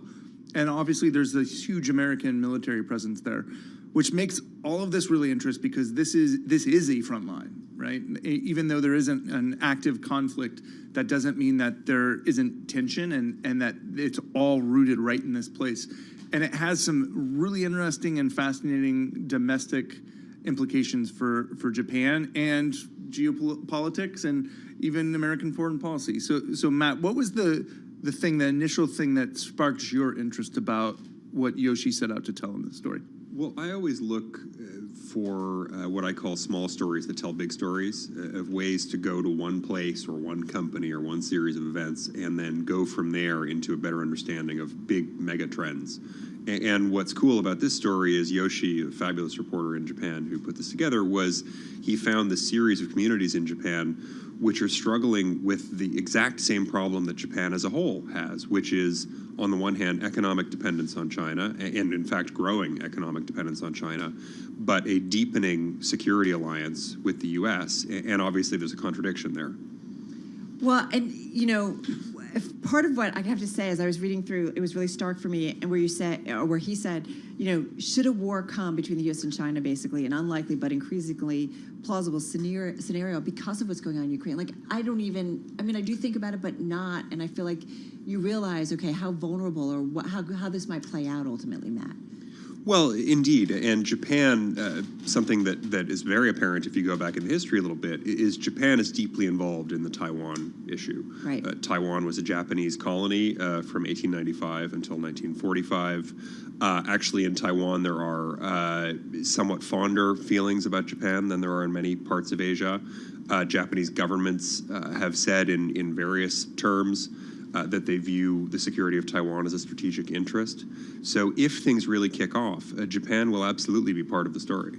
What's happening militarily on the islands? Well, there are two things happening. One is Japan is an increasingly strong military power. Military spending in Japan has increased dramatically over the last decade or two, and will continue to do so. And the other thing is, as the U.S. pivots more of its security strategy toward containing China, a huge amount of that investment ends up in Japan overall, and particularly in places like Okinawa, which has something like 70 U.S. military bases on one island, if you can imagine that. So really, this is the front line of geopolitical conflict. Let's actually dwell on that first point a little bit longer, because what it reminds me of a little bit is where Germany is at right now, right? And you have Germany, which has basically been out of military spending since World War II, and is now starting to assert itself and wrestle with what that means.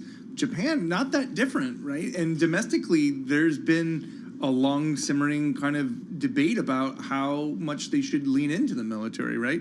And that's changed based on who's been running the country. But where do things currently stand? Really quickly, like 5 seconds. Well, Japan is becoming more of a military power, and that is a big change. I will say there's so much in this story. I wish we had an hour to dig into it, but I highly recommend check it out online, and certainly check it out in the new upcoming issue of Bloomberg Business Week magazine. Thanks to Matt Campbell and, of course, Joel Weber. Let's get to World and National News. Nancy Lyons is in D.C. Hey, Nance. Hey, Tim. President Biden says he feels the frustration of American families facing rising prices at the gas pump and grocery store. He says he has a plan, but it needs approval by Congress. He says it includes curbing price gouging and raising taxes on wealthy Americans and corporations. The Republican plan is to increase taxes on the middle-class families, let billionaires and large companies off the hook as they raise prices and reap profits at record amounts. And it's really that simple. Biden also criticized a Republican proposal that would require reauthorizing Social Security and Medicare every 5 years. The next month or two of fighting in Ukraine will be significant. That's the warning from President Biden's spy chief, Avril Haines. We assess President Putin is preparing for a prolonged conflict in Ukraine, during which he still intends to achieve goals beyond the Donbass. Haines, the U.S. Director of National Intelligence, briefed lawmakers today. Some Democratic-leaning states are racing to legalize abortion following the leak of the Supreme Court draft decision. Governor Ned Lamont of Connecticut signed a new abortion bill into law today. More access to abortion, more access to reproductive choices, more people able to perform this, less of a wait. That's one of the things we've done in this bill. Governor Lamont says it's an issue of fundamental freedom. Global news 24 hours a day, on air and on Bloomberg Quick Take, powered by more than 2,700 journalists and analysts in more than 120 countries. I'm Nancy Lyons. Thanks, Nance. Well, we want to get back to, we were talking about this story that's in the upcoming issue of Bloomberg Businessweek magazine. It's the Bloomberg Big Take on Japan's front lines. Joel Weber's still with us, the editor of Businessweek. Matt Campbell, also Asia editor for Businessweek. And you had a great question for Yeah, one of the things that interests me about the story is a parallel with Germany, which obviously Germany has had no military spending since World War II. Now it's established that it will be a big presence. One of the surprising elements to me about this is Japan. It was sort of in a similar role, except that spending has increased as has its alliance in the U.S. So, Matt, how has that played out domestically in recent years in Japan? Well, so Japan, under its post-war constitution, which was actually drafted by the U.S. military, has a clause that says, in as many words, Japan will not have armed forces. That has never really been observed. It's always, in the post-war era, had a military. That military is now growing increasingly well-funded, increasingly oriented toward containing China in very forceful ways, should the need arise. But there's a very deep well of support in Japan for pacifism, particularly among older people who, in one of the world's oldest societies, are an important voting bloc, of course. So this is a really complicated stew of issues. On the other side, you also have a lot of big Japanese companies that do a lot of business with China and do not want to see their government doing anything that could cause relations to deteriorate or put Japan on the wrong side of a conflict. So there are a lot of competing economic and political imperatives. Just in the last 20 seconds that we have with you, Matt, where does the U.S. and other allies come in? Well, obviously, the U.S. Is formally the guarantor of Japan's security. If there is a conflict over Taiwan, certainly a lot of people expect, and the Taiwanese government would hope that the U.S. Will be involved either indirectly, as it is in Ukraine, or directly fighting on Taiwan's behalf. So when and if, and let's hope it is not something that's going to happen for a long time, a new great power conflict does erupt in Asia, the U.S. and Japan will be dealing with it together. All right, Joel Weber and, of course, Matt Campbell of Bloomberg Businessweek. This is Bloomberg Radio.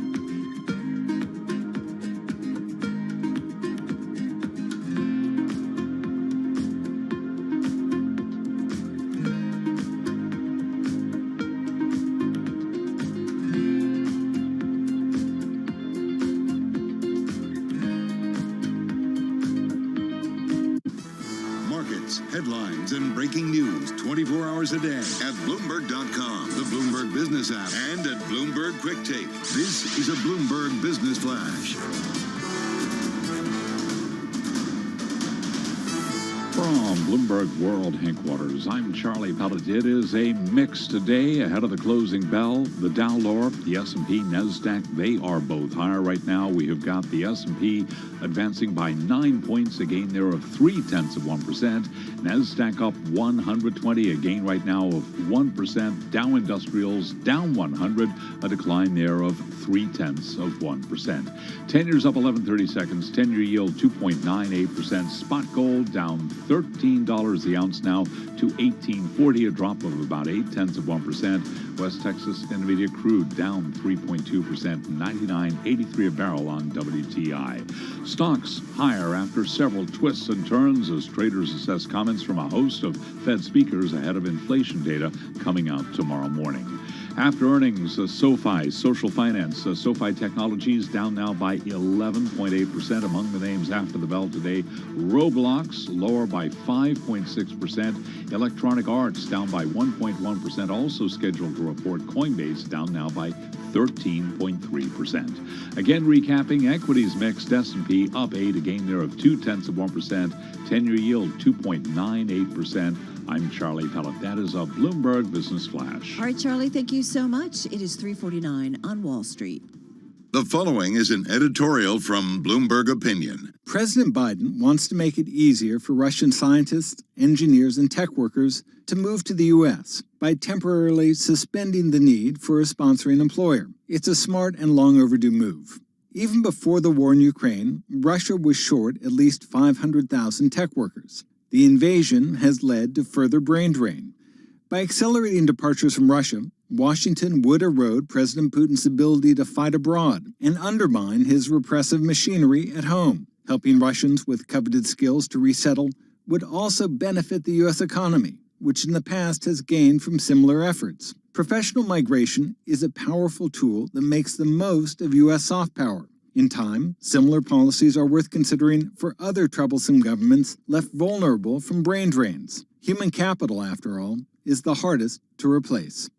This editorial was written by the Bloomberg Opinion editorial board. I'm David Shipley. For more Bloomberg Opinion, please go to Bloomberg.com/opinion or OPI and Go on the Bloomberg terminal. This has been Bloomberg Opinion. I'm driving in my car. I turn on the radio. How about you let me drive? Oh, no. Who's gonna drive you home? Honey, please, I'll do the driving. Drive on. Excuse me, I want to drive. It's the question that drives us. This is the Drive to the Close. That funky music will drive us till the dawn. On Bloomberg Radio. All right, talk about a volatile day. We were up, we were down, we were up, we were moving off our lows and moving off our highs. We've seen that trade all over the place. As Charlie mentioned, a little bit lower on the Dow, down about 144 points. Call it unchanged, just up 3 points on the S&P. NASDAQ, a gain of about 0.9%, 100-point gain. So an interesting market trade to say the least. Sean Cruz is head trading strategist at TD Ameritrade. Sean joins us on the phone from San Antonio, Texas. Sean, how are you? I'm great. How about yourself? We're doing pretty well, trying to make sense of what's been a really volatile market environment. I was going to say this week and last week, but really for the last 6 weeks or so. Sean, I'm wondering what you're seeing on the TD Ameritrade platform. Who's buying stocks right now, if they're still buying stocks, or if you're seeing a bit of a pullback with the major declines that we've seen, especially when it comes to tech stocks? Yeah, I mean, we're still seeing overall net buying, but I think what clients are now doing is being very selective about where they're going into and what they are buying. And one thing that is really not getting much love, I think, not only from our clients, but generally across the board, are some of these higher valuation companies that are not cash flow or earnings positive yet and weren't expected to be within the next year or two. So not only is that potential getting pushed out in some cases, but just the uncertainty around it. Are we going to actually have to see those companies get even more negative in terms of cash flow earnings that they're kicking out in between? It makes sense that investors are going to avoid those names until they get a better sense of when we're we're going to right the ship, so to speak, with the economy and with a lot of these supply chain and cost issues. All right, that totally makes sense. But as we were, discussing with our TV colleagues, I think yesterday on Beyond the Bell, I mean, there are companies, some of these big tech names, I mean, they're making money, they're profitable, and yet they've been sold, thrown out completely when it comes to investors. There is a story on the Bloomberg today, Sean, and it quotes you about clients buying up large cap tech stocks such as Amazon and Alphabet amid their disappointing earnings. Can you give us some shape and size and context on this, and are they still continuing to buy? Yeah, when you get volatility like we've seen out of these markets and you're getting some of these large pullbacks, I think investors recall back into, even if you're thinking about early 2020, when you saw a massive pullback, I think they understand you have to be willing to step in there and take a little bit of risk. They're not doing it, I think, with both hands, just throwing everything all in at once. They're using a little bit more of a measured approach. And we saw that in last month's Investor Movement Index. But what I thought was interesting was it was really more of a carryover from what we had also seen in the previous months, where some of the names out there that were treading water, or in some cases even finding a way to move higher and be in positive territory, those were the names that were getting sold. And with the cash that they were using, they were deploying that at smaller bites, I would say, into some of those large, I call them the core tech names that have quality balance sheets. They've got good earnings. Maybe there's going to be a little bit more volatility, but they're not expected to, I think everyone's expecting Amazon or Microsoft to have to shut their doors anytime soon. So those are the names they're gravitating towards, but not all at once. It's very gradual, and I think it's a little more measured. Sean, I know that you saw net buying on the platform in April, but do you have data for this week and last week for May yet? Because April was one thing, but we really saw the selling accelerate in the last couple of weeks. And I'm wondering if we are still seeing people buy at this point. Yeah, I mean, what we see, and we actually noticed this within intramonth, and we have the ability to track it week to week, is on weeks like that we've had when you see the VIX spike up above 30, or seeing the market pull back. Those are the weeks where there's not going to be strong buying, and we do see that back off. But what clients do, and I think what the market by and large is looking for, is just to see where some of the frenzied selling and the downside movements, or we're crashing through these key price levels. Once you start to see a little bit of stability for a couple of days, it's something which we still have not been able to get. Once you start to see the sellers that have sort of run their course, the volatility is shaken out a little bit and it's starting to calm down, that's where you see more pronounced buying intra-month. So far, it's, to the extent we're seeing buying, it's not nearly what we've seen in the past. I think a lot of market participants and a lot of our clients are waiting for some of this volatility just to settle out before they go in and start buying in larger quantities. Does it make sense to you that, Sean, here we are on a day where we've seen a fair amount of volatility? I was just looking at some of the swings in some of the major equity averages. I mean, the NASDAQ today at its high was up 2.9%, down at its low, down about 0.1%, maybe not too much. Russell, though, we almost were up 2%, and we were down almost 2%. I mean, there's some pretty significant swings, and yet the VIX is down almost 2 points today. Is the VIX a good indicator for you of anything? I think the VIX, when I look at the VIX, some people look at it almost and they put ranges on it and assign some sort of sentiment to it. To me, VIX in the lower 20s is cautiously optimistic. 25 to 30 is there's a lot of concern out there and a lot of uncertainty. Once you get above 30, that is what I would say is just sort of this negative sentiment.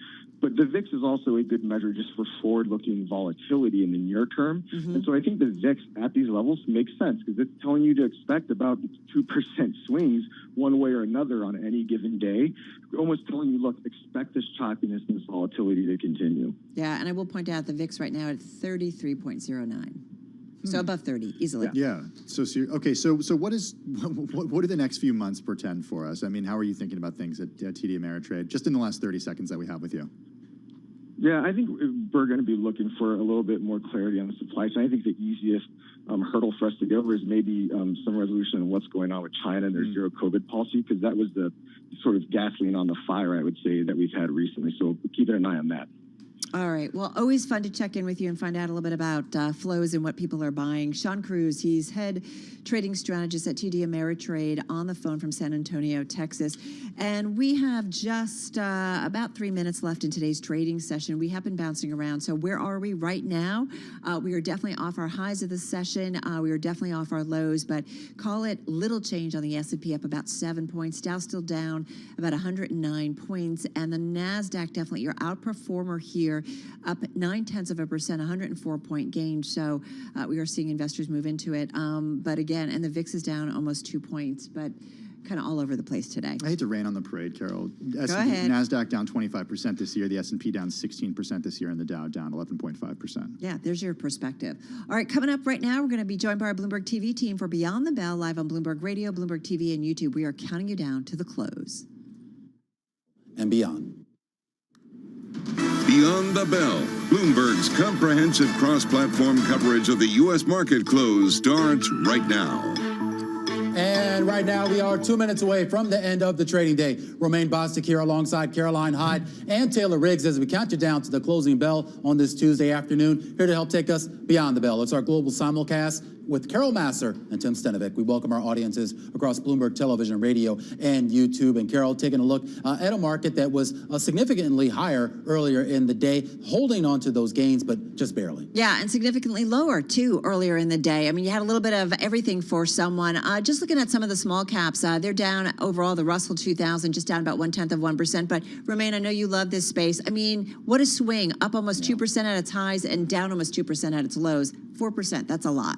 We just had a really interesting chat with Sean Cruz, the head trading strategist over at TD Ameritrade, and he said that clients for TD Ameritrade were net buyers in April, and though perhaps this is not that surprising, he's still seeing people buy on the platform, but it has slowed down in recent weeks. I mean, this is a trading market, isn't it? If you're on the general swings, are people getting so concerned by the general volatility on a day-to-day basis that they're just holding back? If you're a long-term investor, you just exit for the time being and wait for a better entry point.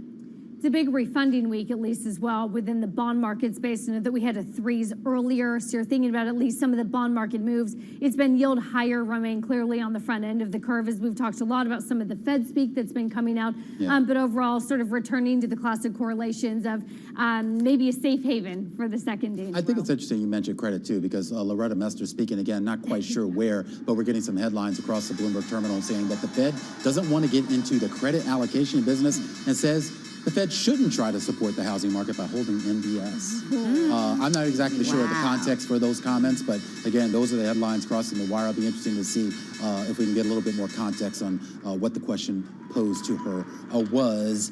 Dow Jones Industrial Average going to finish the day down slightly, basically by about 0.3%. The S&P 500, which had rallied pretty hard earlier in the day, up about 1%, going to close right at that big fat 4,000 level. Nice round number here. It's higher by about 0.2% here on the day. Meanwhile, the Nasdaq Composite, which was having a great day, was up more than 2%, almost 3% on the day, higher by about 1%. So I guess most folks will take that. And the Russell 2000, which has been all over the map on the day, basically closing unchanged on the day, down by about I think that's less of a point, 1 point on the day. Yeah, unch. Hey, you know what had a really tough day in terms of sectors? And I know we're going to get into it a little bit deeper, but those home builders, they were down about 2.2%, and they are now down about 32% so far this year. So we're definitely seeing, whether it's higher mortgage rates or just the run-up that we had seen previously, really take a toll on this sector.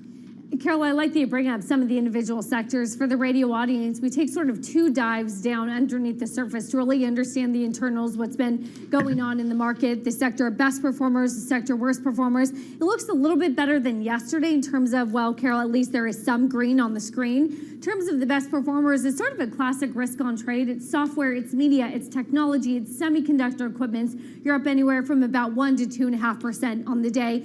Down though at the bottom, there certainly is a lot of red. And it does look a little bit defensive here with an unwind of durables, real estate, utilities. Those are sort of the classic bond proxies, if you will. Interesting, of course, given on a day when yields fell. This is typically not what you would see. But Carol, sort of notable that you're getting that maybe inflationary trade unwind here. You're off about 2 or so percent. All right, I know we're waiting for a bunch of earnings, so let me just get to some gainers in today's session. CGen among them, it was up almost 11% in today's session, top of the NASDAQ 100. What's interesting is yesterday this stock was down 12% on news that the company's CEO and co-founder was taking a leave, and they had the chief medical officer coming in as interim boss, and apparently there were some allegations of violence that occurred in the CEO's home, and there's a divorce going on. Anyway, sold off yesterday. Investors came back into the name today. Do want to mention I know, it's like a Netflix series. That's my reaction. More to come, I bet, on that one. Microchip technology, we talked about the stocks being up today. Microchip, one of the reasons why, up more than 6% in today's session, top of the NASDAQ 100, top in the S&P 500. Fourth quarter beat on the top and bottom line, and also upbeat about the first quarter outlook. So that's why investors definitely moving into that. And then I did want to mention Biohaven Pharmaceutical, Pfizer buying this company. So no surprise to see it up 68% in today's session, that $11.6 billion purchase of the company by Pfizer. So there you have it. It's now Pfizer's headache. Look Did at you get that. the joke there? Close to 70%. I think it's funny, Carol. Does anybody get the I get joke? it. Yeah, I get it. Okay, let's talk about some of the decliners today. Altria finishing the day down by 6.7%. The stock among the worst performers in the S&P 500 on a points basis today. Bernstein downgrading Altria to market perform from outperform, the biggest intraday drop in more than a year. Also, keep an eye on Peloton Interactive, down 8.7%. The company actually closing at a fresh record low after reporting results this morning, a deeper loss than expected. The company also cutting its revenue guidance. And Caroline, Upstart finishing the day down by 56%. Fell as much as 62% today. It's the cloud-based personal AI loans company. Cut its full-year revenue forecast. Uncertainty in the macro environment as well as a possible recession. Also sending shares of peer companies lower as well. Possible recession. Of course, that's what's got everyone worried in the commodity space as well. This is why I see oil off by about 10% in the last 2 trading days, Tim. I'm currently looking at commodities area that looks at WTI crude at 99.53. We were sub $100, down by another 3% on the day. Brent crude also off by 3.5%. So clearly, oil front and center when we're worried about the spillover effects coming from China, when we worry about the US economy as well, and the ability to withstand a Federal Reserve pushing on those brakes. Zinc off by 1.5%. Natural gas actually climbing, though, once again at a 14-year high overall. So gas really front and center in terms of those supply concerns that we have there. I'm looking at, well, overall, what happens in the FX space. A lot of this speaks to the commodity spectrum. In fact, the Kiwi have been up earlier in the trading day, as had some of those commodity-related currency pairs, but actually towards the end of trade, as that risk-on sentiment dialed back from the market, we saw the US dollar once again rear up, and we're at a 2-year high on the dollar index, really the only outperformer. The Swiss franc is down against it, the euro off by 0.3%. And Europe, let's talk about it a little bit more, really flight to safety here. We're seeing yields pushing down a lot in Italy, the 30-year off by 15 basis points in Ireland and Spain. Big moves in terms of bond markets, Taylor. And it is price higher, yield lower, pretty much all across the curve with full faith and credit. Bonds catching a little bit of a bid, still trying to hold on to some of those round numbers, 3% on a 10-year. As we took a look related to 3-year auction, we pushed forward to some significant auctions as well coming up in the coming days. But overall, mostly relatively quiet. We do have some earnings and some quarterly results crossing. I'll hit Electronic Arts for us here as well. Looks a little bit better than expected when you think about the bottom line, adjusted EPS of 146 versus estimates of 142. The top line, though, looks a little bit light, and you have to say it's sort of that first quarter outlook going forward that also looks really light here. Only looking at revenue of 1.2 to 1.25 billion. Expectations were for 1.45 billion. So again, another company that continues to cut forward guidance, at least on the next quarter going out, trying to hang in there a little bit with some of that forward guidance when it comes to the top and the bottom line as well, Caroline. Meanwhile, you're looking at average daily active users of Roblox. Well, still increasing 28% year over year, but we're seeing that growth just pulling back a little bit. As we all go back into the real world, we perhaps stop our addiction to some of these really pandemic winners that we've seen. Bookings decreasing with Roblox, down by 3% to $631 million. Revenue, though, still up some 40%. They're basically in line with analyst expectations. They say they remain focused on delivering our innovation roadmap to unlock the full potential of the Roblox platform and drive longer-term returns for investors. But this is is a company that's currently down 5%. We had anticipated the sort of slowdown in growth, but really the bookings estimate, the miss there is a concern. Meanwhile, I'm watching shares of Wynn Resorts down about 2.7% after reporting results that missed expectations on the top line, though were in line with estimates on the bottom line. The company's CEO, Craig Billings, saying in a statement that in Macau, we remain confident that the market will benefit from the return of visitation when travel restrictions subside. The company gets about 40% of its revenue, at least in 2021, from Macau. But because of travel restrictions in Asia, that has been an issue. And usually they do get more revenue from there. Yeah, so important when we're trying to assess what's going on in the Chinese economy. And we know that is such an important revenue generator for Wynn Resorts specifically. But it gives us an indication of the slowdown that we could potentially see from the Chinese economic growth picture. Yeah, and I mean, I think that's going to be a big one. We talk about that big rally. Remember, Carol, I know you were keeping an eye on cruise stocks, but really all those travel stocks, they've really gotten such a bid as everyone was sort of betting, not just on the return of domestic travel or outbound U.S. travel, but the idea that you would get sort of some synchronicity with some of the other countries out there. But obviously, we're not going to get it out of China anytime soon, at least based on what we know so far. And even Europe now seems a little bit precarious as well. I mean, some of these earnings coming out of Europe, people have been concerned about what businesses are starting to say, the impact. We were talking to, of course, key companies around the world that have been continuing to worry about the inflationary pressures, some of the supply chain headaches that some are saying are reaching an all-time high and maybe dialing back a bit. We had Edgewell CEO, of course, maker of sun cream, of personal care, Rod Liddell on earlier saying, look, I think supply chain headaches are going to dial back a little bit, but the inflationary pressures, in particular oil, that was really front and center for him, and we're starting to see that in some of these earnings as well. All about volatility. I know that we're awaiting quarterly results here from Coinbase, Carol, but looking at a record low now, as we've talked a lot about some of the frustrations with the prices in Bitcoin, and that certainly continues as we await to hear from that company. Yeah, I just want to mention Rocket's out. It's up about 1% in the after hours. That's after the first quarter adjusted revenue did miss estimates, but certainly a play when it comes to what's going on in the mortgage industry. All right, more earnings to come. I know you guys will be on it. We will too. But that's going to do it for our cross-platform coverage on radio, TV, and YouTube. We will see you again, same time, same place tomorrow.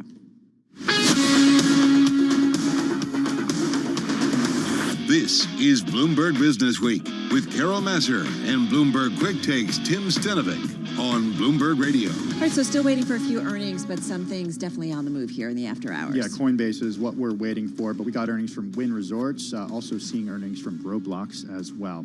In the meantime, let's head from the Interactive Broker Studio in New York. We're going to get a check of the latest world and national news. For that, we turn to Nancy Lyons, who's standing by in Washington, D.C. Hey there, Nance. Thanks, Tim. President Biden, frustrated by the hit that his administration is taking from inflation, says he understands the frustration of Americans who see the rise in their wages outpaced by prices that rise faster. Bloomberg's Irv Chapman has more from Washington.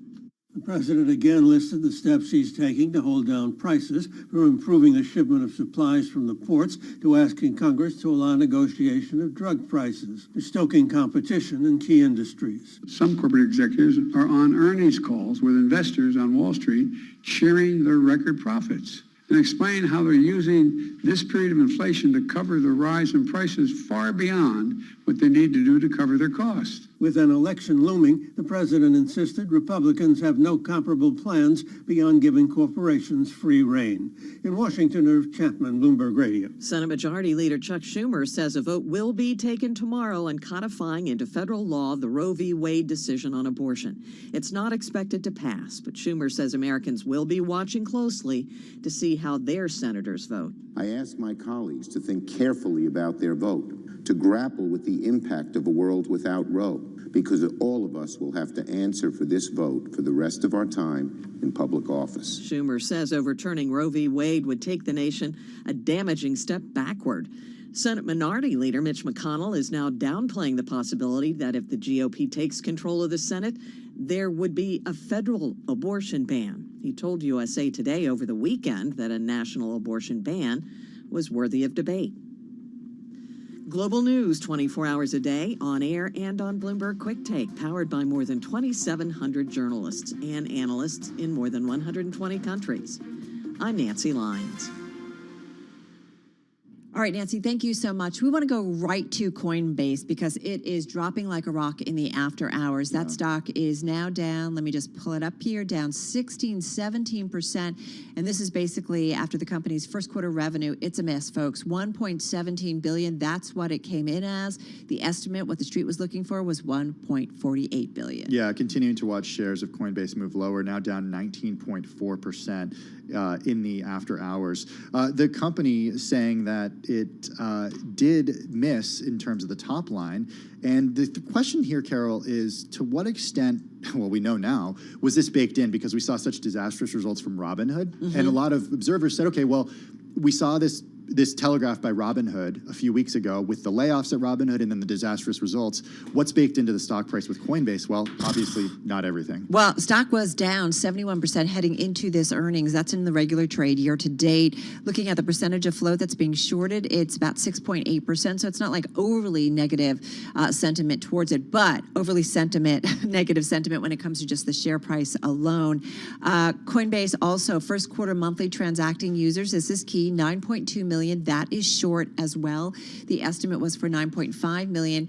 And so second quarter monthly total users, lower versus the first quarter. That's a big issue. And second quarter total trading volume, lower versus the first quarter. Perhaps not surprising given what we've seen with the price of Bitcoin and the price of crypto stocks and the pullback. And the first quarter was rough. Right, but if you're seeing total trading volume lower versus the first quarter and you're also seeing monthly transacting users. So that's what's going on now. Lower. Yeah. Versus the first quarter, then you're seeing a deceleration here. The company did say that its outlook for 2022, though, remains largely unchanged. Okay, so they'll get a lot of questions about that. So why is it largely unchanged? If you're considering seeing the struggles right now. And now the stock's down about 7.5%. So it's bounced back from that deep dive that we saw initially right after the release, but definitely seeing a lot of trading in the after hours. So Bitcoin certainly going to be one of the names we follow into the Wednesday trade. This is Bloomberg Radio.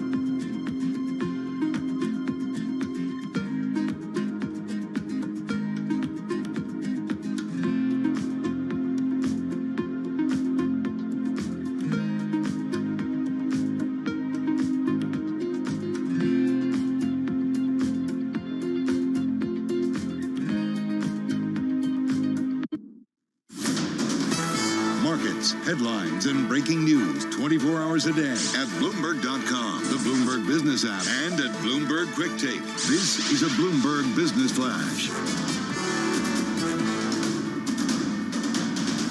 From Bloomberg World Headquarters, I'm Charlie Pellet. We're keeping an eye on Coinbase shares. They are bouncing around after hours, but after reporting earnings, Coinbase shares down now by about 11%. Coinbase reporting first quarter revenue of $1.17 billion. Estimates on Coinbase, $1.48 billion. Today, we did see Bitcoin now advancing by 0.8%, 31,206 on Bitcoin. Roblox, after earnings, down now by just about 7%. The Dow turned out to be a down day today. We had the Dow down 85 points, a drop of 0.3%, but the S&P gained in another session that was marked by several twists and turns, lots of volatility as investors tried to make sense of comments from several Fed speakers ahead of that CPI report tomorrow morning. S&P up 9, up 0.3. NASDAQ up 114, higher by 1%. 10-year yield 2.99%. Spot gold down $15 the ounce, 18.39, drop of 0.8%. West Texas Intermediate crude down 3.2%, 99.75 a barrel.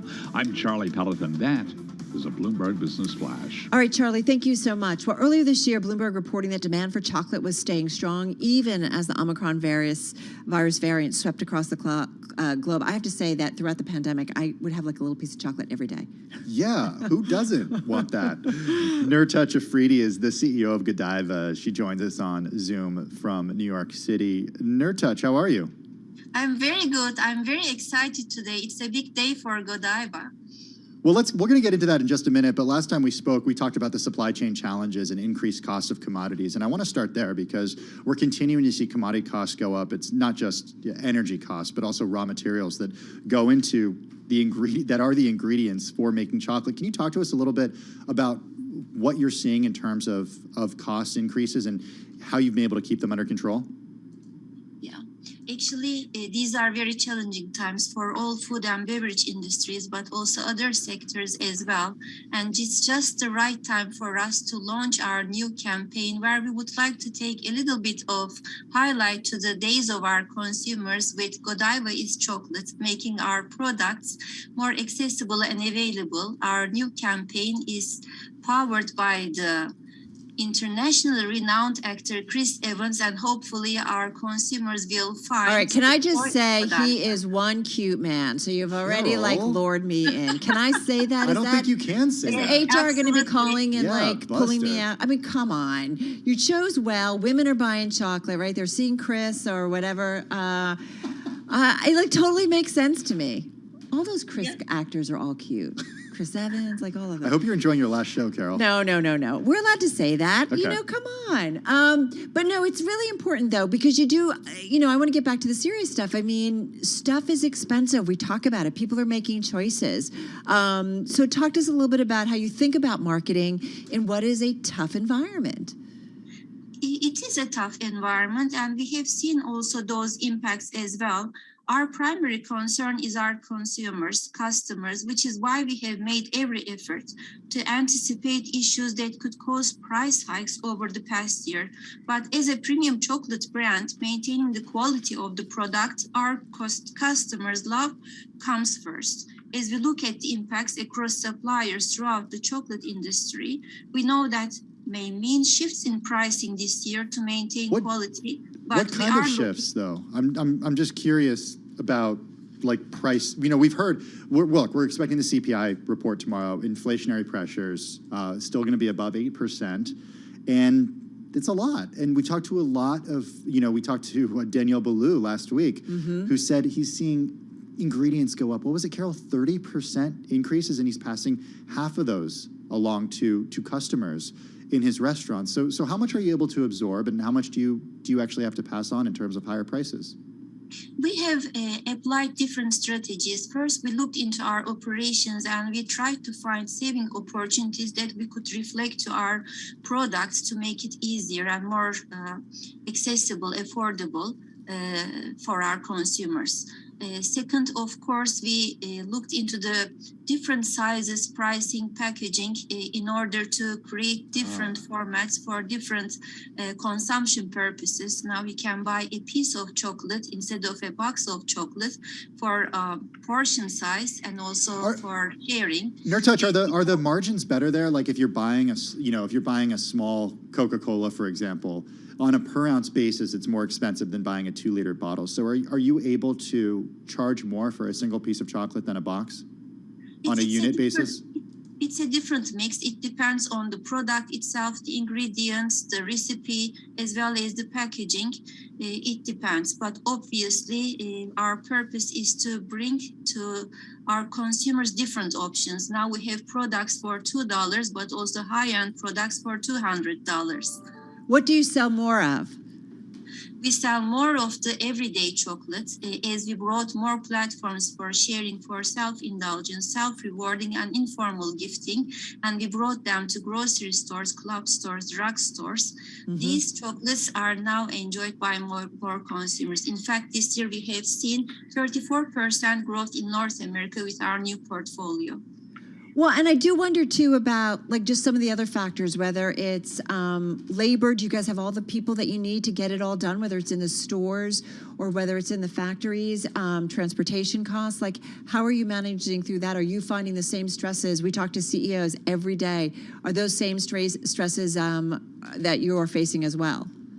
Yes, we have seen also similar challenges, especially in the high season, in the holiday season. On the other hand, I'm a very lucky CEO of a company with the employees who we call chocolatiers are very passionate about our brand, and they really very much feel devoted to the success of the company and to bring the joy of the Godiva chocolates to more consumers. We have a motto in our company, make happy, be happy. And we really feel that joy of chocolate, even in the factory, in our headquarters, or anywhere our employees are present, you will feel that energy. All right, I just want to know if Steve Rogers, Captain America, comes with some Godiva chocolate. You got me. I know HR is coming as we speak. No, you're right. We can say. Anyway, interesting to see though how you guys are managing through and playing at both ends of the market. Just got 20 seconds left. As you look at the market and economic outlook, would you say you're optimistic, cautiously optimistic, just very quickly? I am optimistic about the confectionery, especially in the premium category, because the consumers want to elevate their lives and they will find more joy in the premium category. We have seen 17% growth in premium chocolate. That is continuing this year as well. Nurtouch Afridi, CEO of Godiva via Zoom from New York City. Thanks so much for joining us on Bloomberg Business Week.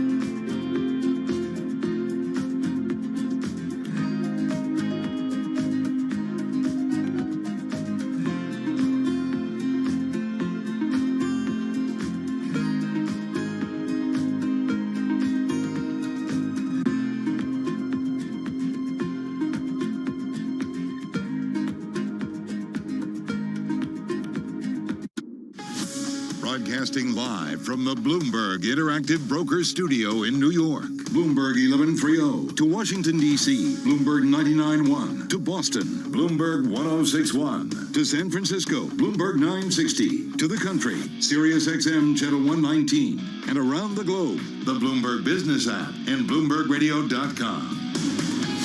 This is Bloomberg Business Week.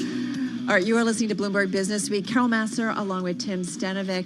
And a lot going on certainly in our environment. And that also means the world is reopening. And that means fundraising galas and benefits. It's on in New York again. And maybe people going to space too. Yeah, there's a connection here. We'll explain in just a moment. Actually, our Amanda Gordon We're not talking will Richard explain. Branson space. We're talking real space. You're not talking about my brain, spacey brain? No, I would never. All right, let's get back to the markets, how that day wrapped up. Here's Charlie Bell. Thank you very much. I was one of those fundraisers last night up till midnight. Too late to be out on a Monday night, but I had a lot of fun. Electronic Arts, lots of earnings. Electronic Arts reporting revenue for the current quarter that did miss analyst estimates as the video game publisher continues to feel the effects of an industry-wide downturn and the flop of last fall's Battlefield game. EA shares, they are up right now by just about 1%.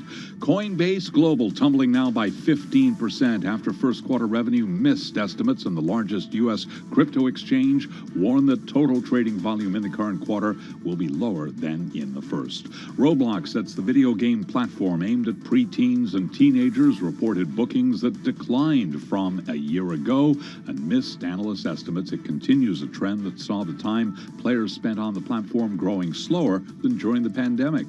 Roblox down by 10%. Stocks did advance today in a session marked by intense gyrations as investors tried to make sense of comments from a number of Fed speakers ahead of that inflation report, CPI, tomorrow morning. What else should investors be watching in coming weeks? That question today for Sean Cruz, head of trading strategy at TD Ameritrade, who is a guest right here on Bloomberg Business Week. I think we're going to be looking for a little bit more clarity on the supply chain. I think the easiest hurdle for us to get over is maybe some resolution on what's going on with China and their zero COVID policy, because that was the sort of gasoline on the fire, I would say, that we've had recently. So keeping an eye on that. And again, 10-year yield 2.98%. Spot gold down 0.9%, 18.38 the ounce. West Texas Intermediate crude down 3.5%, 99.56 a barrel. Again, recapping, S&P up 9, gain there of about 0.3%. I'm Charlie Pellet, and that is a Bloomberg Business Flash. All right, Charlie, thank you so much. Well, it's one of the big annual fundraisers that happens every year in New York City, although not exactly under the pandemic. We're talking about the Robin Hood benefit held last night at the Jacob Javits Center, bringing together a who's who of the financial and business community, sitting side by side with our own entertainment celebrity. Amanda Gordon? Yes, indeed. Okay, I'm just making sure we're talking about the same people here. We're not talking about Jeff Bezos, because he was there too. There were other entertainment celebrities there. She's Bloomberg News Wealth Team reporter Amanda Gordon. She's with us on the phone. Hey, so tell us, just set the stage. I think most of our audience knows about this event, but just for those who might not, what this is all about.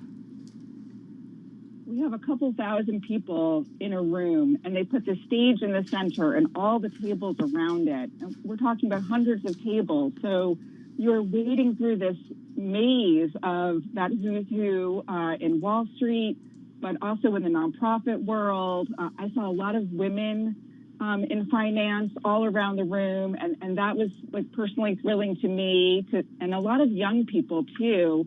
Those junior analysts on Wall Street who, had a tough time during the pandemic. I think getting to go to this party through their firm is a real treat for them.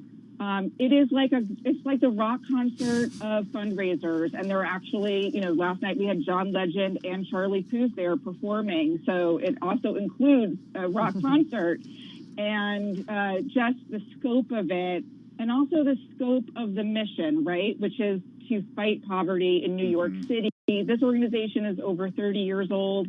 It has a lot of experience, but, even after the pandemic, the divide is frustrating. Yeah. And this night is about, what people who do well what good they can do towards this problem. We're going to tweet out this story because the pictures, Amanda, that you took are just fantastic. My favorite, I think, is Jeff Bezos with the students from a Staten Island public school behind him. And one of them's holding up a peace sign, and it's just great. Let's talk about what was auctioned off, because I couldn't believe this when Paul Brennan, our producer, brought it up on the planning call this morning. A ticket to space was actually bid on, $8 million.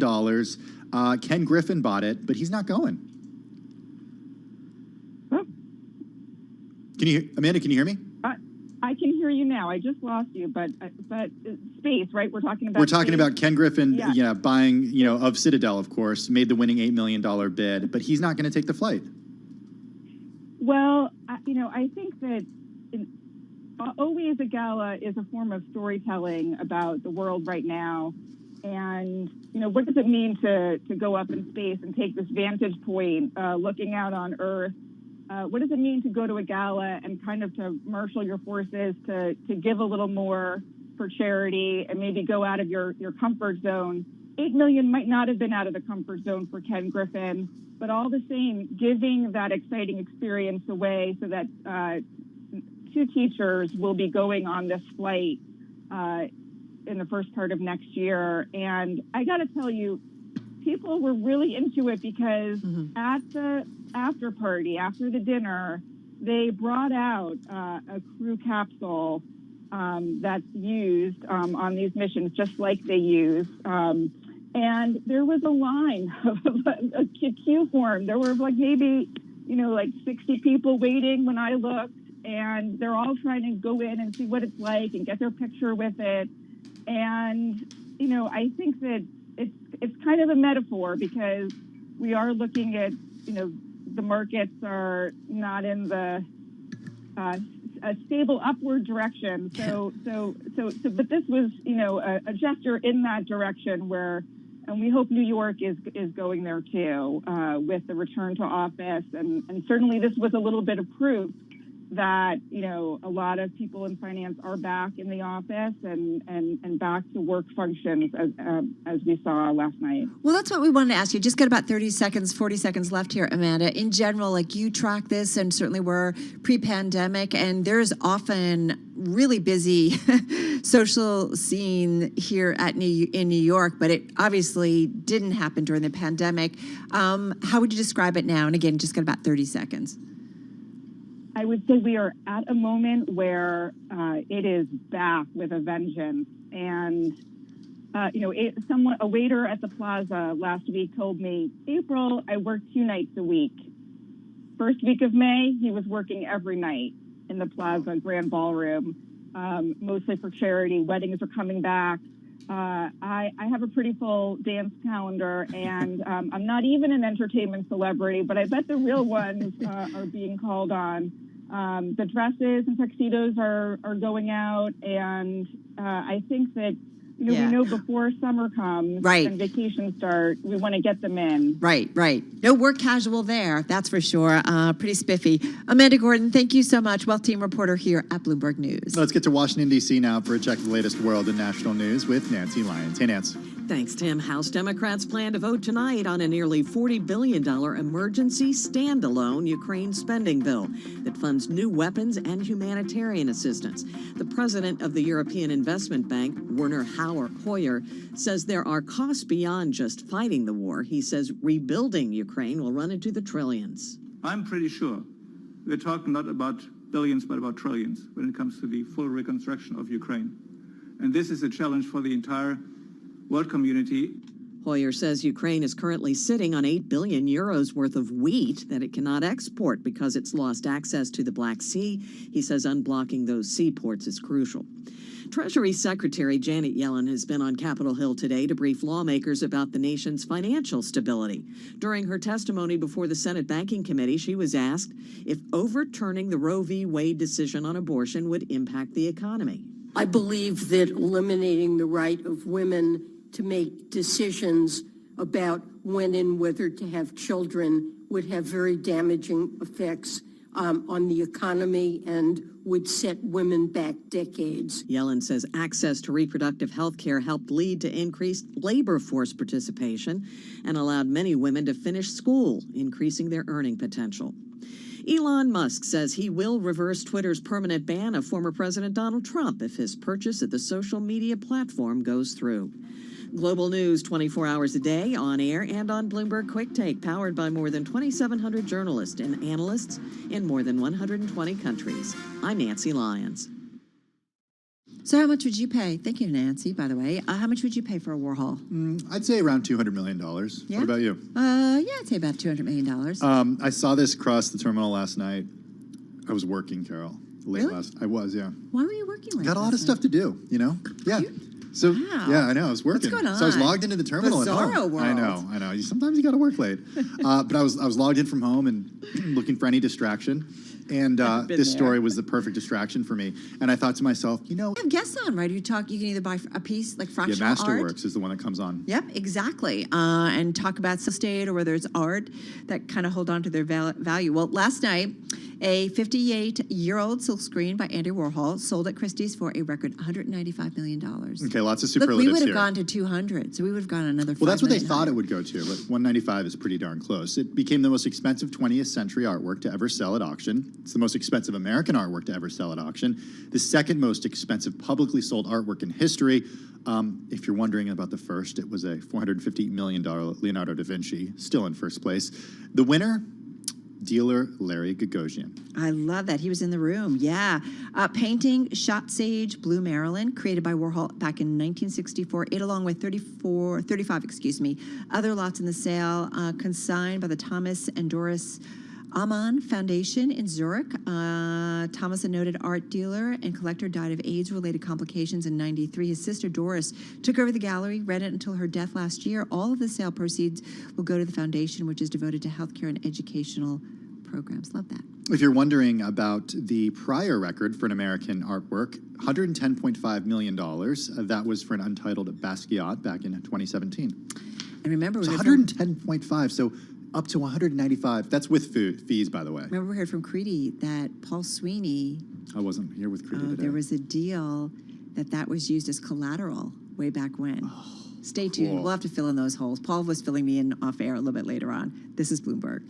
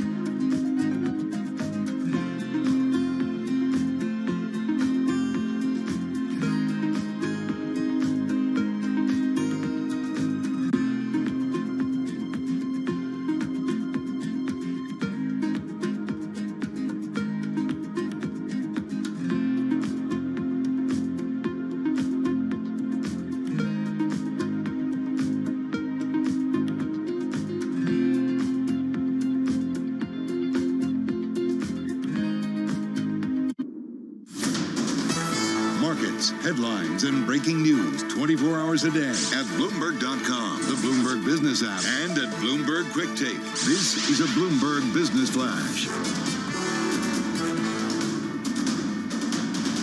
From Bloomberg World Headquarters, I'm Charlie Pellet. Stocks came alive today on Wall Street, bouncing back with the S&P up 9, a gain of 0.3%, closing back above 4,000, barely 4,001 with a decimal. Nasdaq up 114 today, up by 1%. The Dow down 84, dropped today of 0.3%. Stocks did advance in a session that was marked by intense gyrations as investors tried to make sense of comments from a number of Fed officials ahead of tomorrow morning's CPI inflation report. S&P up 9, again a gain there of 0.3%. 10-year up 12.30 seconds. 10-year yield 2.98%. Spot gold down $14 the ounce, down 0.8%. West Texas Intermediate crude oil down 3.5%, 99.46 a barrel. Earnings after the close, we heard from Coinbase Global. Its shares now down by roughly 9%. First quarter revenue missed estimates, and the largest American cryptocurrency exchange did warn that total trading volume in the current quarter will be lower than in the first. Recapping, stocks mixed. S&P up 9, up 0.3, 10-year yield 2.98%. I'm Charlie Pellet, and that is a Bloomberg Business Flash. All right, Charlie, thank you so much. You know, we have a lot of conversations about kind of what matters to employees where they work. Sometimes it's benefits, pay, flexibility, and sometimes it's really the culture of a company. I was going to say all of the above. Yeah, tick, tick, tick, tick. We've got a great person to chat with about this. Melissa Daimler is Chief Learning Officer at Udemy. Melissa joins us via Zoom from San Francisco. She's also the author of the book Reculturing: Design Your Company Culture to Connect with Strategy and Purpose for Lasting Success. Melissa, how are you? I'm doing great. It's launch day today, so it's really exciting. Well, thanks for taking some time out of your day to chat with us about it. How do you define reculturing? So reculturing is an ongoing set of actions that connect your values-based behaviors with processes and practices. So that's a mouthful. So it's taking everything that we do on a daily basis at work and connecting them so that there's a clear context for people. Well, and, you know, I agree with you that I think people really, you know, it's interesting. We talk a lot about ESG and the money going in there, and people want more transparency. Yeah. They really want to understand if they make an investment in ESG, am I really, you know, making a difference when it comes to social issues or environmental issues or governance issues? They really want to understand. And I do think companies really have to be clear about who they are, what their mission is, and what they stand for. Yeah, I mean, I hear the question I get all the time right now is how can we bring our culture back? I think we are all experiencing, you know, a different type of work now. You know, we're trying to figure out hybrid, we're trying to figure out remote. And culture really is not about what's at the office. It's how work happens between people. So I think, as you said, you can create a culture and you can design it intentionally by identifying, you know, what are those behaviors that you want to see just beyond the values. I think so many companies stop at just defining values and, you know, throwing them on a website and thinking everybody will understand what's expected of them.